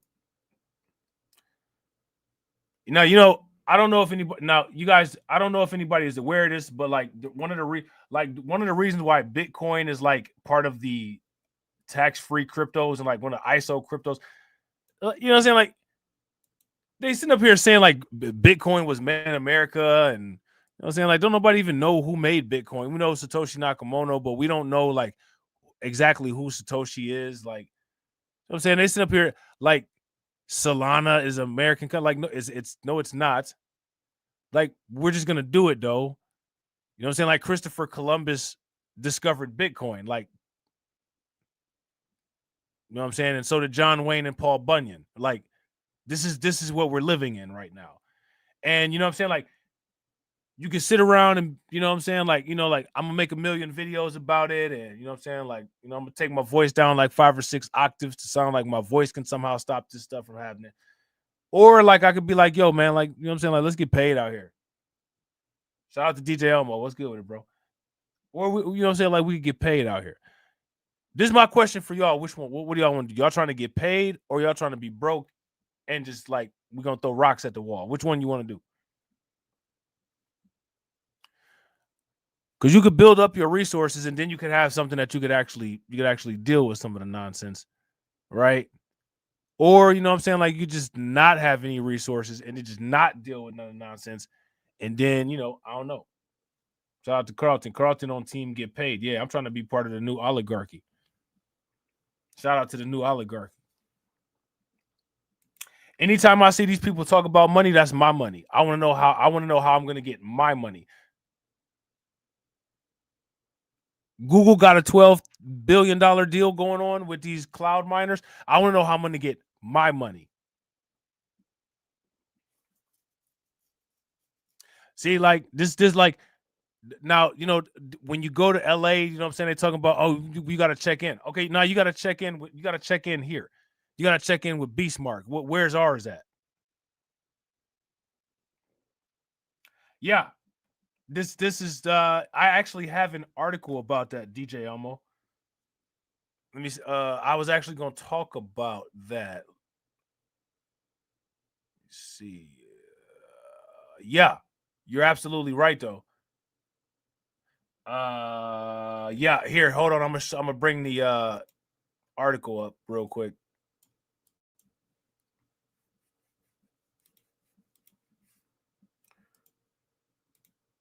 You see.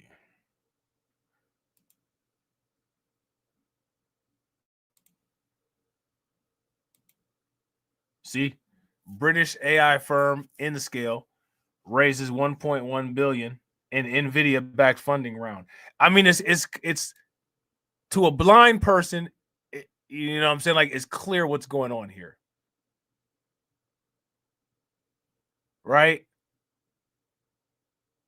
Like, it's clear what's going on here.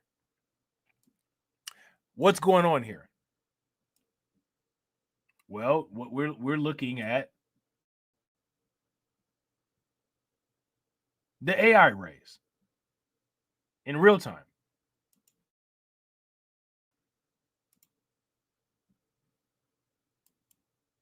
We're looking at the AI race in real time.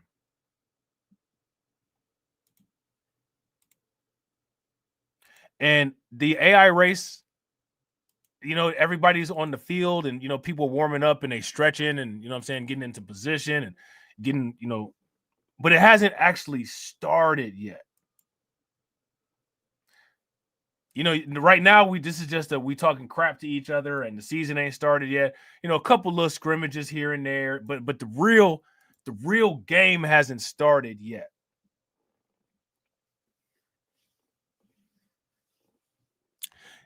And when it starts, it's going to be so fast and so high paced, and the world is going to move in such a fast direction. You're going to be 70 years old and you're not even going to know what happened. And the world's not slowing down anytime soon. The world's not slowing down. So if you're a slow person, just understand that the world's not slowing down for you. You know what I'm saying?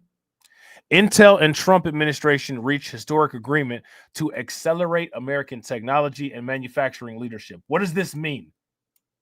Okay, let's stop right there. What does this mean? Who remembers the original Eat Good Under Trump video?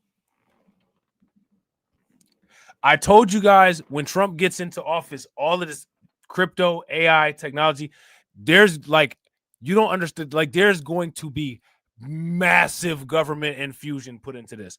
And to be on the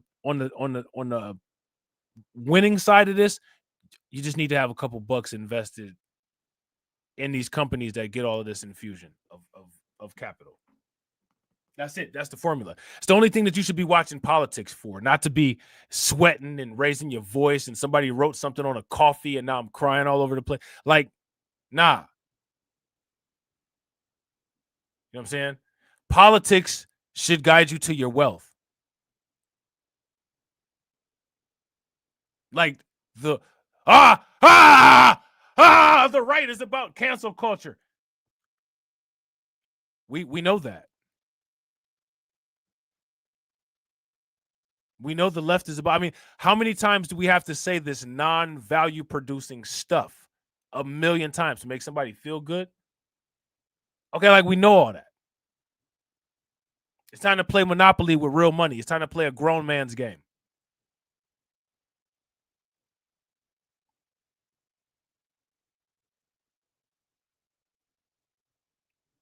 And this is the grown man's game right here. You know what I'm saying?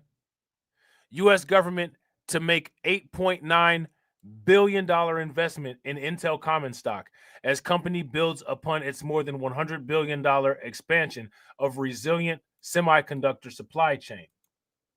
Do you all see the amount of money that is going into this stuff?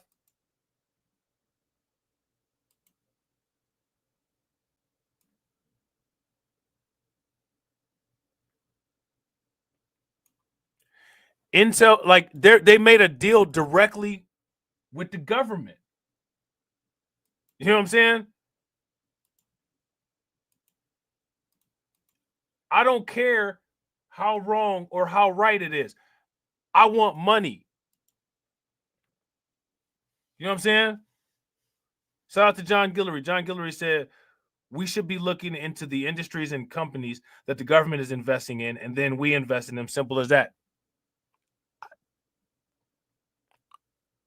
Facts. How long have I been saying that?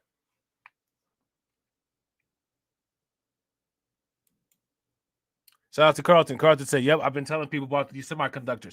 Now do you all see why the United States has such an interest in Taiwan?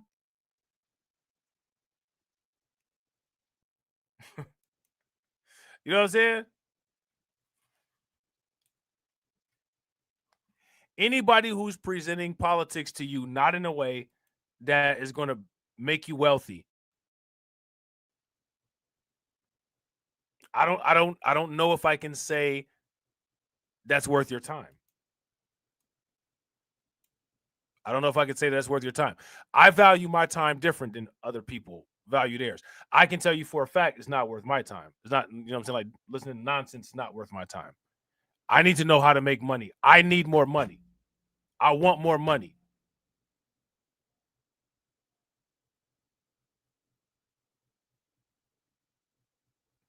You know what I'm saying?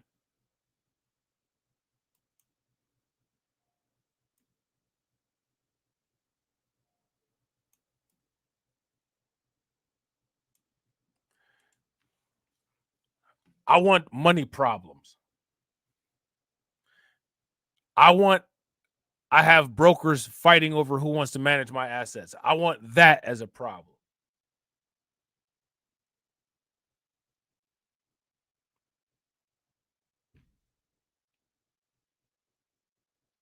Did y'all ever see that YouTube short where like 50 Cent be in that interview and he'd be like, going shopping doesn't require 50 Cent? I want that kind of problem. Going shopping don't require Rob. There was a Karen at the grocery store. Like going shopping doesn't require me, so I wouldn't ever have to deal with that anyway.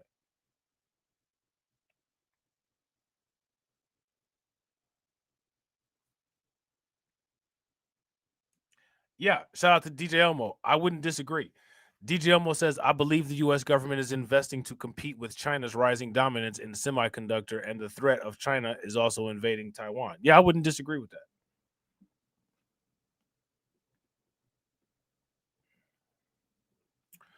I wouldn't disagree with that at all.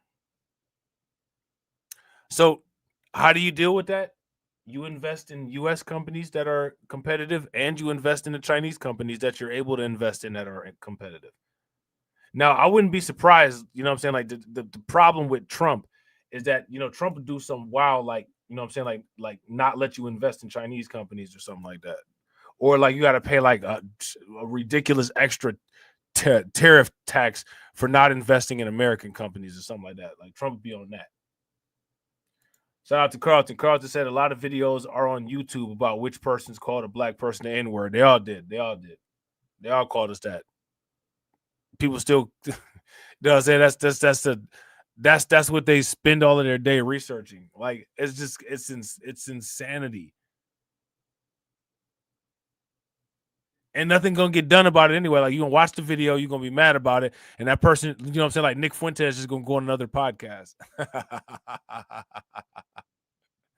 You know what I'm saying? Nick Fuentes just gonna go on another podcast. Like, you know what I'm saying?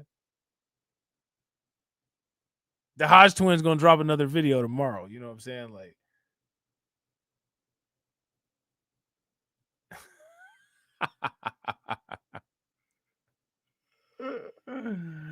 shout out to DJ Elmo. DJ Elmo said a crypto ad just popped up as I was watching you. Anybody had this? Yes, and those are the ones that I want because those are the ones that pay the most.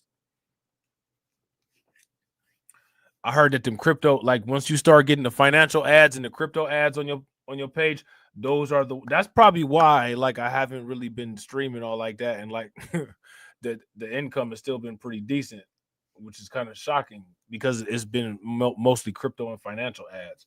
That's what's up. I make sure if y'all don't watch the videos all the way through, make sure you watch the ads all the way through. Make sure you watch the ads all the way through. You know what I'm saying?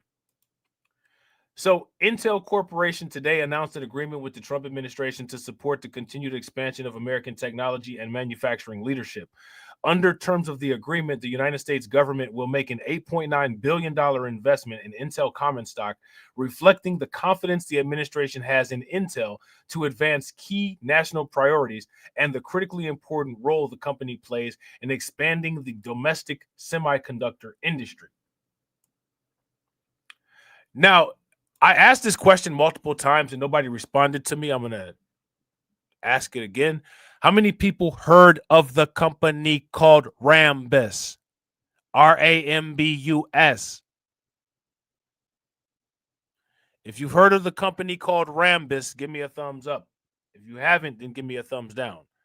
The government's equity stake will be funded by the remaining $5.7 billion in grants previously awarded, but not yet paid to Intel under the U.S. CHIPS and Science Act, and $3.2 billion awarded to the company as part of the Secure Enclave program. Okay. Intel will continue to deliver on its Secure Enclave obligations and reaffirmed commitment to delivering trusted and secure semiconductors to the United States Department of Defense. They basically just like locked in Intel with making all this money. The $8.9 billion investment is in addition to the $2.2 billion in CHIPS grants Intel has received to date. making for a total investment of $11.1 billion. Now, I want to ask you guys this question. What do you all think happened to the stock price when this announcement was made?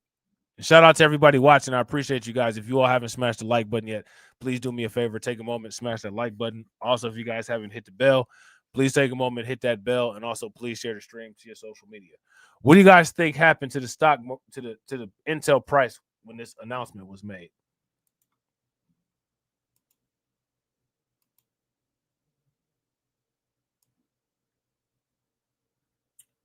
Now, who knew about this is another question. Shout out to Carlton. Carlton said Rambus is trading at $102.62 on the NASDAQ. What do they do? What kind of company are they? What kind of year they've been having?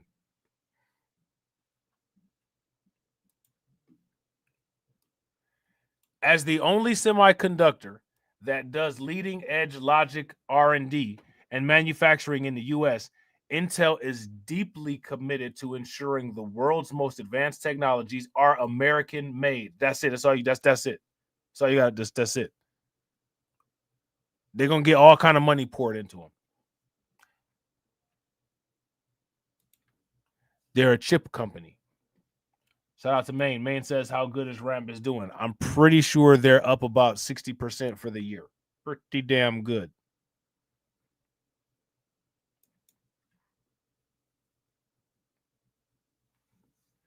Everybody can't be doing as good as Riot Platforms, you know what I'm saying? But, you know, the company is similar in structure to Riot Platforms. They got the same amount of, well, similar amount of employees.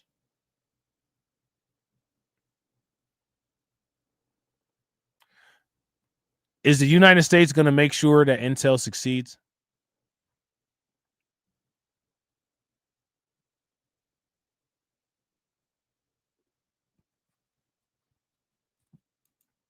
Yeah, shout out to Carlton. Carlton said when Biden was president, on the government website, they said they were going to invest in a lot in the semiconductor space. Yeah. Do you remember all the videos that I did about Biden and the business investment? We used to talk about that on All Money Ain't Good Money.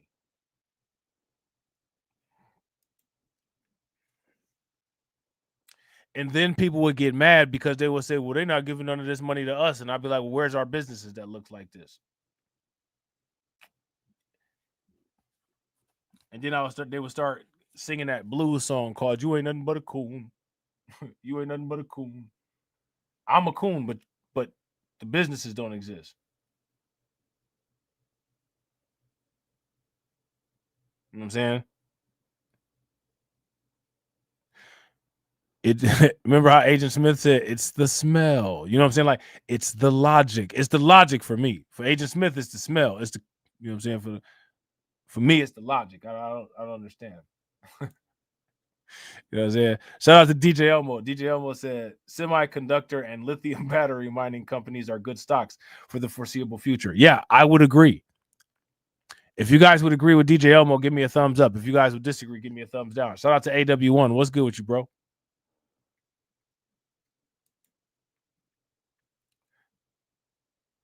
Chilling, man. Trying to get rich out here. Trying to get more Bitcoin than Michael Saylor got. You know what I'm saying? President Trump's focus on the U.S. chip manufacturing is driving historic investments. Look. There's all the investment advice that you need. President Trump's focus on U.S. chip manufacturing is driving historic investments in a vital industry that is integral to the country's economic and national security. That's all you need to know. That's it. They're going to get whatever Intel asks for, Intel will get. They're going to make Intel successful.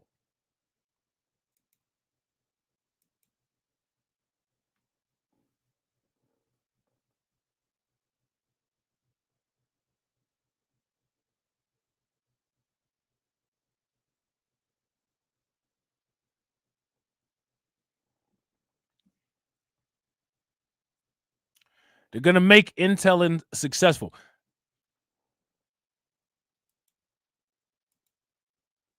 Now, I want to ask you guys this question. If we're looking at Intel, what has more potential return? Intel stock or a U.S. trading, U.S. government-backed T-bill? Which one? I mean, this is basically a U.S. government-backed business. We are grateful for the confidence the president and the administration have placed in Intel, and we look forward to working to advance U.S. technology and manufacturing leadership. Intel is excited. Look at this. Look at this. I mean, we can technically say Intel is a government company now. Intel is excited to welcome the United States of America as a shareholder, helping to create the most advanced chips in the world, said Howard Lutnick, United States Secretary of Commerce. As more companies look to invest in America, this administration remains committed to reinforcing our country's dominance in artificial intelligence while strengthening our national security. What businesses are going to make you rich?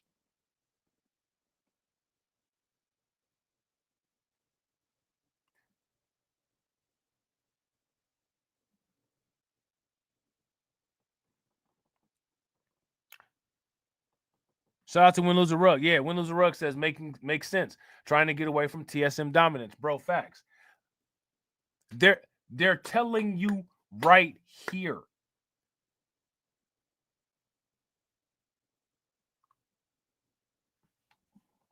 These are the plays right here. Shout out to Carla. What's good with it, Carla? They're telling you the plays right here.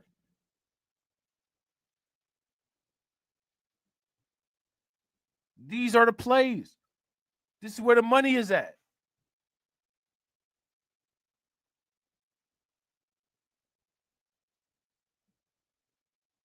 The alley-oop is right there. You know what I'm saying? Under the terms of today's announcement, the government agrees. Look at this. The government agrees. What do you think happened to the stock price when this happened? Under the term, now, if this isn't market manipulation, I don't know what is. But I mean, you may as well just, it is what it is. We're not going to be able to stop the market manipulation. May as well benefit from it. Listen, living in America, we've benefited from world economy manipulation, market manipulation, and everything else. Why have a conscience now? Shout out to Win Lose a Rug. Win Lose a Rug said, just tell me when to go long, where to go long and when. Right. I mean, but this is even better because now we're actually getting some insight on the market manipulation. We already know where all the market manipulation plays is going to come from. All right, bet. Under the terms of today's announcement, the government agrees to purchase 433.3. Look at this. And again, see, don't ever forget the cult. 433.3. Think that's an accident? Under these terms of today's announcement, the government agrees to purchase 433.3 million primary shares of Intel common stock at a price of $20.47 per share. 47. Equivalent to a 9.9% stake in the company. This investment provides American taxpayers with a discount to the current market price while enabling the U.S. and existing shareholders to benefit from Intel's long-term business success. The government's investment in Intel will be a passive ownership with no board representation or other governance or information rights. Stop. Let's come on. Give me the stake. Put me back in the matrix. I don't know. I don't want to know nothing. They don't have to do this, right? Shout out to AW1. I appreciate you, bro. Make sure you guys show AW1 some love. I appreciate you, bro. Throw some flames, some radiation emoji, and some ducks in the chat for AW1 for funding the organization. How do you think that we fund this organization, huh? We're not exactly the March of Dimes. Definitely appreciate you, bro. I want to ask y'all this.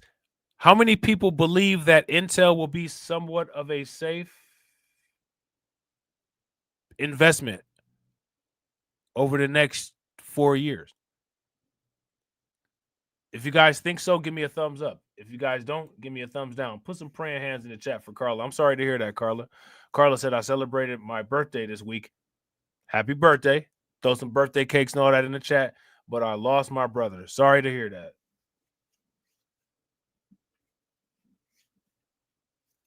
Sorry to hear that. But happy birthday.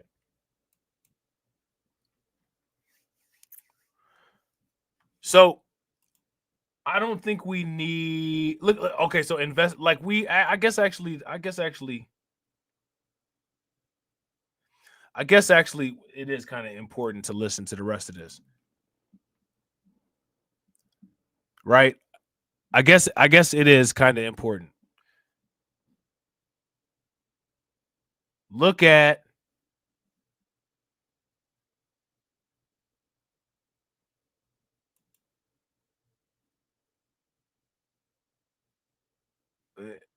hold on real quick. Carla, what happened to your wrench? Did you deactivate your account for a little bit?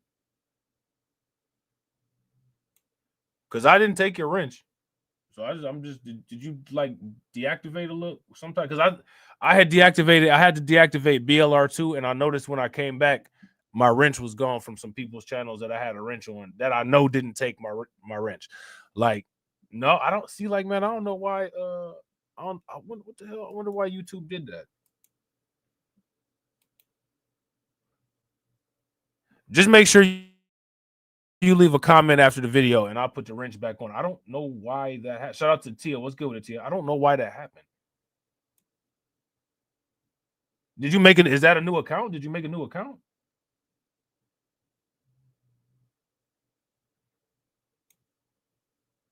See, I can't. YouTube is annoying, for real.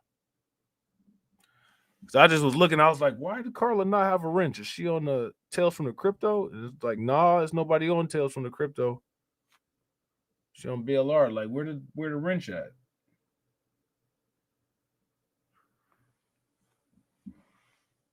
But that's YouTube though. We'll fix it. Just leave a comment after the video, and I got you. So we don't need to read all this, right?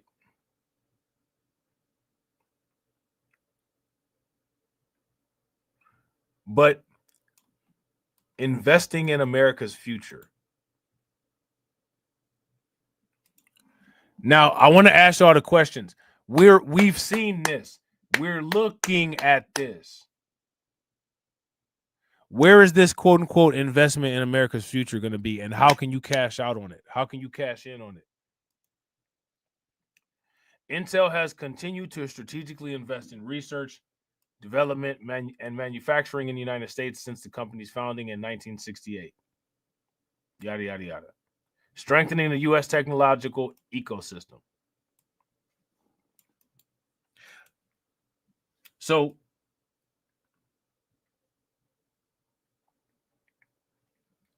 we see what's going on here. Now, again, how does this tie into the AI to the crypto to AI bridge? How does this tie in? Shout out to DJ Elmo. DJ Elmo said, who is the majority shareholder in Intel? Is it the government or BlackRock? I have no idea, but more than likely, if BlackRock is an option, that's probably who is the majority shareholder. I think BlackRock is probably the majority shareholder in literally anything that can be owned.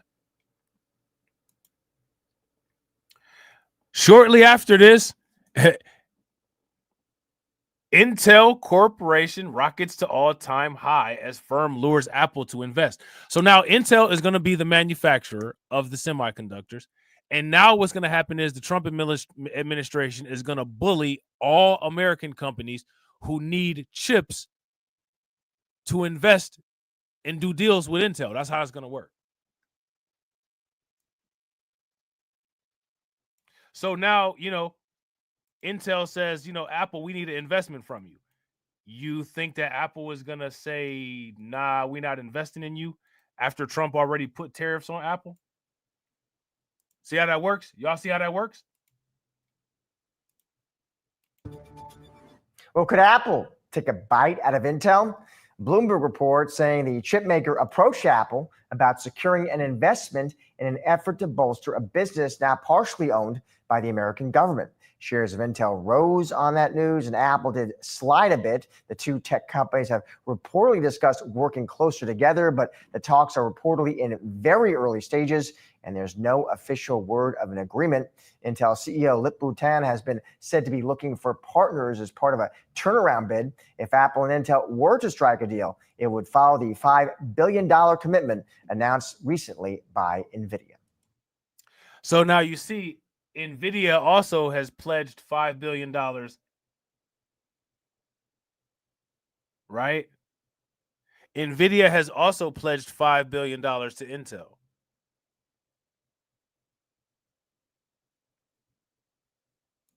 Now, so because Intel is quote unquote the American chip maker, Trump threw Intel on his back, right? Just like Trump threw crypto on his back. And now basically, if you don't get your chips from Intel, you're going to be in trouble. You're going to be in trouble.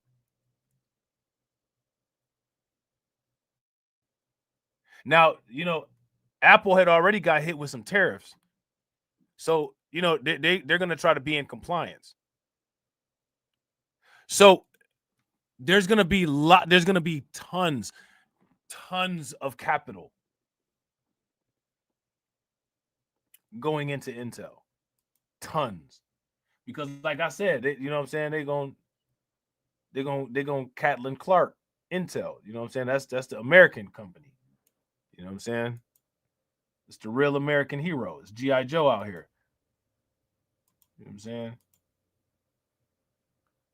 We're fighting China because China's the enemy, right? They're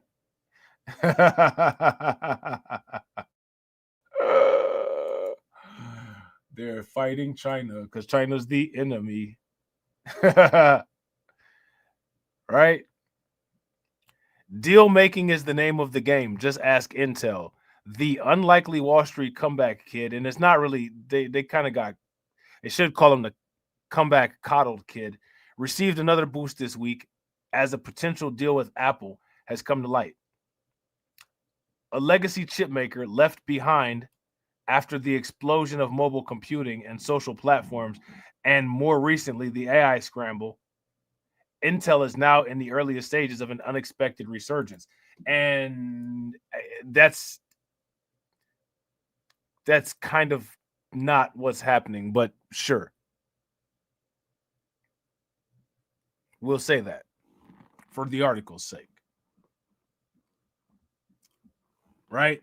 So look, here's the NVIDIA part. But it isn't a technological breakthrough that has reversed the company's fortunes. Instead, investors are flocking because of a succession of monumental deals. First from the government, then with NVIDIA, and then now, according to others, Bloomberg and others, a chatter of partnership with an iPhone maker around 5 years after the two companies' very public breakup that even has its own Wikipedia entry. And you know why? That's because they're about to do what they're told to do. Shout out to Carla. Nah, your messages shouldn't be locked. Can you guys, if you guys can see Carla's messages, give me a thumbs up. If you can't see Carla's messages, give me a thumbs down.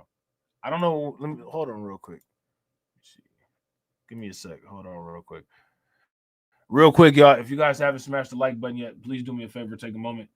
Smash that like button. Also, if you guys haven't hit the bell, please take a moment, hit that bell, and also please share the stream to your social media. I wonder is Val still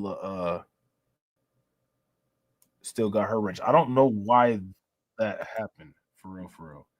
Because I haven't changed. Hold on real quick. I was about to say this. I was about to say shout out to Moxie live. But yeah, I don't know why that's doing that. And I haven't changed any wrenches. Now, mind you, wait a minute, hold on. Oh no, Carla, come over. You're on Tales from the Cryptocurrency. Come to BLR1.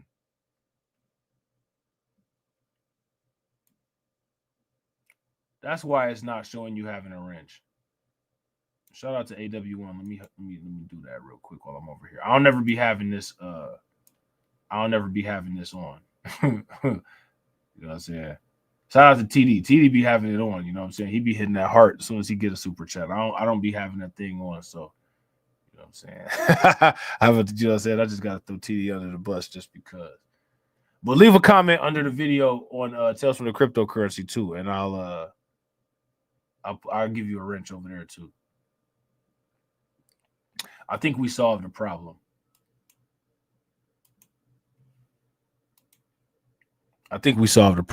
Yeah.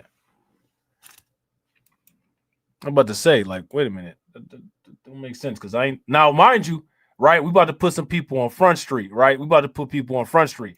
There are people that have removed my wrench for no reason, right? And it's not because of it's not because of the I had to deactivate my account, not because of that, right? But I haven't removed anybody's wrench, so that tells you everything that you need to know. I don't think. No, you got to come to BLR. Come to BLR because you're on Tales from the Cryptocurrency.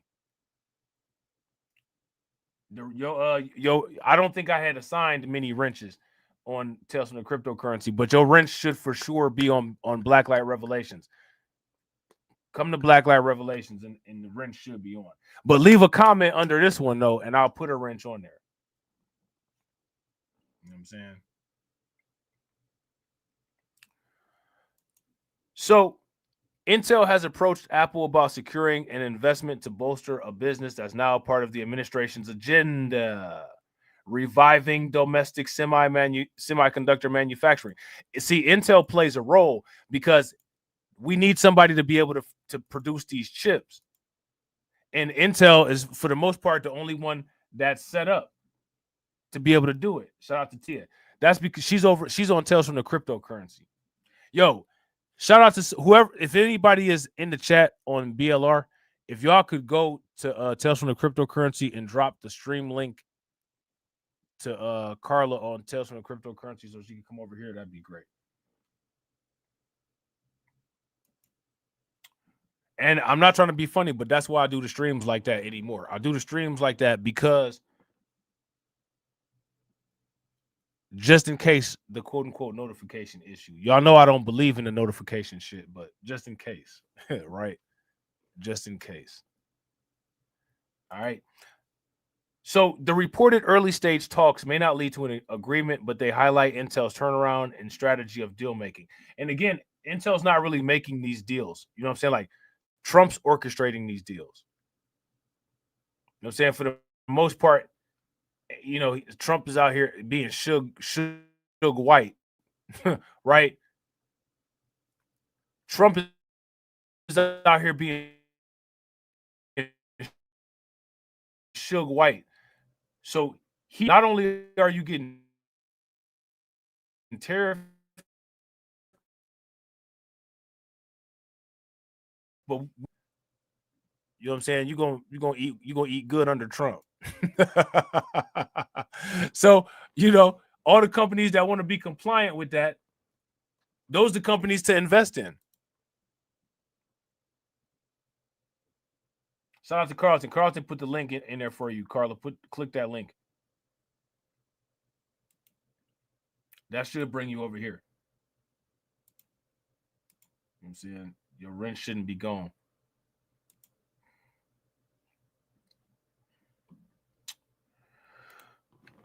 Now, let's take a look at this.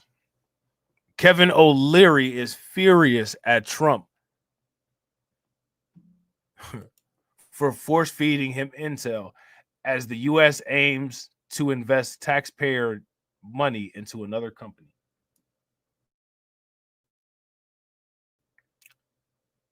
All right.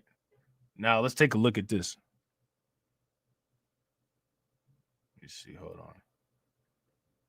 Get this. It's gonna take 20. It's gonna take 22 seconds for this ad to go through. This is ridiculous.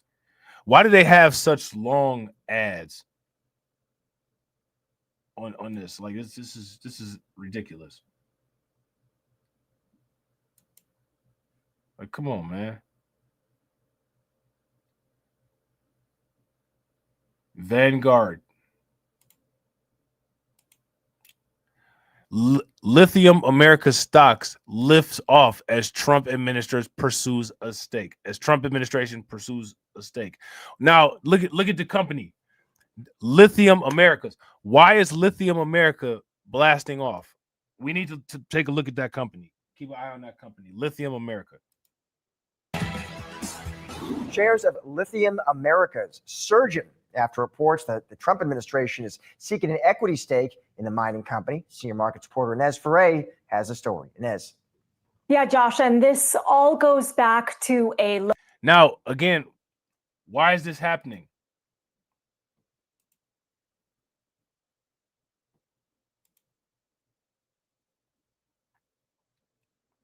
Why would Trump, quote unquote, invest in this company here, Lithium Americas? Shares of Lithium Americas surging after reports that the Trump administration is seeking an equity stake in the mining company. Senior markets reporter Inez Ferre has a story. Inez. Yeah, Josh, and this all goes back to a loan from the Department of Energy for $2.26 billion that was granted under the Biden administration. So do you see how Trump is, shout out to Brooklyn Queen. What's good with the Brooklyn Queen? Do you see how the Trump administration is going back, like reworking all of these billions of dollars that the Biden administration put into these companies?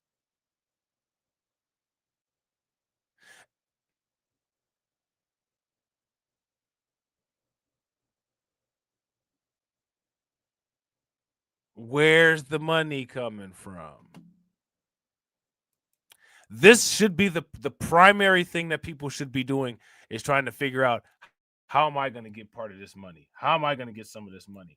How do I secure some of this money? But you know what? You know what's crazy?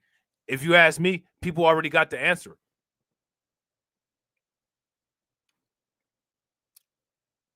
They already have the answer. If you ask people, shout out to Carlton. If you ask people, how do you plan on getting some of this money? What's the response that you get? It's an automatic pre-programmed response. We already know what it is. Anybody can answer. What's the response? What are people going to say? To Lithium Americas, Southern Nevada, and it would be the largest lithium producer in the U.S. It's a joint project with General Motors, GM. So Reuters reported last night that the Trump administration wants 10% in creates that loan. This is a similar playbook to what happened with Intel, with the stake that the government took in Intel, using some of the CHIPS Act money that was for Intel, and negotiating the deal that way. So very similar playbook in that respect. And this stock is up 90%, 95%. The market cap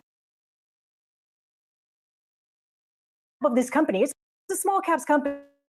It's a Canadian miner, and its market cap went from $730 million last night to $1.4 billion right now. And the company put out a statement responding to the share price spike, saying that it is in discussions with the Department of Energy and General Motors. It's joint venture partner in the Thacker Pass lithium project regarding the DOE loan. The topics of these discussions include certain conditions as well as incremental requests from the DOE. Now, why is this important? It's because lithium is a critical mineral that's used, a component that's used in electric vehicle batteries, but not just electric vehicle batteries. It's also used for grid storage. It's also used for Tesla megapacks that store energy. Shout out to Carla. Yeah, I can only imagine. That's not fun. That's not fun. You know we got you though. You definitely know we got you. So I want y'all to look. Lithium Americas. We got to put that one along with TerraWolf as one of the stocks to watch and drop some dough in. All right. Intel for sure. Oracle too. So these are very important components of energy storage, and you kind of have to connect the dots with what the administration has been doing with taking a stake. So now I want you guys to understand this. Look at this, man. Do y'all see this? How many people are starting to see, oh, this is what Robb be talking about. This is the politics to billionaire pipeline. Do it make sense? Yeah, see, shout out to Carla. See, you got your membership badge and your wrench. I just added a wrench to you over there on Tales from the Crypto too. I don't have many people that's mods over there. I've been adding them one by one, so you know what I'm saying. But yeah, you got your wrench and your membership badge. That's what's good.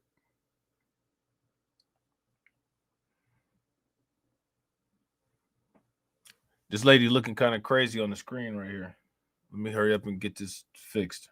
Stake in MP Materials, the rare earth minerals miner, with taking a stake in Intel, went through regards to chips, and now with taking a stake with lithium to sort of wean itself off of the dependency of places. Shout out to John. You see that? Look, and shout out to my man John. Throw some flames in the chat for John. John working overtime. You know what I'm saying? John trying to get paid. John said, I got buy orders when the market opens Monday for all those. Intel, terrible. Bro, facts. Yo, I haven't bought any stock on crypto.com yet. But I'm curious to anybody who has, is anybody in the chat who has, when you buy stock on crypto.com, do you still get like free crow for buying the stock? Or do you only get like the crow rebate when you buy crypto?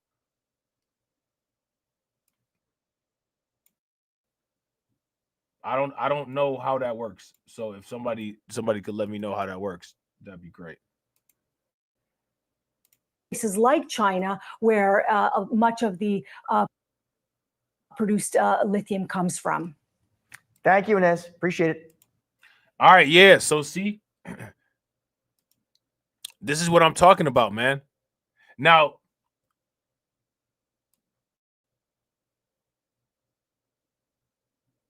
look at this. Now you got, let me see. Hold on real quick.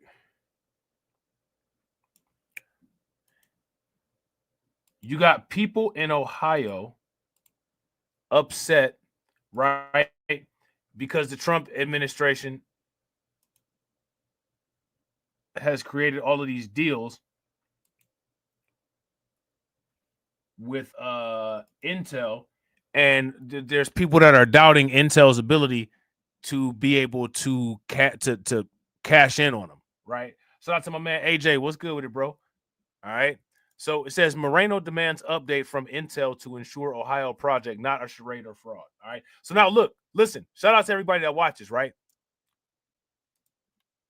If you're a person, we're going to run this down the line.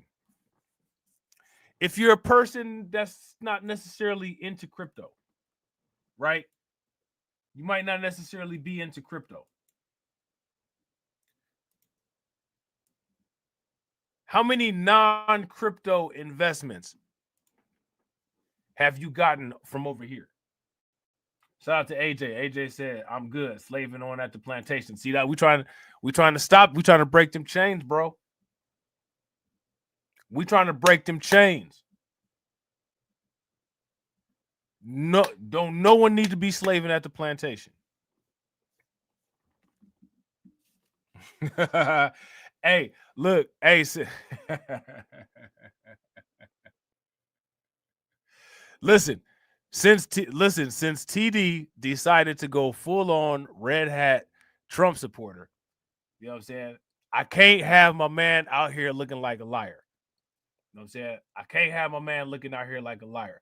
So he always hit that Trump is the best president for black people button all the time. Right? Y'all heard it before on the Terry Time channel. Y'all heard it on the Terry Time channel. So if TD hitting that button, you know what I'm saying? Every time he hit that button, we got to do something so he ain't out here looking crazy. Right? So to keep up with all that, I got to show y'all how to get rich under Trump. It's the only way.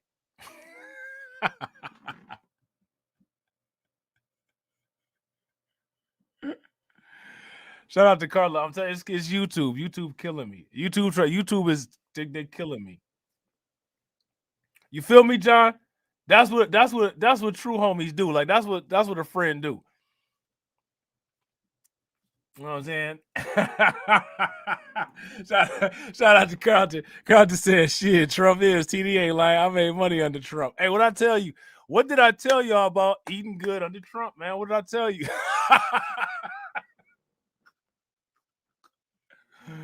I don't listen.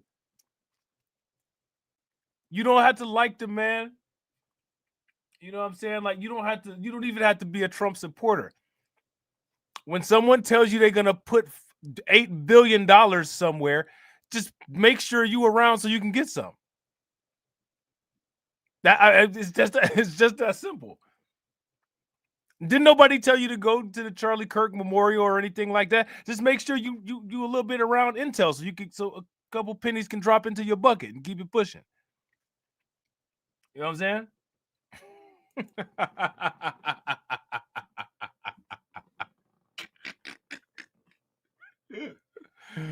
You know what I'm saying? Right? Make the money like Scarface. Shout out to Scarface. Scarface told Manolo, first you get the money. Get the money. You know what I'm saying? So here goes more NVIDIA or more Intel projects, right? Senator Bernie Moreno listened last week to chipmaker NVIDIA's plans to invest $5 billion into its competitor, Intel. Listen, Trump got these companies so scared, they got the investing in the competitors. Let me just hurry up and give you this money so Trump don't get on my case. Here.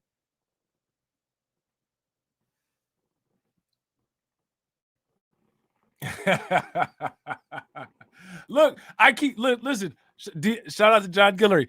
Do y'all remember that video with the stupid thumbnail with the buffet table and Trump with the hat on, like with the chef hat on from the McDonald's from when he went to McDonald's, and it was like the black light, like eat good under Trump.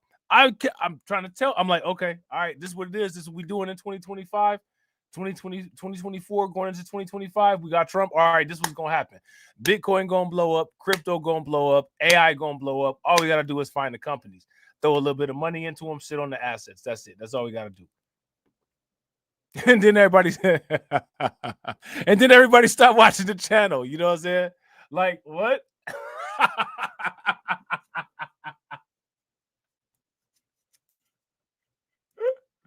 You know what I'm saying? Like what? Okay.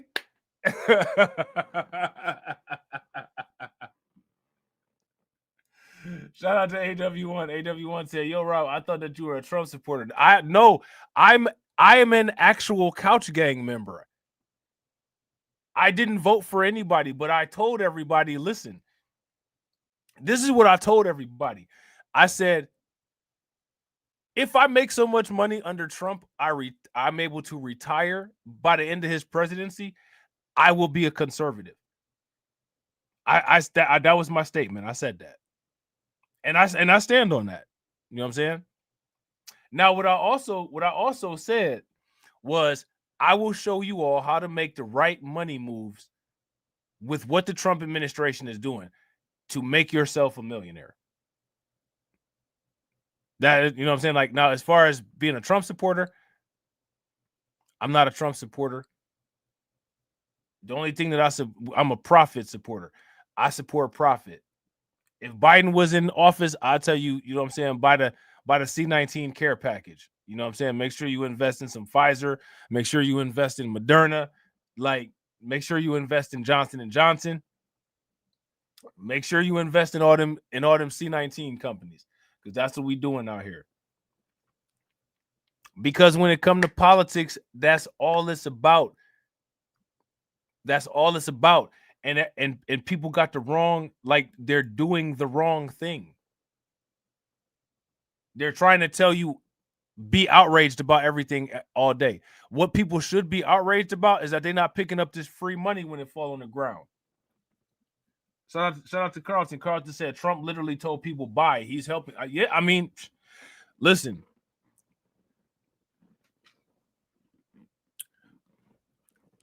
Do y'all remember when the election was going on during the Black Voter Monolith? When I was doing the Black Voter Monolith miniseries, and I kept like, look, Trump going to all these Bitcoin conferences. No one was talking about that.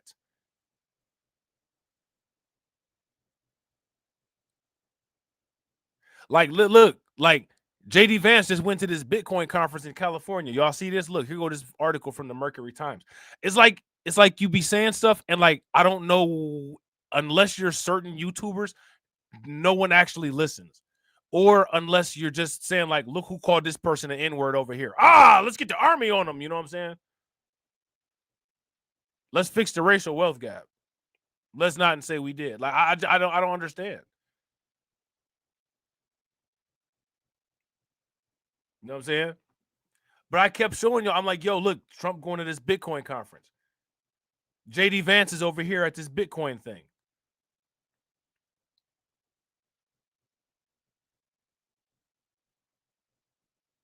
And then I kept telling you, I'm like, yo, Trump is going to use cryptocurrency to win the election. He's going to use cryptocurrency to win the election. I showed y'all the old tweets. Look, Trump used to be like all the YouTubers y'all love. Trump used to say the same thing about crypto that the YouTubers y'all love said about crypto. Except for now, he changed his position and decided to make his family wealthy off of it. And everybody else still saying the same thing.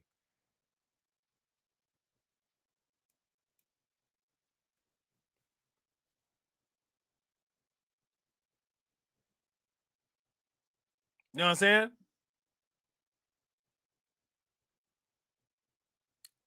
Like, Trump sped past all the YouTubers that used to say, or that still do say, crypto is a scam, and he switched positions on it. And you know what I'm saying, now he's sending, you know what I'm saying, like hundreds of millions of dollars in wrapped Ethereum all over the place. Yeah, shout out to Carlton. Carlton said Trump locked in the crypto bros, and it was a wrap. I told everybody this. This is what happens when people watch stuff as secondary content. Like, nah, bro. Like, look. They're actively, like, he got Trump Jr. at all these conferences. Like, Trump Jr., the young Trump is going to these conferences.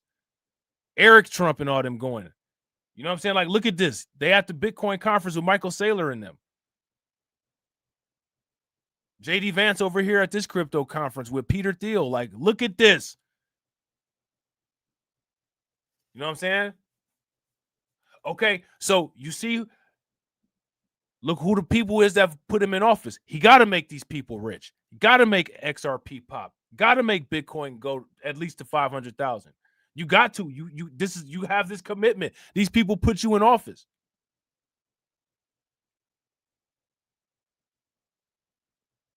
I'm like, all right, Trump won. Here's the play. Instead, people still Karen hunting. Here go a Karen over here. Why you in the Karen's habitat?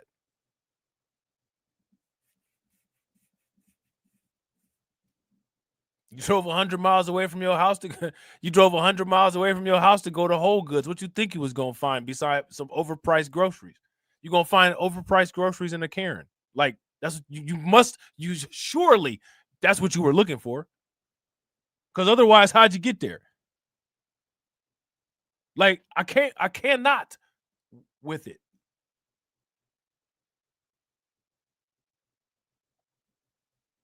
You know what I'm saying? Get rich.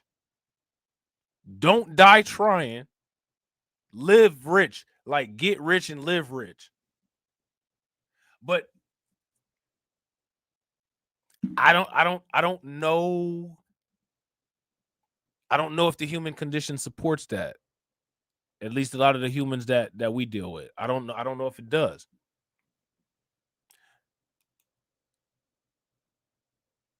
You know what I'm saying? Like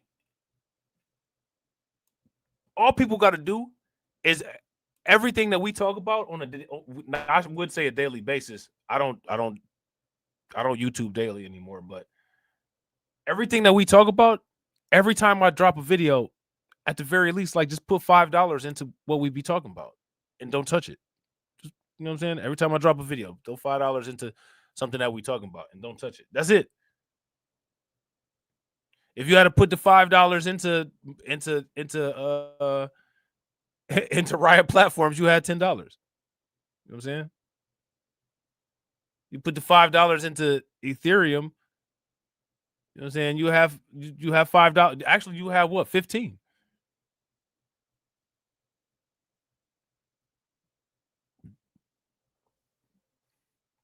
Shout out to Carlton. Yeah. Shout out to Carlton. They can join the Discord and pick up some gems. Right. And they can hear us talk about people.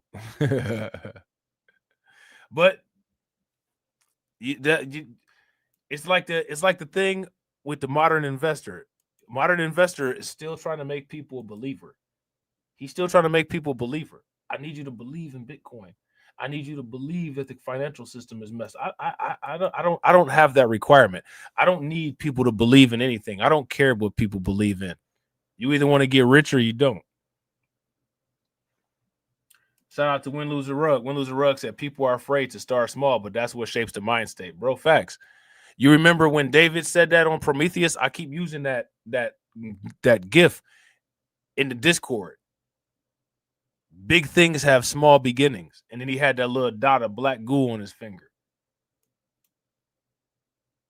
He said, big things have small beginnings. I mean, that's a fact. That's facts. It's a mind state. And it's a choice. You know what I'm saying? So now he says, like others, he has questions about whether the investment will jumpstart construction of the chip manufacturing labs in Licking County. See, they had a typo here. Chip manufacturing fabs. I don't know, fabs. On September 22nd, in a letter to Intel CEO Lip Bhutan, Moreno sought answers and an update on the now $28 billion semiconductor factories in the New Albany portion of the county that were initially set to open this year. Unfortunately, the site's development is nowhere near where your company said it would be. This was the largest investment in Ohio's history and was initially projected to create 3,000 Intel jobs and 7,000 construction jobs over the course of building the two factories, Moreno wrote. Moreno said that Ohio officials moved mountains to help Intel meet its timeline, including $2 billion worth of public incentives and new public infrastructure of at least $691 million. In 2024, however, Intel announced that it was cutting 30% of its workforce, delaying the project a second time and postponing when it would open to 2030 at the earliest. So Intel pulled a Starbucks move.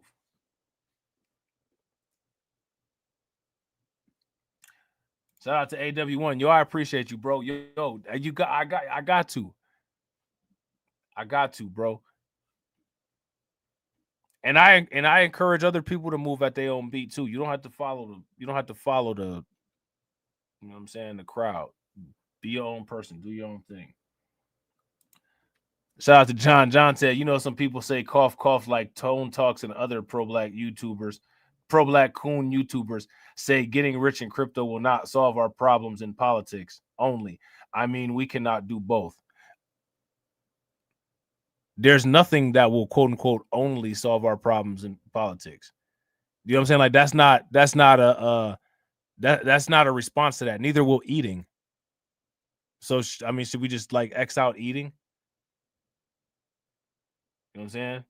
And you don't necessarily have to get rich in crypto. Like if you don't get rich in crypto, you didn't fail. It's another way of building discipline to build up your assets. If you have a Bitcoin mind state of scarcity versus a US dollar mind state, you'll be more efficient at saving if you save in Bitcoin. Let me ask you guys this question.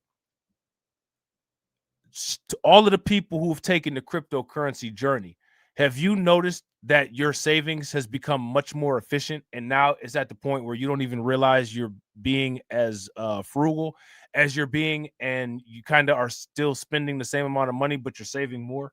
I mean, it's you've rewired your brain for the most part. And now also you have, if you got at least 1/10 of a Bitcoin, now you get $1,000 that you don't have to work for every year.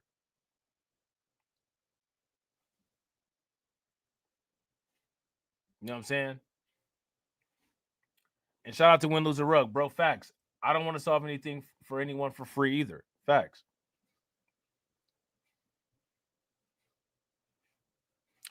Not every single person is going to get rich. You know what I'm saying? Like a 401k is not gonna solve your political problems either. But the thing that's also interesting about that statement is that what's necessary to deal with political problems is also not done. Because about 5 years ago, actually, I did a video that instructed people exactly on how to get rid of the Congressional Black Caucus. And do you know who did it? No one. Jim Clyburn was just on CNN with all the success of the social media campaigning. You know what I'm saying?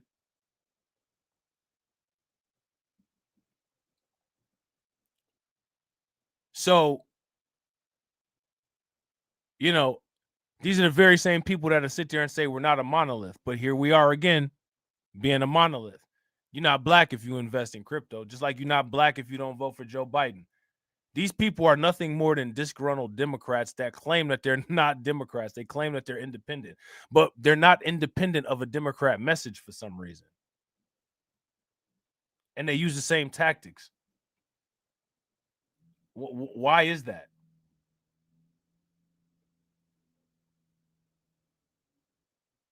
Shout out to Brooklyn Queen. Brooklyn Queen has said the only stock I purchased on crypto.com is Circle. They got Clean Spark on there too. That's probably where I'm gonna buy my Clean Spark from. But I think Robinhood's got a rewards program. They got some type of rewards program. I might mess around and get it on Robinhood too, though.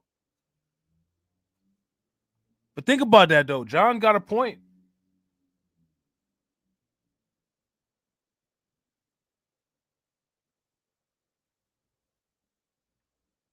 I guarantee you this. Listen, I did both, right? I sat on the couch for the election and I buy Bitcoin.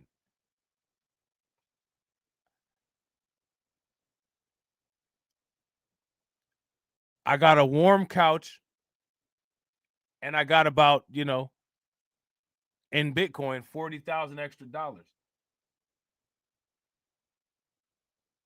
I'm just saying. The warm couch, I don't have no money from that, except for the change that come out from under it. You know what I'm saying? So, if we look at both things, all my political problems still aren't solved. So what? Shout out to Carla. You got youth and prosperity in your family. Carla says, my brother was 78 years young, brilliant, as sharp as a tack. I don't I don't doubt that because you're brilliant and sharp as a tack. Shout out to Carlton. Carlton said they also keep asking how the Democrats can win the black vote back. I thought we were done with them. Bro, facts. It's like breaking up with a female and she already fucking somebody else and you like, you know, I know she coming back. Nah, you know what I'm saying? Like her heels is behind her ears every night, bro. She's not coming back to you. You know what I'm saying? You know what I'm saying? I know she gonna be back. I drove past the house last night and it sounded like an animal was getting killed. I don't think she coming back to you, homie. You know what I'm saying? I think you need to just go ahead and figure another strategy out. You know what I'm saying? But okay.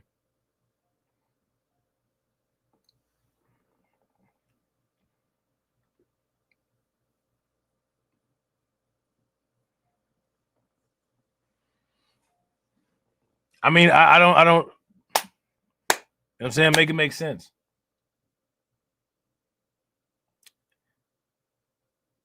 Shout out to AW1. AW1 says, yo, Rob, I think that black Americans are done with the Dems. I don't know, bro. I want to know when black Americans are going to be starting with the wealth. That's what I want to know. When is black Americans going to be starting with getting some of this money?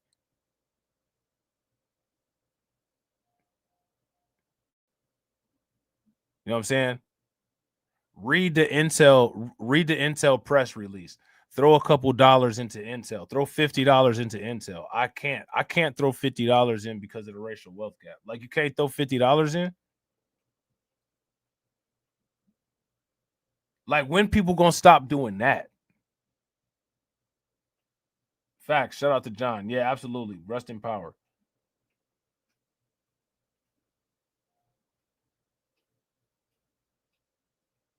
When is black Americans going to be scanning the political environment to see where the most wealth can be built? Because here's my thing. This is how I feel, right? And I'm gonna just put this out here. People can say that black Americans are done with the Dems, but the reason why black Americans deal with the Dems is financial. Many of the pro-black people have said the reason why the Democrats have been dealt with by black people is because black people believe that the Democrats are the only party that has the capability or any type of political parallelism that would coincide with the idea of reparations or getting reparations. So it's financial. The reason why black people mess with the Democrats is financial.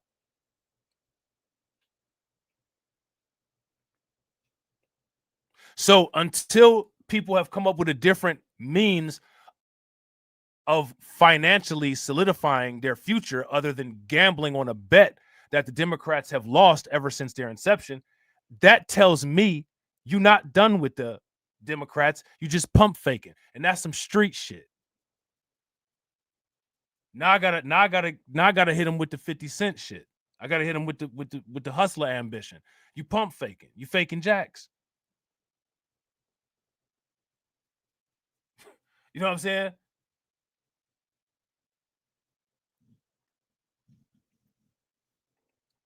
Shout out to Carlton. Carlton said the Republicans will give reparations before the Democrats. And here goes my thing. I think that people could, and again, we know where we at, right? Listen, shout out to everybody in the chat. How much wealth have you built over the last 2 years? Doing it on your own, you've done it faster and more efficiently than the government has done.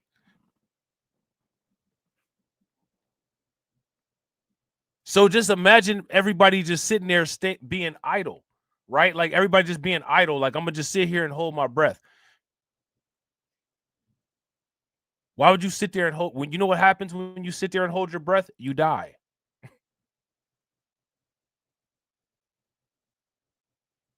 You die.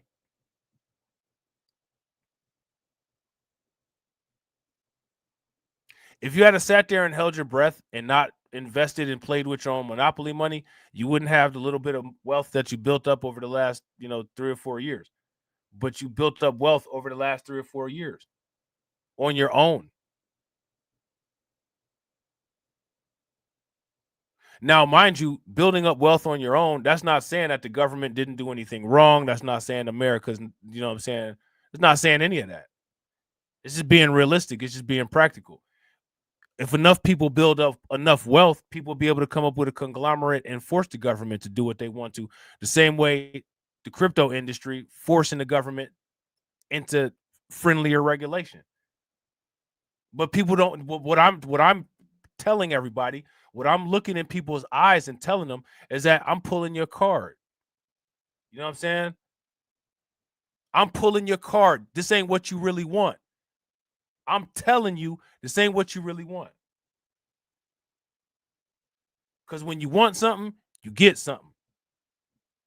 You ain't even asking for this.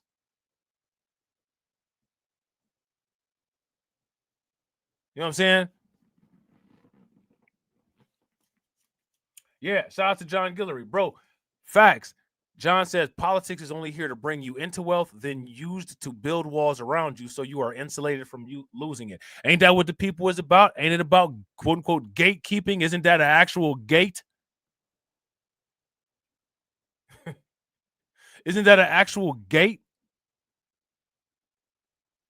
This is what I'm saying. Like, man, I'm telling you, man, no one's about that life. It's all a costume. It's all an act.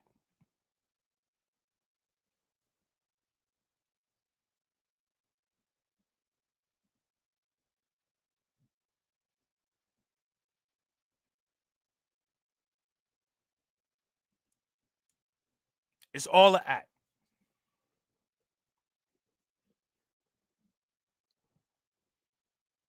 Man, you could flip any of these plays and make a decent amount of money. You know what I'm saying?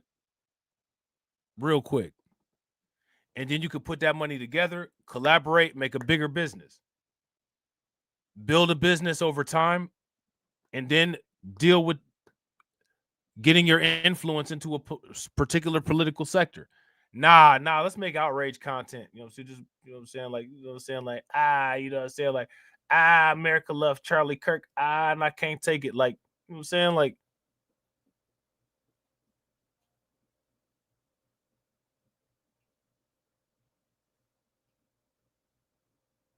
you know what I'm saying? Like, shout out to John. We gotta bring John's comment back up. Right? Because like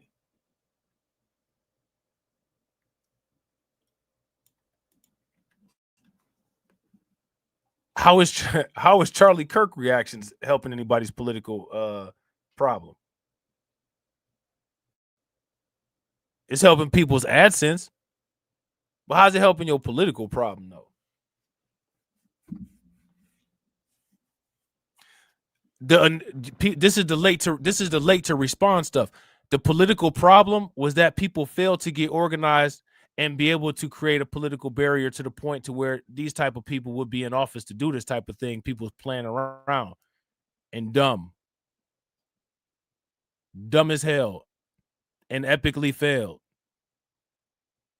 And so now, because people was dumb as hell and epically failed, now we got a political environment where, you know what I'm saying, like, you know, it'd be Charlie Kirk Day tomorrow. They have a little card out in Walmart. You know what I'm saying? Pat on the back to the leaders for that. You know what I'm saying?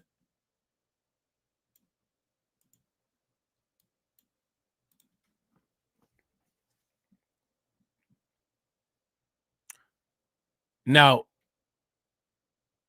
people would rather hold hands and cry about that than get $1 million. I don't understand that logic. But then to turn around and complain about an athlete making $33 million though.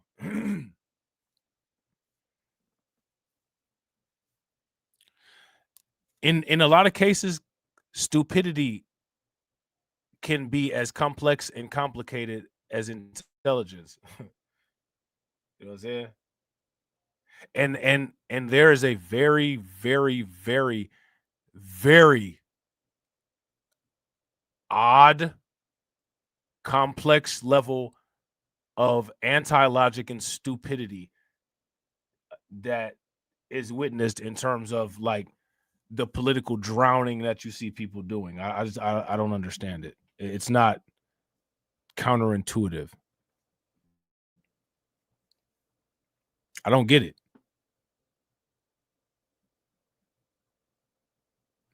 More people must get it. You know what I'm saying? Because, you know, like a lot of people engage in that type of nonsense, but like me personally, I don't get it. I'm not going to make myself broke to make somebody else happy. Shout out to Carlton. Carlton said, get ready for this. They made all that money in crypto. They need to give back to us. Man, that's hilarious, bro. I will make reaction videos all day long on why I'm not giving anybody a damn thing.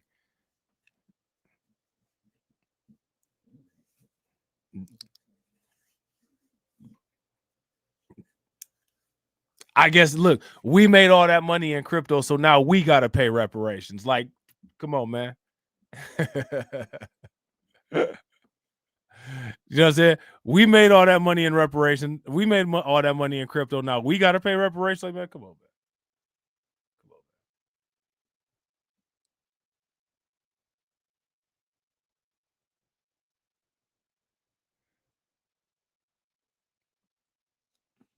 That's what that is when people say you need to give back. You need to give back. You need to give back. You need to give what back? What did anybody give to you? Give back? In order to give back, that means that somebody has had to have given something to you.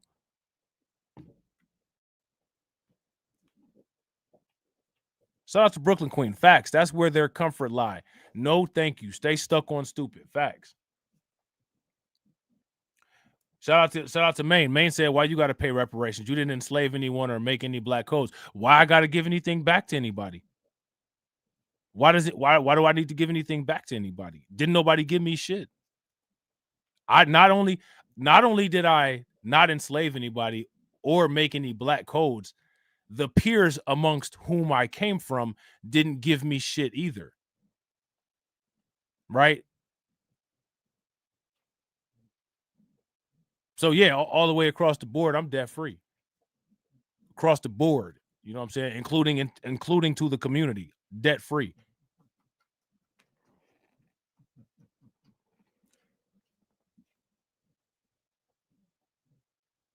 Right, we debt free out here like 0% APY. Why do people always put these demands on anybody that gets any money? Athlete, rapper, celebrity, whatever. They need to give back. They need to do this. Why? How do you give back when you weren't given anything?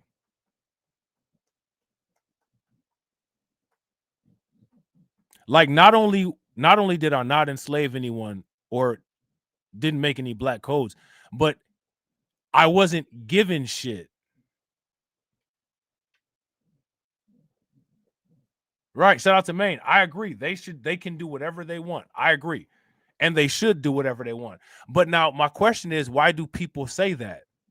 They try to shame these people and say, well, these people need to be doing this. These people need to be doing that. If people feel that some shit need to get done, they need to do the shit themselves. You need to fix up this city. Why? City been around longer than I've been alive. Why I need to fix it up?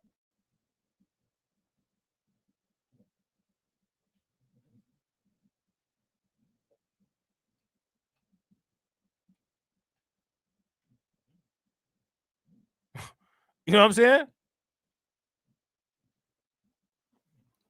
And you know who always gets told that they need to give back? Not the people in prison who destroyed the place where they live at, but somebody who's not in prison who didn't destroy the place that they live at. Why? Inverted, upside down, backwards, nonsensical logic. Shout out to Tia. Tia said, Rob, give me your Bitcoin or I'll colonize you. That's what the United States about to be doing. But I want everybody to understand. People got to stop being shame sensitive. For one, people got to stop using shame tactics. And people got to stop being shame sensitive.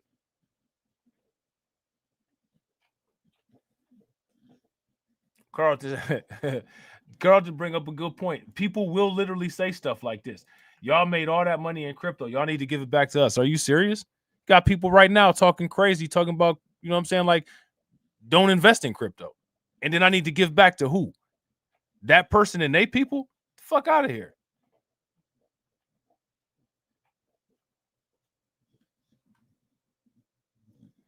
They can actually go find the biggest Ledger Nano that they can find and stick it all the way up their fucking ass. You know what I'm saying?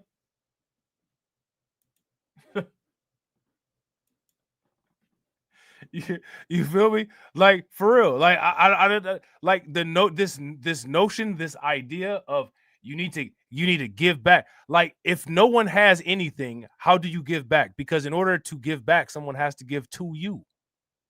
But if no one has shit to give to you, how do you give back? You need to give back to what? The trauma that you came out of? Are you serious?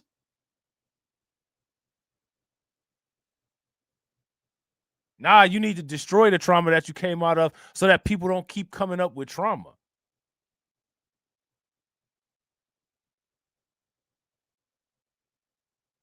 I want y'all to like seriously sit back, relax, and think about that.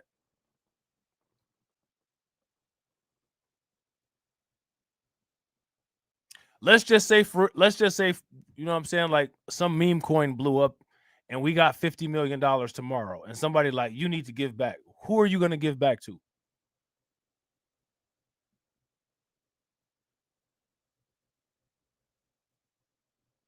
Who?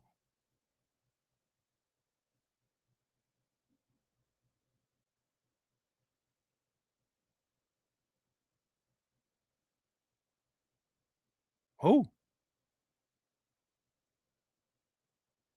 Sound like that boy Drake, but ain't got no Ovi though. Who? Who? Right? For real.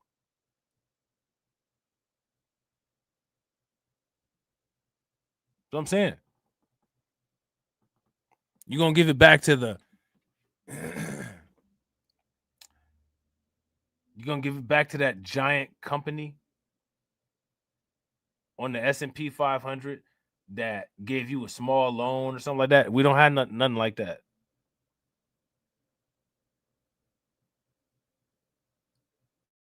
Because it's not important enough, apparently.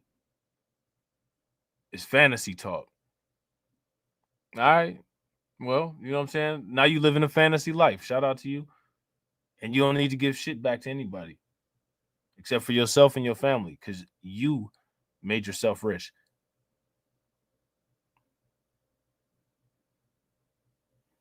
You made yourself rich. Somebody said 50 Cent should give back to the community. You mean the one that gave him 9 bullets? For real? He did give back. You know what I'm saying? He put out gangster rap music, the same type of stuff that damn near killed him. He gave it back. You know what I'm saying? But then people didn't like that. They don't like that. I don't like that. You know what I'm saying? You know what I'm saying? Like Marcy is not known for like a thriving financial area. Marcy didn't provide a thriving financial area. Marcy provided a harsh environment. You know what I'm saying? Like people got to understand these people out here reaping what they sow.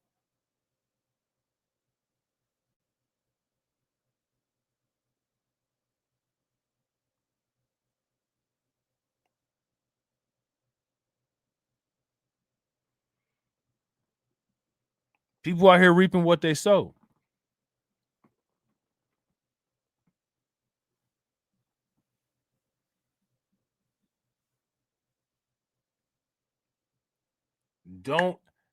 No one needs to give anything to anybody. You could create a business partner. And the appropriate time to give back is you give back to your investors. You pay out a dividend. Just because you happen to live somewhere doesn't mean that place that you live invested in you. Just because you happen to somehow be associated with a group of people doesn't mean that those people invested in you. Because let's just keep it a buck. That ain't it all the time. You know what I'm saying? Shout out to DJ Elmo. DJ Elmo said, give to anybody you set up a charitable organization, donate to causes, and get a tax relief. Yeah, facts.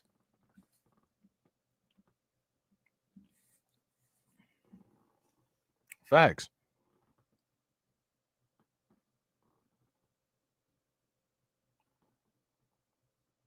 You're one person.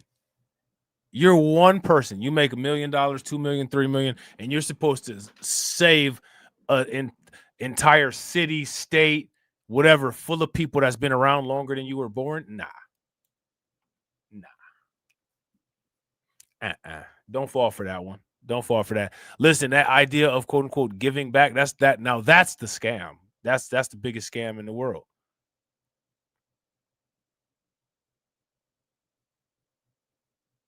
A lot of these people, they can't even, when they do try to come back, they get killed.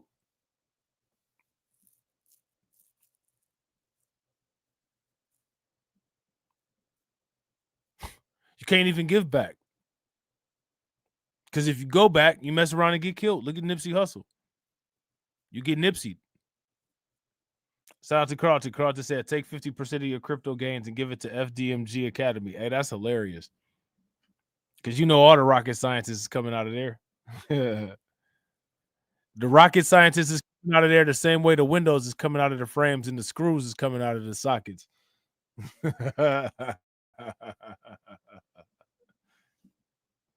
No one forces anybody to create that type of environment. Like nobody does it.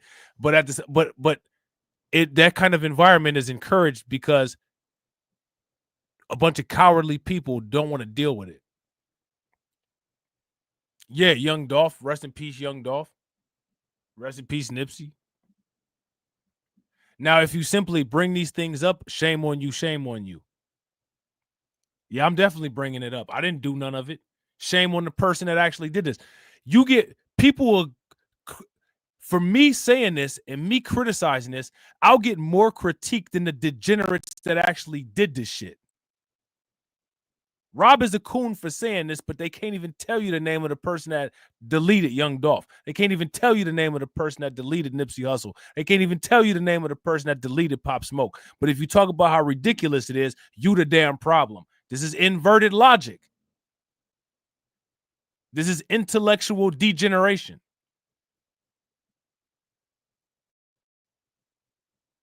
This is idiocy. This is reality.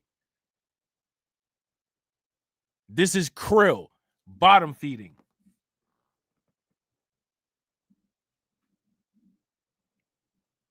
People that can't acknowledge particular issues and deal with them in a certain way, the inability to do that is very telling of those people. And me personally, I don't have the same type of insecurities that these other punks have. I can sit here and lay out the facts on a lot of issues that are not the easiest type of issues to discuss. And I still deal with what people may call, quote unquote, an enemy.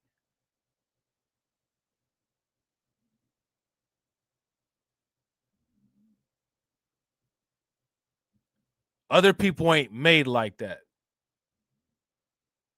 You know what I'm saying? They're not made like that. And just because they're not made like that, go ahead and continue to not be made like that. But that doesn't mean that I need to change my mode of operation to make somebody else comfortable or to make other people comfortable.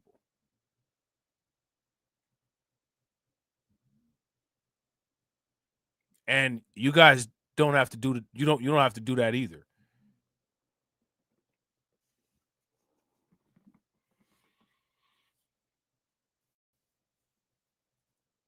Most people that are not good at something, or most people that are experts at something, there was a point in time when they weren't good at it. And then they said, you know what? I cannot continue to have this as some type of weakness that's slowing me up. So I'm going to deal with it.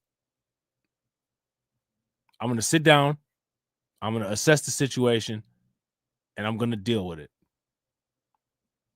And then they become competent in what it was that they were incompetent in. And then they've made another step in evolution. You can't do that. You can't make that step in evolution if you have outside forces continuously telling you that issues that exist are not actual existing issues.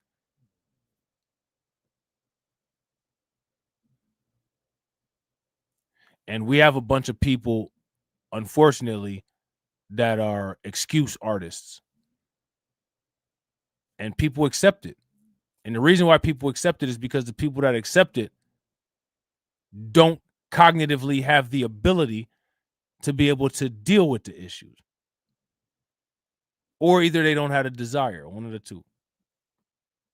And me personally, everybody has the freedom and the right to do whatever they want, be however they want. I don't have the time or the tolerance for that type of mediocrity.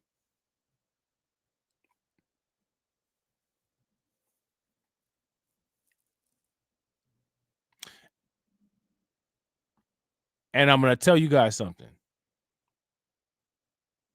When you guys start, the more you advance your standards and set higher standards and have lower tolerance levels for things that are less in line with your high standards, the more you will get higher quality results. If you don't accept failure, you won't get failure. There's no part of the type of politics that goes on currently that has an intolerance for failure. The current political environment that most people in my peer group are bombarded with is nonsense, weak, pussified garbage that excuses mediocrity and encourages failure. Shout out to DJ Elmo. Facts. External and internal locus of control.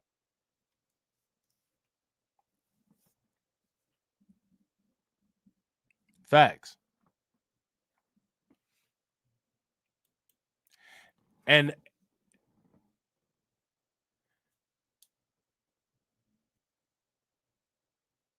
nothing will change until there's a cultural shift. And the cultural shift has to be one that's rooted in tolerance. That's rooted in what you will versus will not tolerate. I don't think people have a hard cap on what they will versus will not tolerate. I think people just talk a bunch of stuff. They do, like in nature. If you look at a lot of animals, you know, there's a lot of animals that have like patterns on them in bright colors. Like you will see like these butterflies and these moths, and they have like these patterns when they flap their wings out. It looks like some big eyes, and it might scare away a predator. That's the peacock method. You know what I'm saying? Like for years, people have been taught the peacock method. You know what I'm saying? Like spread your wings out real and look like a bird that's bigger than you actually are. You know what I'm saying? Like ain't nobody, no one's falling for that. No one cares.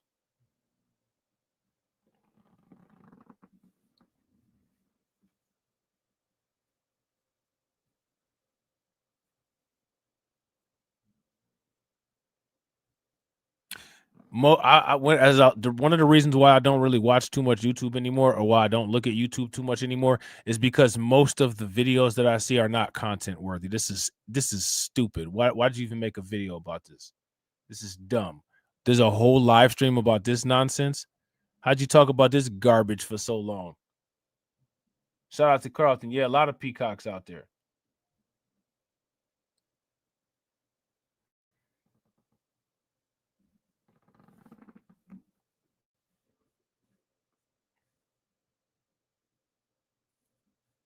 I told you guys, like, I just every single, like, I turn on YouTube, every my entire homepage was flooded with just Charlie Kirk videos. And then I asked myself the question, I'm like, yo, do these people, and I've said this before, do people believe themselves or not? I mean, how much self-reassurance do you have to have? Like, say, for instance, I'm about to get in a fight with somebody. I go in with the understanding in my head. I'm going into here to take this person out. Like, you know what I'm saying? Like, I'm gonna walk away from this, and the other person is not. That is what's going on in my head. That's what I don't need to continue to, like, I don't need to make a video about that. I don't need to talk about it a million times. I'm laser focused. Like, it's just this. I know this is gonna happen because I'm gonna do it. I believe myself. I believe in my ability. Them hands is gonna do all the talking I need to do. You know what I'm saying? But like, it's like everybody got to tell themselves everything a million times, and then the YouTube algorithm play into it. But me personally, I think people have shaky values. Like, I don't think everybody is as rooted as they try to say that they are, because they wouldn't need to constantly validate if they weren't. I'm saying, like, you wouldn't have to say like the same thing 5 million times. I got to remind myself. Like, imagine if you had to say the same thing 5 million times. Shout out to John Guillory. John Guillory said, bro, there are 5 to 8 hours of live streams talking about nonsense. It's crazy. It's crazy. Listen, I'm going to tell you about my live stream. Any live stream of mine that you watch, if you listen to it and you take some notes and you go do 1 or 2 things, you can make some money. Now, like I've said, like when I started to get extremely irritated, right? That's when people's masks start to slip. I started to see this is a lie. This is an illusion. This is not a real place. People do not come here for the things that they say that they do. Yeah, shout out to Win Lose a Rug. Win Lose a Rug said, people just want to say, I told you so. Most just care about looking like they were right rather than what is actually happening. Listen, me, I like what I would like to see is I would like to see everybody in my chat as a millionaire. That's what I like to see.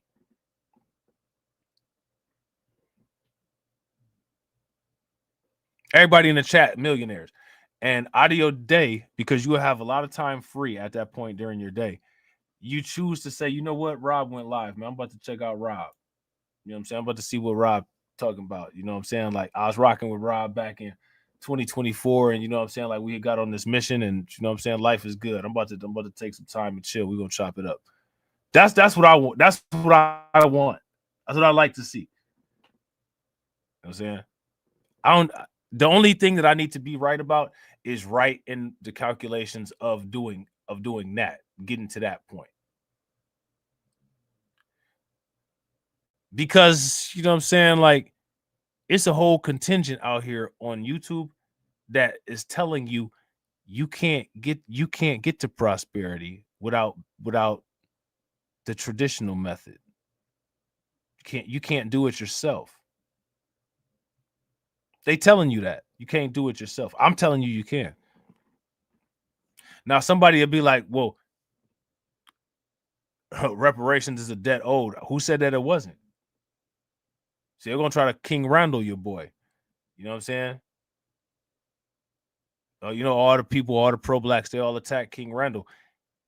I don't recall, and I remember there was a reaction video that me and TD was talking about, to where I guess one of the quote-unquote leaders had kind of went in on King Randall, and King Randall was like, yo, I never even said that I didn't support reparations. I don't know where that came from.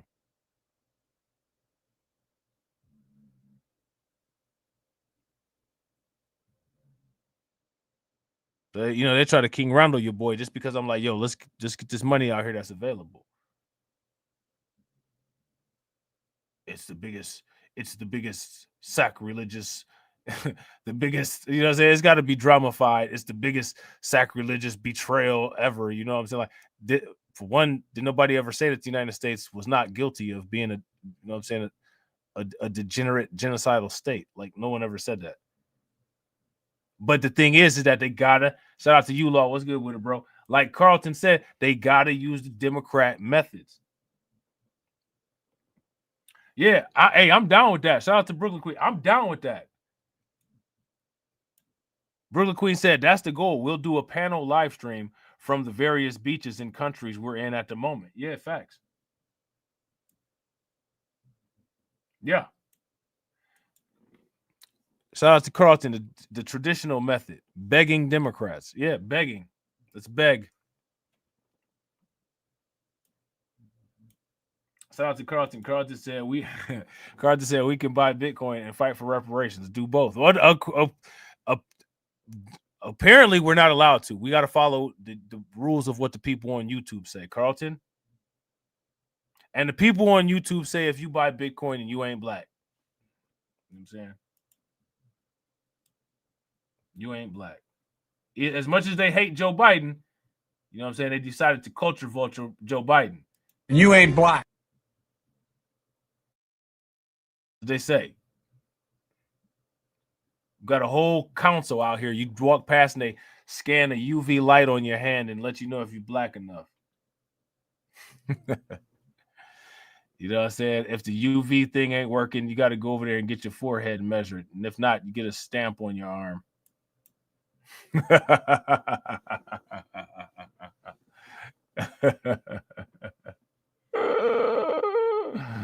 Hey, it's like Jim Jones, man. You know what I'm saying? Like, you know, Jim Jones don't know he an old nigga. You know what I'm saying?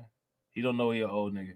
Some motherfuckers be a certain age and they don't know they're an old nigga. You know what I'm saying?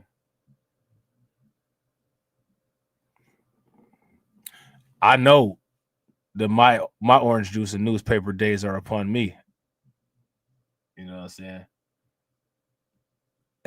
I know this. They have cometh. And I want to enjoy my orange juice and newspaper days. You know what I'm saying? With just a little bit more money in my pocket. I don't think there's anything wrong with that.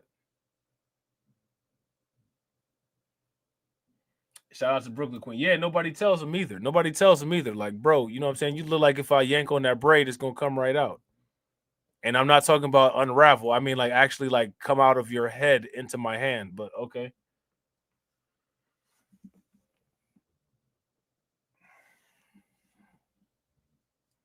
And, like, you know what I'm saying? Like, a lot of times, like, the ONs, right? Like, it's not even like, you know what I'm saying? Like, Nas is an ON, but like Nas, you know what I'm saying? Like, if we didn't know, you know what I'm saying? Like, Nas look young. You know what I'm saying? Now we talking about like ONs that actually look like ONs, like cats that look like they older than they actually are. You know what I'm saying? Like Cameron, you know what I'm saying? Like Mace, you know what I'm saying? Like they all look young, they all youthful. You know what I'm saying? Cat like Capo, you know what I'm saying? Like Capo, bruh. You know what I'm saying? You and Benzino look like y'all about the same age, homeboy. You know what I'm saying? A lot of these old niggas look old. And you still out here like you 19 or 20, like, you know what I'm saying? Look, hey, shout out to John Guillory. John Guillory said a defiant lawyer said that I should watch out for Negroes like you. Now, they tell you every type of Negro to look out for, but they can't tell you one type of white person to look out for. And then they talk about we was tricked. We was tricked. Co-intels. Like, come on, man. Fuck out of here. The defiant lawyers need to stop defying and start listening to Neely Fuller Jr. Neely Fuller Jr. told people about staring at other black people all the time.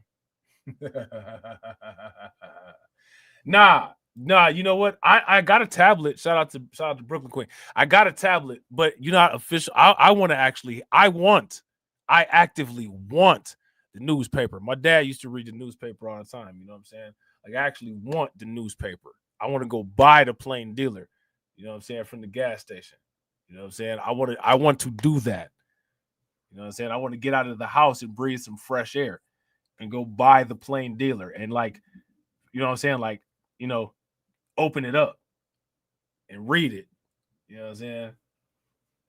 Not the tablet, not the, you know, not that. Now, you know, and again, like this to like, listen, bro, like, look, if they really saying stuff like that, like how corny is that? Like, how much of a bitch do you got to be? Like, yo, like YouTube about to yellow, they about to yellow $ this video because I'm already got into my thing where I'm swearing. But like, could you imagine like if you was like in middle school and it was like a bully and like you stepped on the bully's shoe or something like that and like your friends got mad at you, like they gonna beat all our asses now. Like, man, if you don't shut your bitch ass up.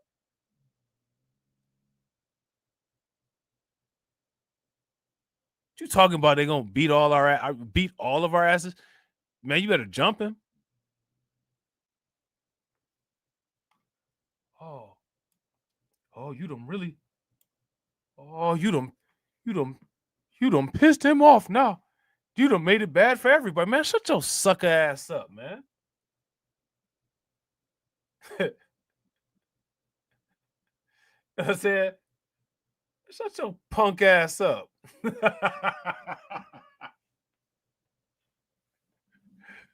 You know what I'm saying? Like that's what that sounds like, bro. Like,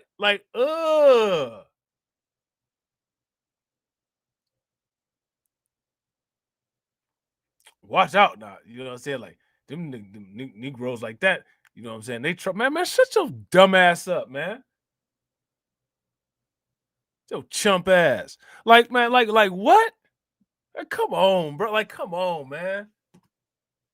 And people, I guess it's like normalized though, bro. Like, I guess it's normalized that people actually move like that now, which is crazy. Like, yo, that's crazy.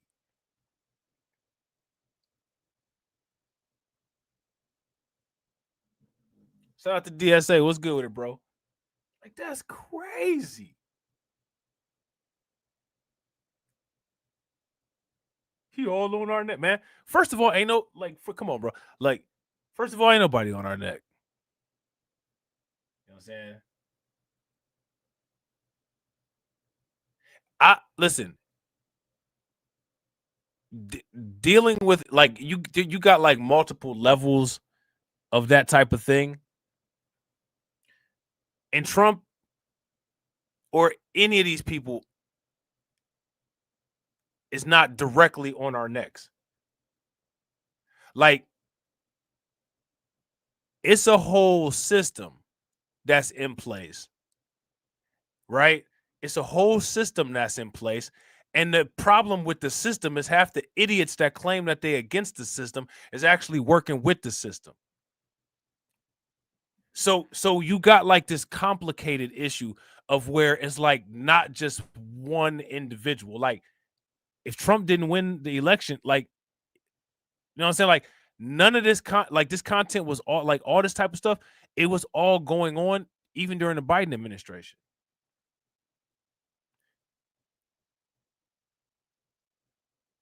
You know what I'm saying? So like it's a systemic, for one, it's a systemic issue, and then it's a self-perpetuating issue. Because the people that's supposed to be opposing it are actually ingratiated and compliant within it. And they're lost and they're dumb and they don't know how to fight their way out of a wet paper bag.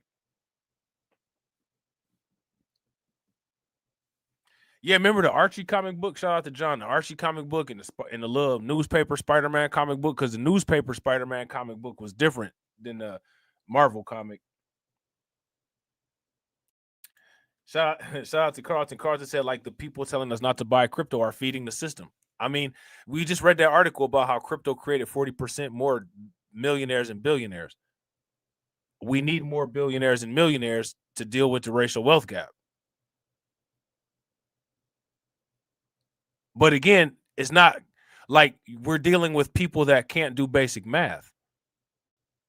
Like, this is the level of how not intelligent a lot of these people are. You know what I'm saying? So when when you have people that lionize people that don't have any substantiated track record, that's what you get. I can't get with that. Like I can't fuck with that. You know what I'm saying? Like you look at this. Look at what the Intel shit.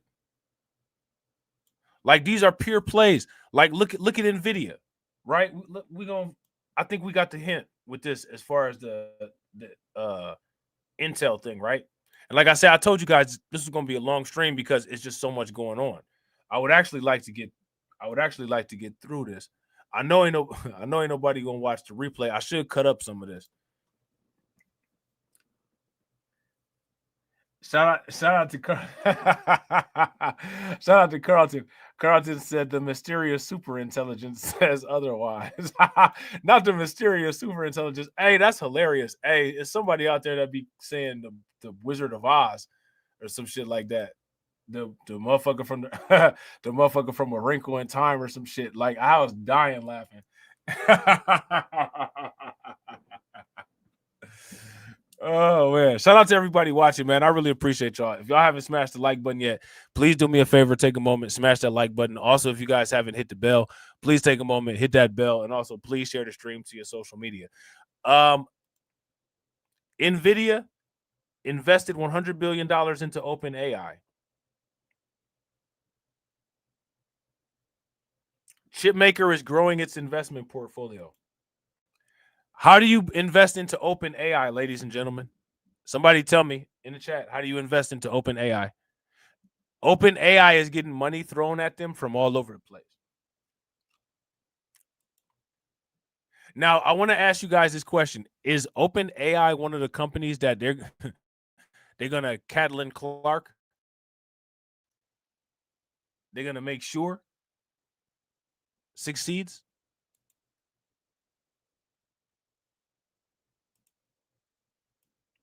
They're going to throw it on the list with Clean Spark and XRP?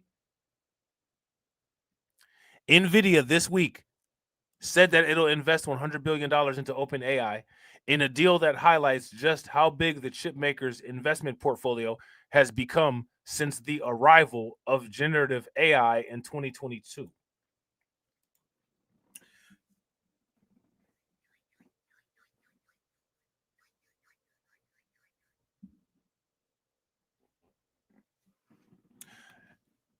How many people are watching and investing in NVIDIA? If you are, give me a thumbs up. If you're not, give me a thumbs down.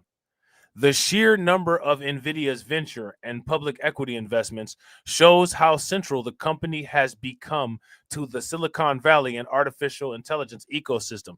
Is it safe to say that NVIDIA is the Bitcoin of artificial intelligence?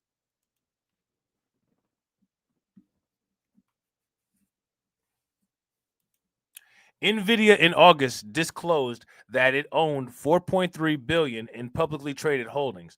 And in July, the company valued its non-marketable equity securities at $3.8 billion, up from $1.8 billion a year ago.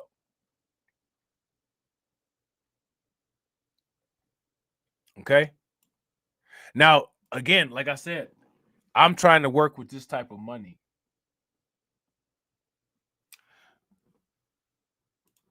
Shout out to Carlton. Carlton said, in Europe, you can invest in tokenized OpenAI on Robinhood. We need to be able to find, where is tokenized AI, OpenAI? We need to be able to invest in OpenAI. OpenAI is going to be a ridiculously large company.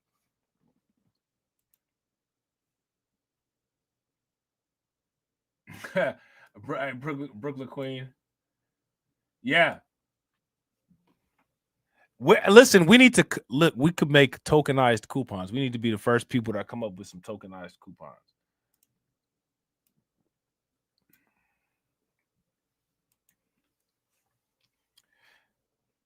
NVIDIA said this week it'll invest $100 billion into OpenAI in a deal that highlights just how big the chipmaker's investment portfolio has become since the arrival of generative AI in 2022. That deal came just 1 week after NVIDIA committed a $5 billion investment into one-time rival Intel, and after the company announced its intention to make $500 million investment into self-driving car startup Wave and a £500 investment into UK cloud provider Nscale. Okay. Shout out to DJ Elmo. DJ Elmo, you still in here? I think that might be the company that DJ Elmo was talking about.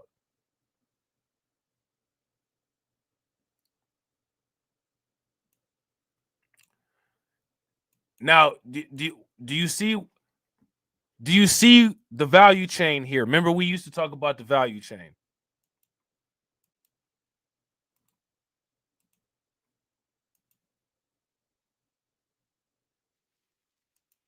You guys see the value chain here? Now, put together the links of this value chain. NVIDIA's investment spending spree underscores the chipmaker's ascendance to the top of Silicon Valley's pecking order, providing capital and access to its highly desired artificial intelligence chips in exchange for equity and insight into where some of the hottest AI startups are headed. Now, we need to look at these companies that are going into this artificial general intelligence. Do you guys remember? Long ago, I talked about artificial general intelligence. Long time ago, before any of this AI race. You guys remember?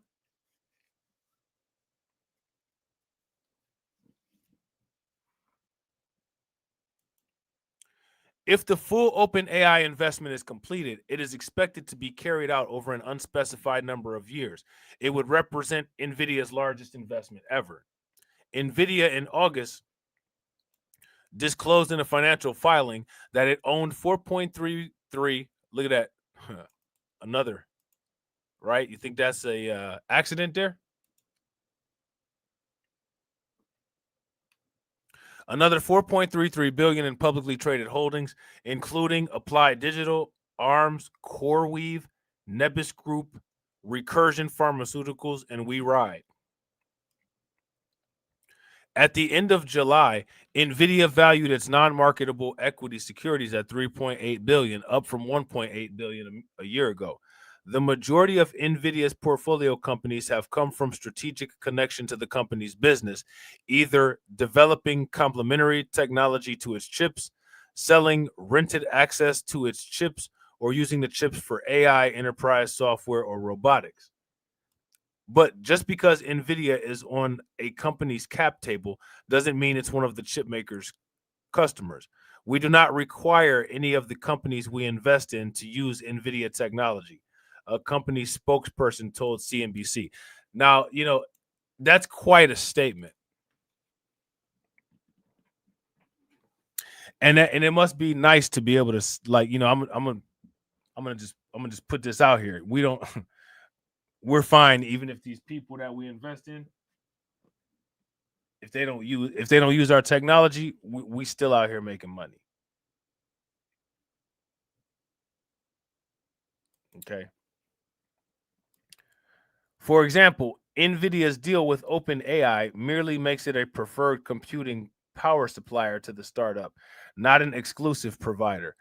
Cohere, an enterprise AI startup that NVIDIA participated in funding rounds for, announced this week that it will use AMD chips in addition to NVIDIA. Now, let me ask you guys this question. How many people think that NVIDIA would invest in Beastmark?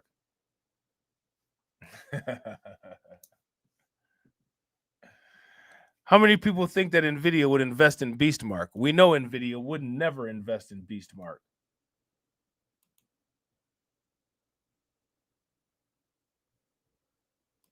It wouldn't be culturally appropriate for an American company to invest in Beastmark. You have to understand etiquette, right?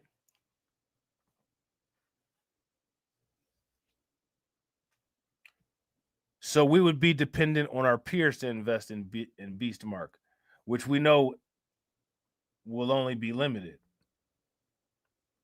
Do you see the first level of constraints?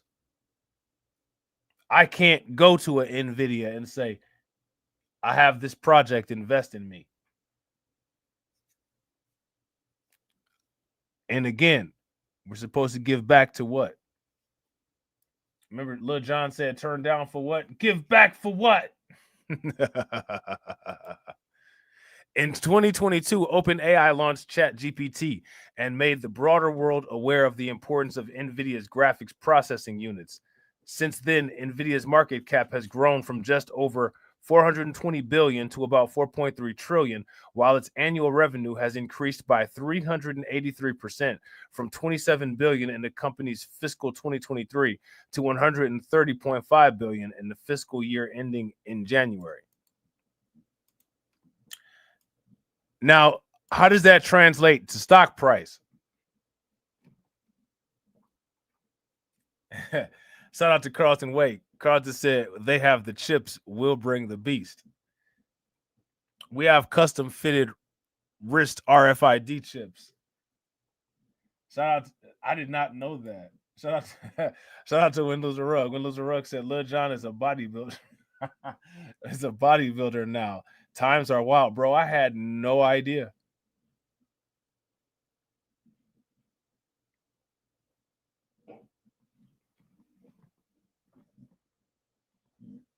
I had no idea. How many people were aware that Lil Jon was a bodybuilder now? I had no idea. No clue. The year ChatGPT first debuted, and let me ask you guys this. How many people have you heard complaining about AI? I want you guys to tell me about all the AI tears, all the AI grief that you've heard. I can't stand AI. Windows of Rug said Lil Jon was at Muscle Beach. For real? Ha, that's wild.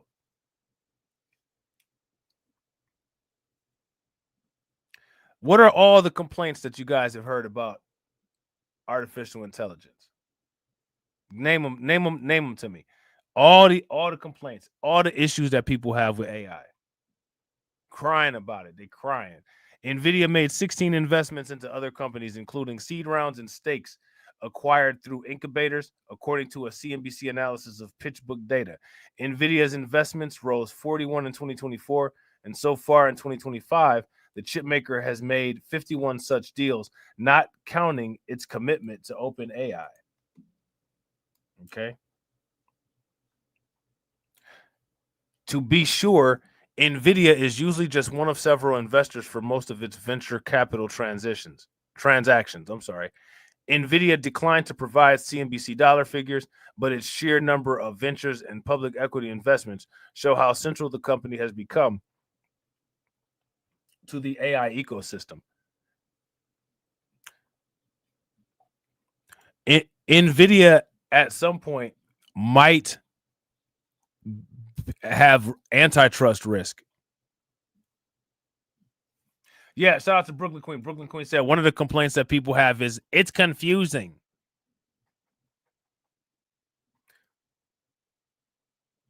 What's some other complaints people have about AI? NVIDIA has increasing cash flow from its rising sales, and the regulatory environment around acquisitions is still difficult. All right. The OpenAI deal is a win-win because it allows NVIDIA to spend some of that cash and gain influence on the implementation of artificial intelligence using its chips, she said. All right. So, look at this. NVIDIA's investment since ChatGPT's debut. Right. We know where all of this is going.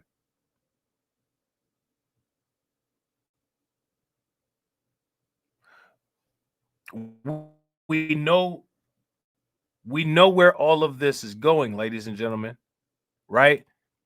And for real, it's about how much money can you make to be able to invest.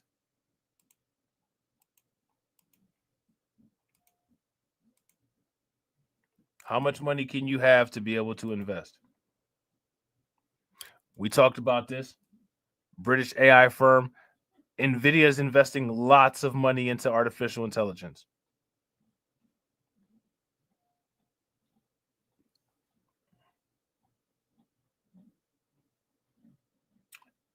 Trump calls for the firing of Lisa Monaco, Microsoft president of global affairs. So I mean, I want you guys to understand, the way that Trump is moving, he's moving like I'm the CEO of America. Okay. Now, you know, it is what it is, right? But now, here's my question: is if you now are armed with some of this information, why would you not invest?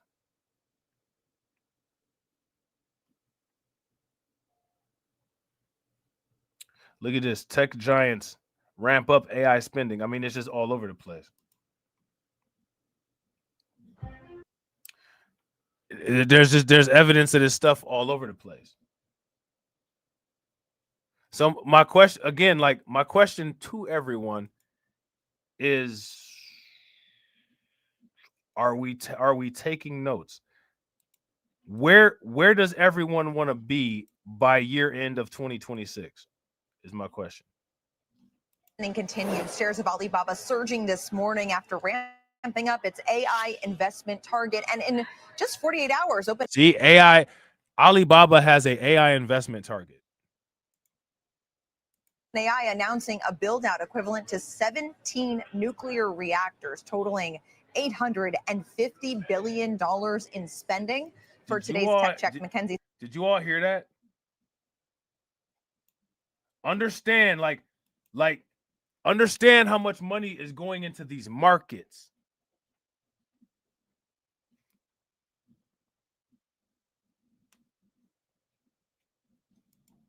Understand how much money is going into these markets.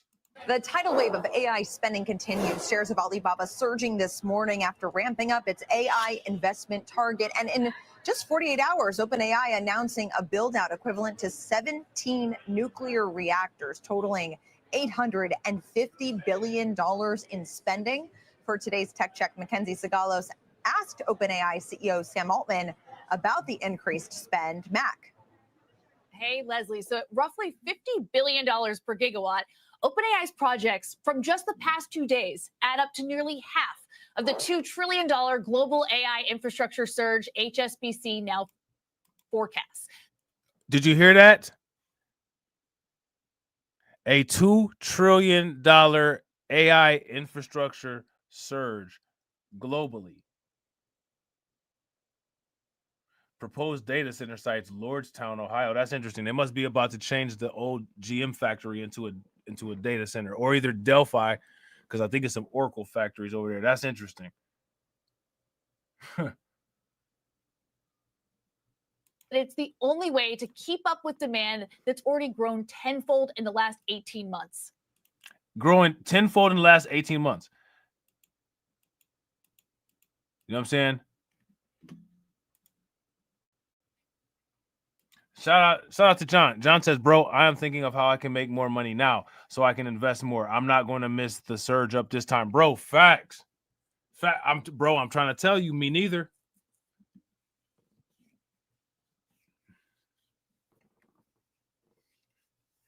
I'm trying to tell you, me neither, bro.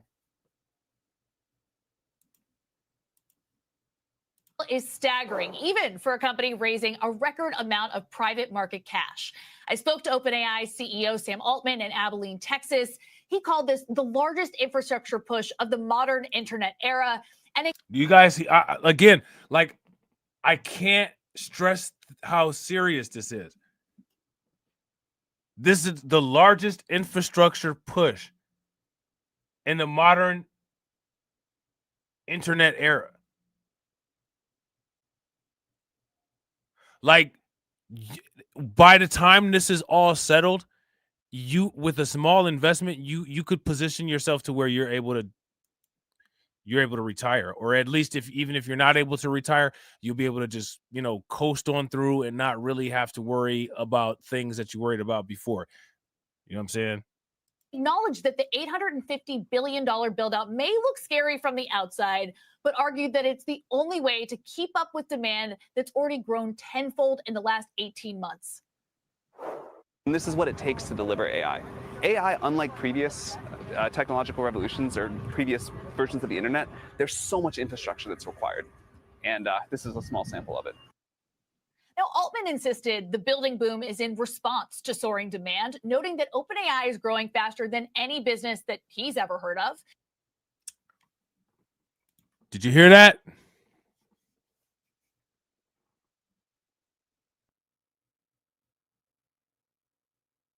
If you guys heard that, give me a thumbs up. If you guys did not hear that, give me a thumbs down. Now, Altman insisted the building boom is in response to soaring demand, noting that OpenAI is growing faster than any business that he's ever heard of. That's your ticket right there.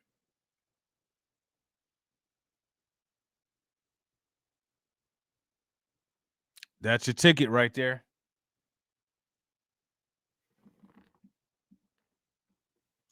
Now, if this is the case, in my opinion, it's not outside the realms of logic to say that there's a strong possibility that OpenAI could be the Google equivalent company of our great-grandchildren. If you guys would agree, give me a thumbs up. If you guys would disagree, give me a thumbs down. He also pushed back on bubble fear, saying, yes, people will get burned, but every past technological revolution has gone through cycles just like this. People will get burned on overinvesting, and people will also get burned on underinvesting and not having enough capacity. Smart people will get overexcited, and people will lose a lot of money, people will make a lot of money, but I am confident that long-term, the value of this technology is going to be gigantic to society. Now, one tech company that could be worried about underinvesting is Alibaba. It just revealed plans to increase its spending on AI models and infrastructure development on top of the $53 billion that it already committed to spending on its big AI push, really underscoring just how global this. I don't think it would be a bad idea to keep an eye on Alibaba along and keep that parallel with NVIDIA.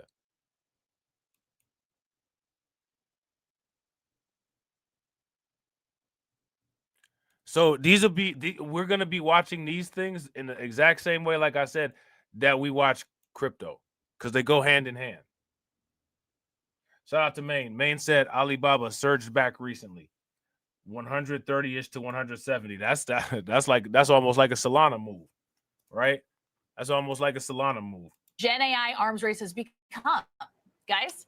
Mac, can you remind us just kind of where the arms race sits with regard to U.S. spending versus China? I mean, it sounds like, just based on what the hyperscalers are doing all the way through the supply chain for AI, that the U.S. is well ahead in terms of its spending. And do we even have a clear picture of how much China is spending outside of the $53 billion or so that Alibaba upped its target to today?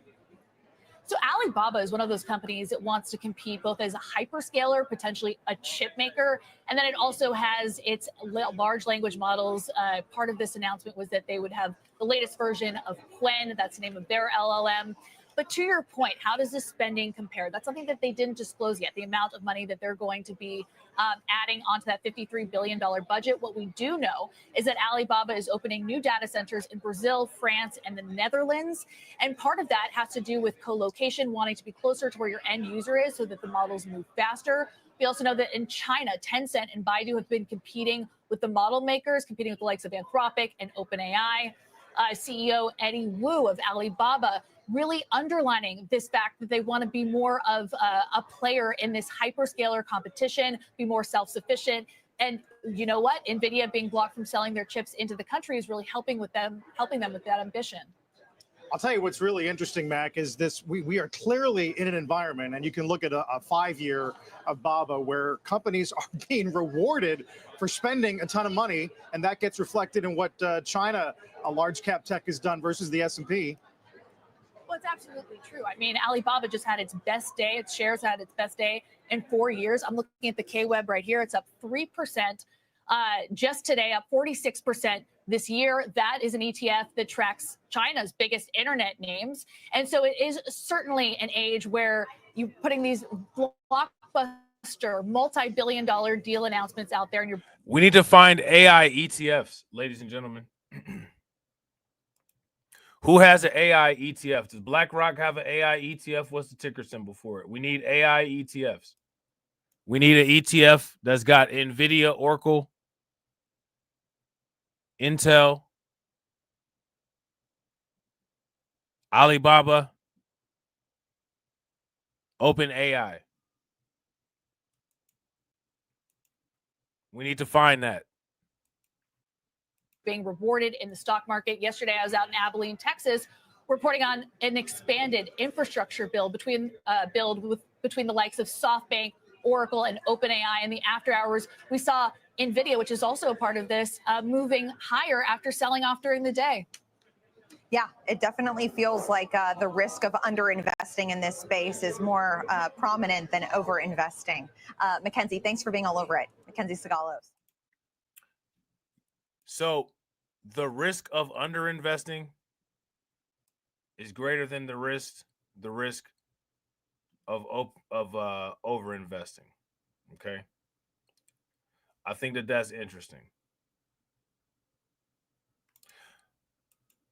I'm going to show you what Oracle is doing real quick. Okay. No, shout out to John. Yeah, we need to find an ETF that follows AI. You know what I'm saying? We need to find that ETF. We need to find that good ETF that follows AI. This is going to make us real. This is going to make us real. Let me see. There we go. News on Oracle's latest data center plans. The stock higher after hours following a 4% drop during the regular session. Mackenzie Sagalos has got all the details. Mac. Mel, all right, OpenAI, SoftBank, and Oracle have just unveiled 5 more Stargate sites. Now, look, how many? See, like, what news is talking about this, y'all? Where's the news at that's talking about this? Shout out to Brooklyn Queen. Brooklyn Queen said AI overview, 10 best AI ETFs. Dr. Wealth Mini Financial Firms offers AI-focused exchange-traded funds, including Global X, AIQ bots, iShares, InvestCo, and ARK Invest, ARKQ, and ARKCI. Here goes some more. Shout out to John. AIQ bots, Robo, theives, RT, and ARKQ. Yeah, we got to definitely find the best performing ones of those and keep an eye on them. It's stretching across Texas, New Mexico, Ohio, and then an undisclosed destination in the Midwest. We're also getting a revised spend here that brings the size of the initiative to nearly 7 gigawatts and more than $400 billion of investment over the next 3 years. Now, these blockbuster deals have already fueled massive stock gains, but one of Oracle's new CEOs told me that he is not worried about the market overheating. We see a broad-based demand across a huge swath of the industry. So it's not just from any one individual place that we're seeing this demand coming from. And as this kind of continues through, I don't worry about a bubble because I see committed demand for it. And also, the other thing I would say is, Oracle's not just in the infrastructure business. We're also in the application business. So we're also consumers of this technology. Now, those comments echo what I heard from OpenAI CEO Sam Altman, who told me that this scale of construction is the only way to keep up with AI's explosive growth. And this is what it takes to deliver AI. AI, unlike previous technological revolutions or previous versions of the internet, there's so much infrastructure that's required. And this is a small sample of it. Sam also telling me that OpenAI's trajectory so far only underscores the need for even more compute. With what we see on the horizon for how much people are going to want to use this and what the quality of intelligence, the level of intelligence we can deliver with more compute, we're very confident at this point we're going to need much, much more compute to deliver on that. And this comes just one day after the NVIDIA OpenAI $100 billion partnership announcement. And yes, NVIDIA and Oracle both closed lower. I'm looking at those stocks. They are both moving higher after hours.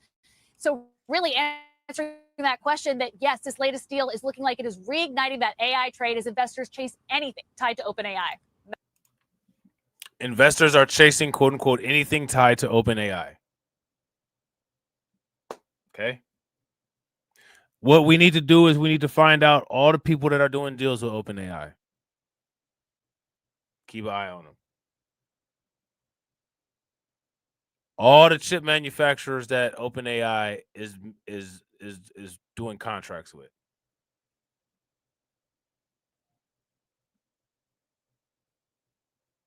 OpenAI's direct Chinese competitor.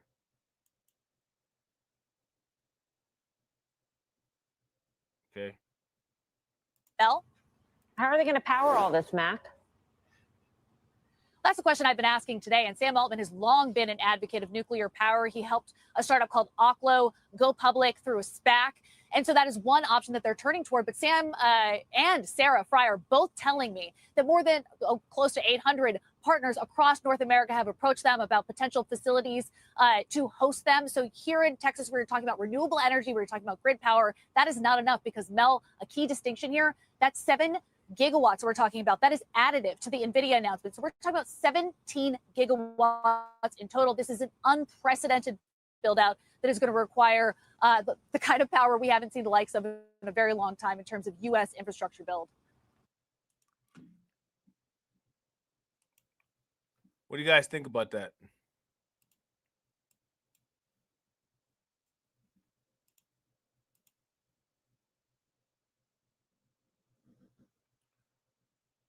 What do you guys think about that? Money to be made. Listen, the choice is yours.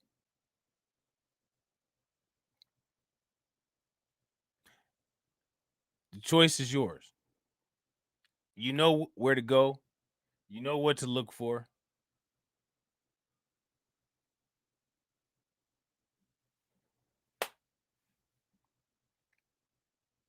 What is our time frame of results when we review everything? 4 years?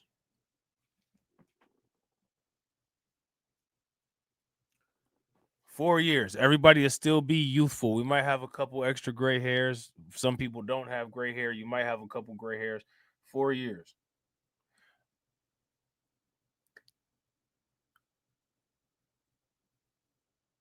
Within, and if we're not millionaires, right, by the end of 2027, at the very least by 2027, all variables held equal, hopefully no emergencies or anything that anybody has to worry about.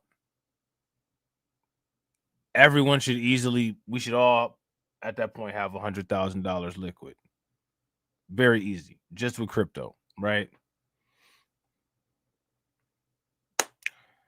At that point, time to expand the operation.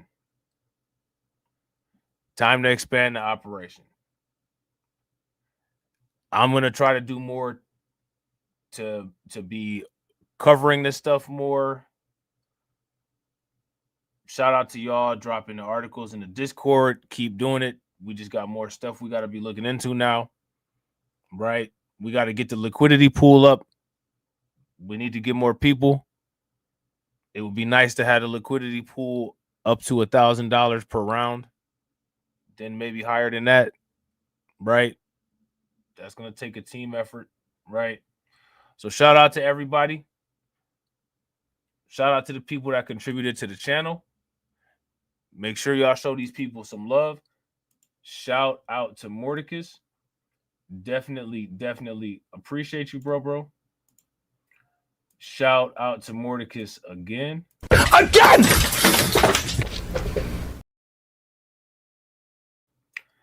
Shout out to John. Definitely appreciate you, bro.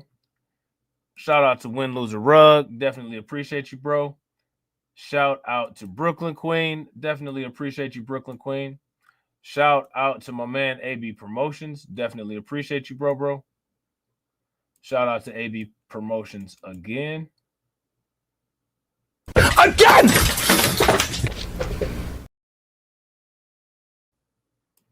Shout out to my man John Guillory again.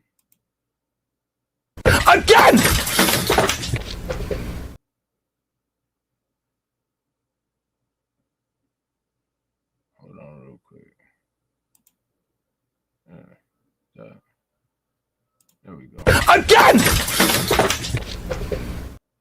I think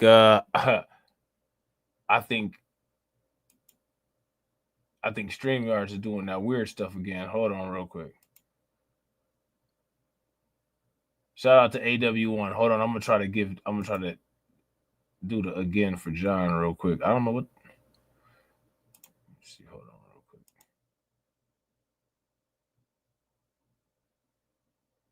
Yeah, see.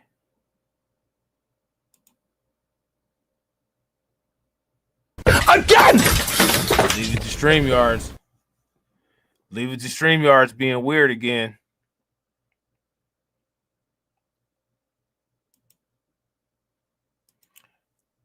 Leave it to StreamYards being weird again. And as always, ladies and gentlemen,